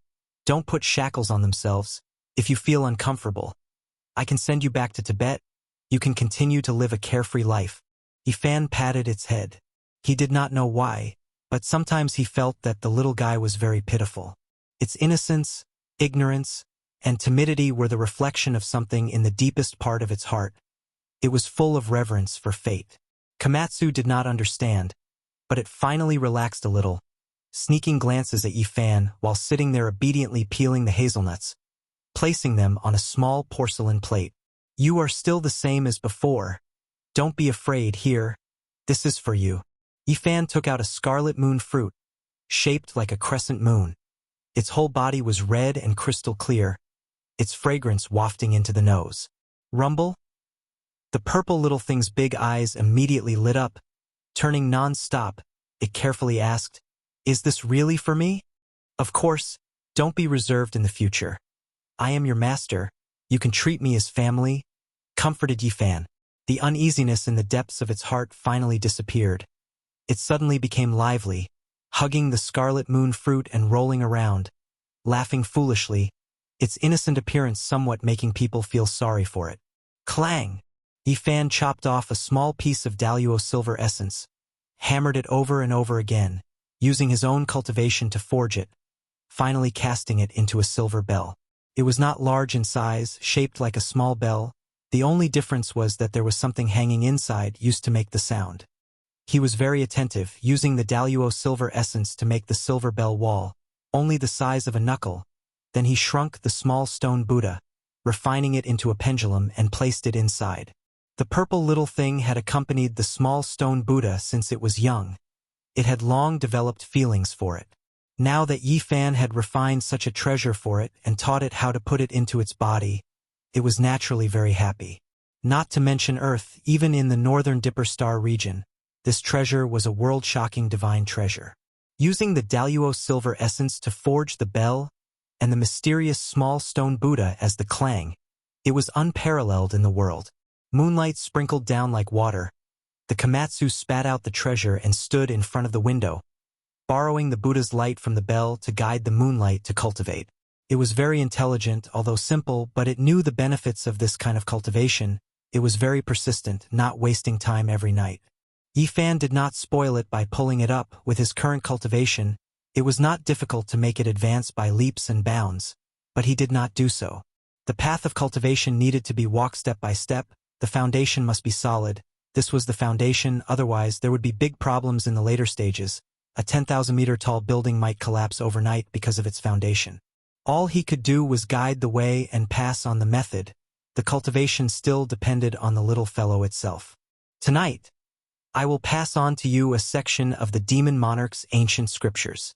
Yifan had once discussed with Pang Bo, comparing ancient scriptures, so he knew a lot about the Qing Emperor's scriptures. He combined the Tao scriptures and the demon monarch scriptures to create a targeted method for the little fellow. It could be said that once the method was completed, it immediately triggered the sound of thunder. The great Tao felt it. This method is not weaker than any demon scriptures. The starting point is very high. The future depends on you. It had to be said that the little purple thing was extremely intelligent. It firmly remembered the method in its heart, and soon it was able to use this method to mobilize its own cultivation. Soon, there was news from India. A few masters went back to report in detail. The 190-year-old old monk was moved, and 2 other people of the same generation agreed to come east together. The bidding for the mutton-fat jade vase reached a climax. The Indian master won 2 pieces, and then the 3 fragments were won by a young man. Naturally, the mutton-fat jade vase became even more mysterious. Many collectors didn't have such extravagant thoughts. It was simply impossible to collect all of them. It was too expensive. It was difficult to form a perfect vase, and now they were proud to have one. Fine. I'll try with the vase fragments, see if I can draw out some people, Yifan said to himself. Time could make everything fade away. So many days had passed. Yifan's heart was still sad, but he was not as immersed in it as before, unable to extricate himself. These days, he would often make a cup of green tea, recite Huangting when he was free, and read Nanhua when he was lonely. His heart gradually became empty. He often looked up at the starry sky at night, severing the Tao. He knew it was not far. If he was willing, he might be able to enter at any time. But after the recent ups and downs, he suddenly felt that erasing the obsession in his heart was not his Tao. Regardless of whether it is on this side of the starry sky or on the other side, I will not sever it, not even for a period of time. Although he had returned, his parents were no longer here, and the obsession in his heart was even stronger. And on the other side of the starry sky, there were so many old friends, so many past events. They were also unforgettable, but he could not return. If I sever any one of them, I can immediately enter the third immortal, but I will not do that. Yifan shook his head. He had too many obsessions. It was easy to sever the Tao. He only needed to choose one, resolutely sever it, and step onto his own Tao. It was difficult to sever the Tao, but that was because he did not want to do it. He wanted to resolve everything, to calm his mind, but doing this was equivalent to erasing himself. I will remember all of them. His gaze was resolute. He knew what he would encounter at this stage. It would be different from anyone else. The heavens severed the Tao, but he had to go against it, resist it. He wanted to sever the Tao that was blocking him. This was a path that defied the world. I am not waiting for you to sever me, but rather for me to sever you. Yifan was very calm. There were no fluctuations in his emotions when he said these words. He was not impassioned. He read Nanhua in loneliness, and when he was idle, he recited Huangting. Recently, his heart was calm. He was well aware of the consequences of doing this. If he succeeded, his Tao would be incomparably broad, surpassing others. If he failed, then the one severed would be himself. Sever the Tao, perhaps doing this is the true way to sever the Tao, not sever the Tao that is blocking one's path. How can it be worthy of this name? It was difficult to sense the Tao on earth. It was originally a difficult place to cultivate, even more difficult than the Big Dipper before the heaven and earth changed. However, there was one advantage: once one's Tao improved, then it would definitely be astonishing. Just like how the Big Dipper saint was incomparably powerful, it made the ancient kings who survived in the archaic era tremble. And now, Yifan chose this different path. It was fine if he did not break through. But once he did, under such difficult conditions, he would be able to sever the Tao. It would definitely shock the past and present. One had to walk the road himself. Perhaps he would become ashes overnight. But if he could charge through, perhaps he would see scenery that had never been seen before. A cup of green tea with a faint fragrance wafted through the air.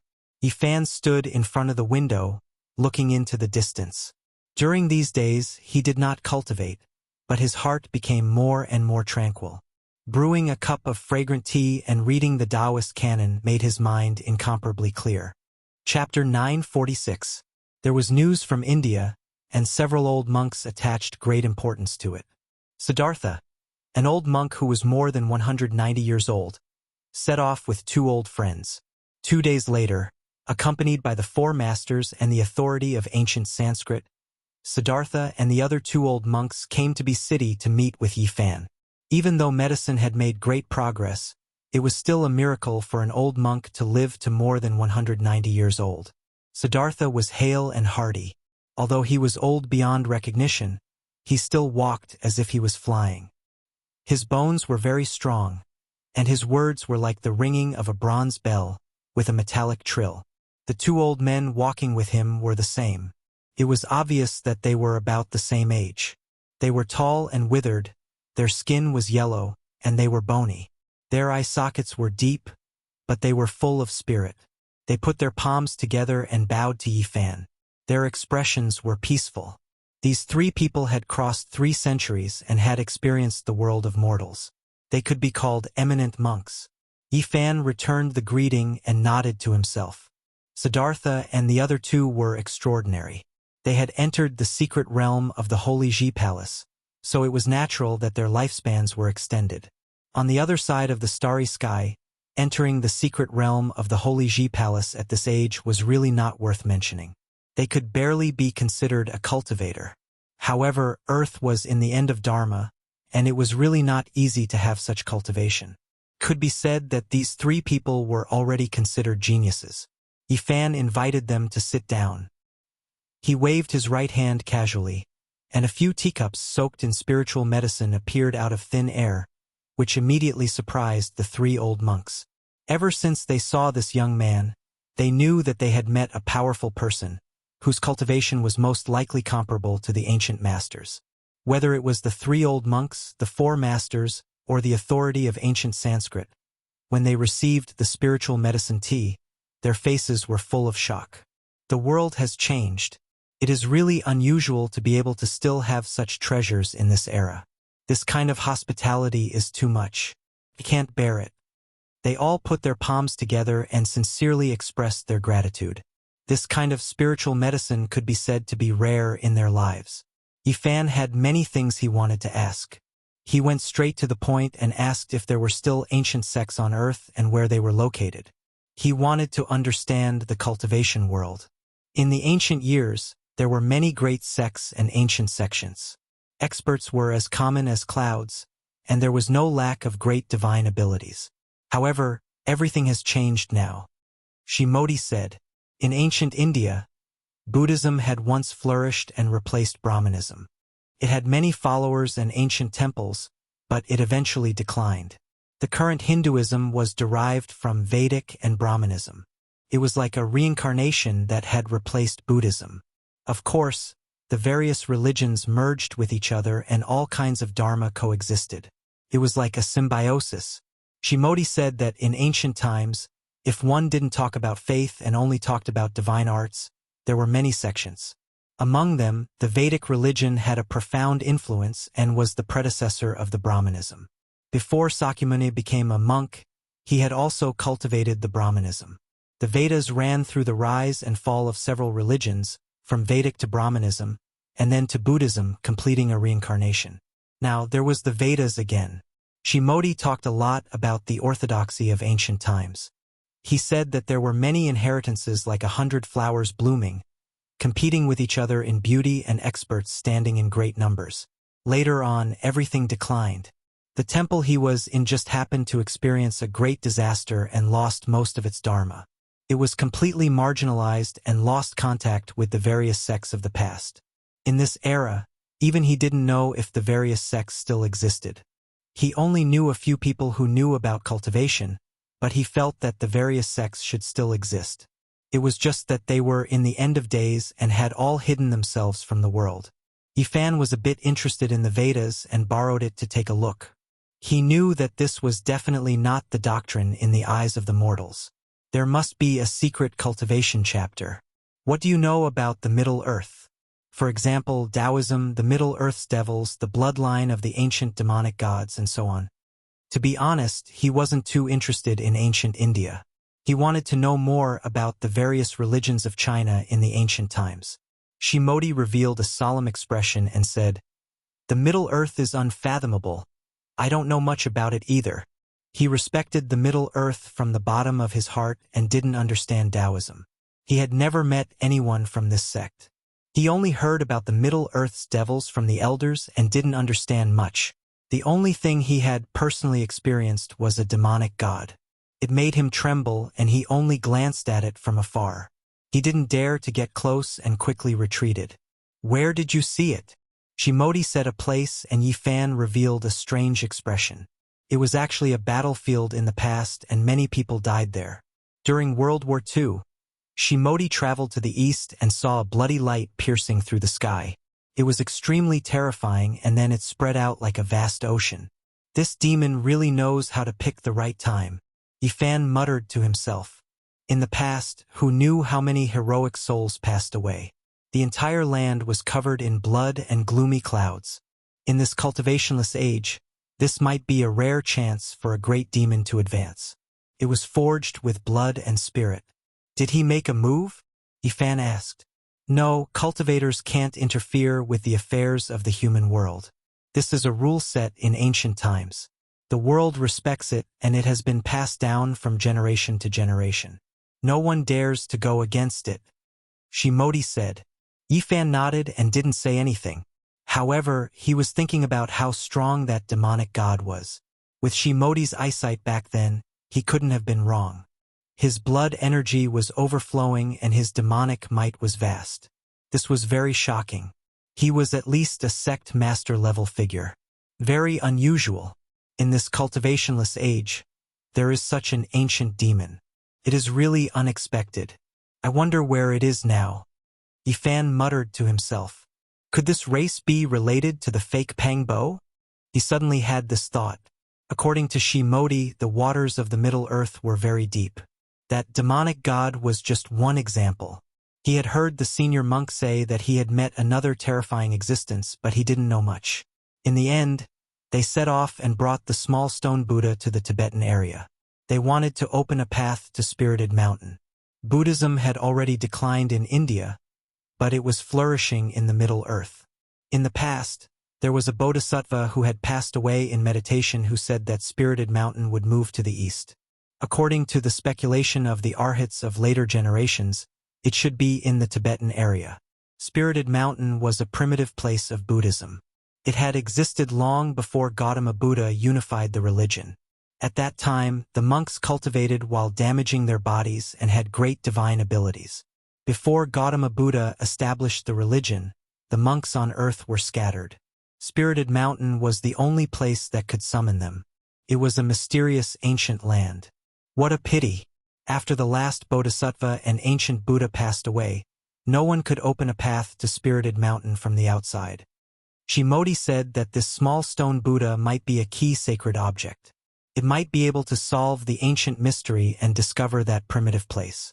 There might be living beings inside. Ifan didn't bring Komatsu with him.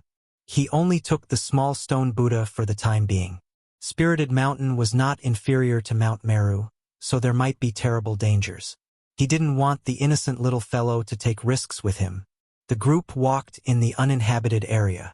It was tranquil. The sky was dark blue with the occasional white and flawless clouds.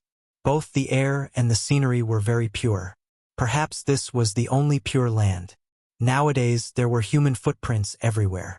Tall buildings stood in great numbers and concrete covered the fragrance of flowers and plants.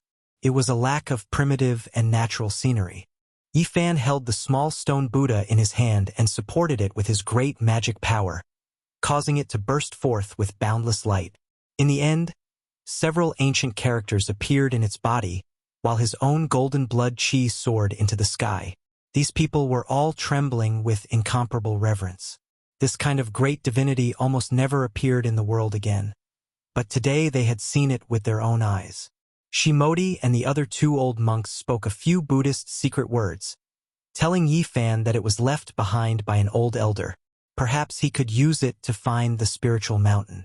Yifan walked forward and silently chanted an incantation according to what they said. The small stone Buddha became more and more resplendent, and the divine halo behind its head completely materialized. Kungchang sounds rang out as the pair of Buddha's eyes seemed like they were about to open.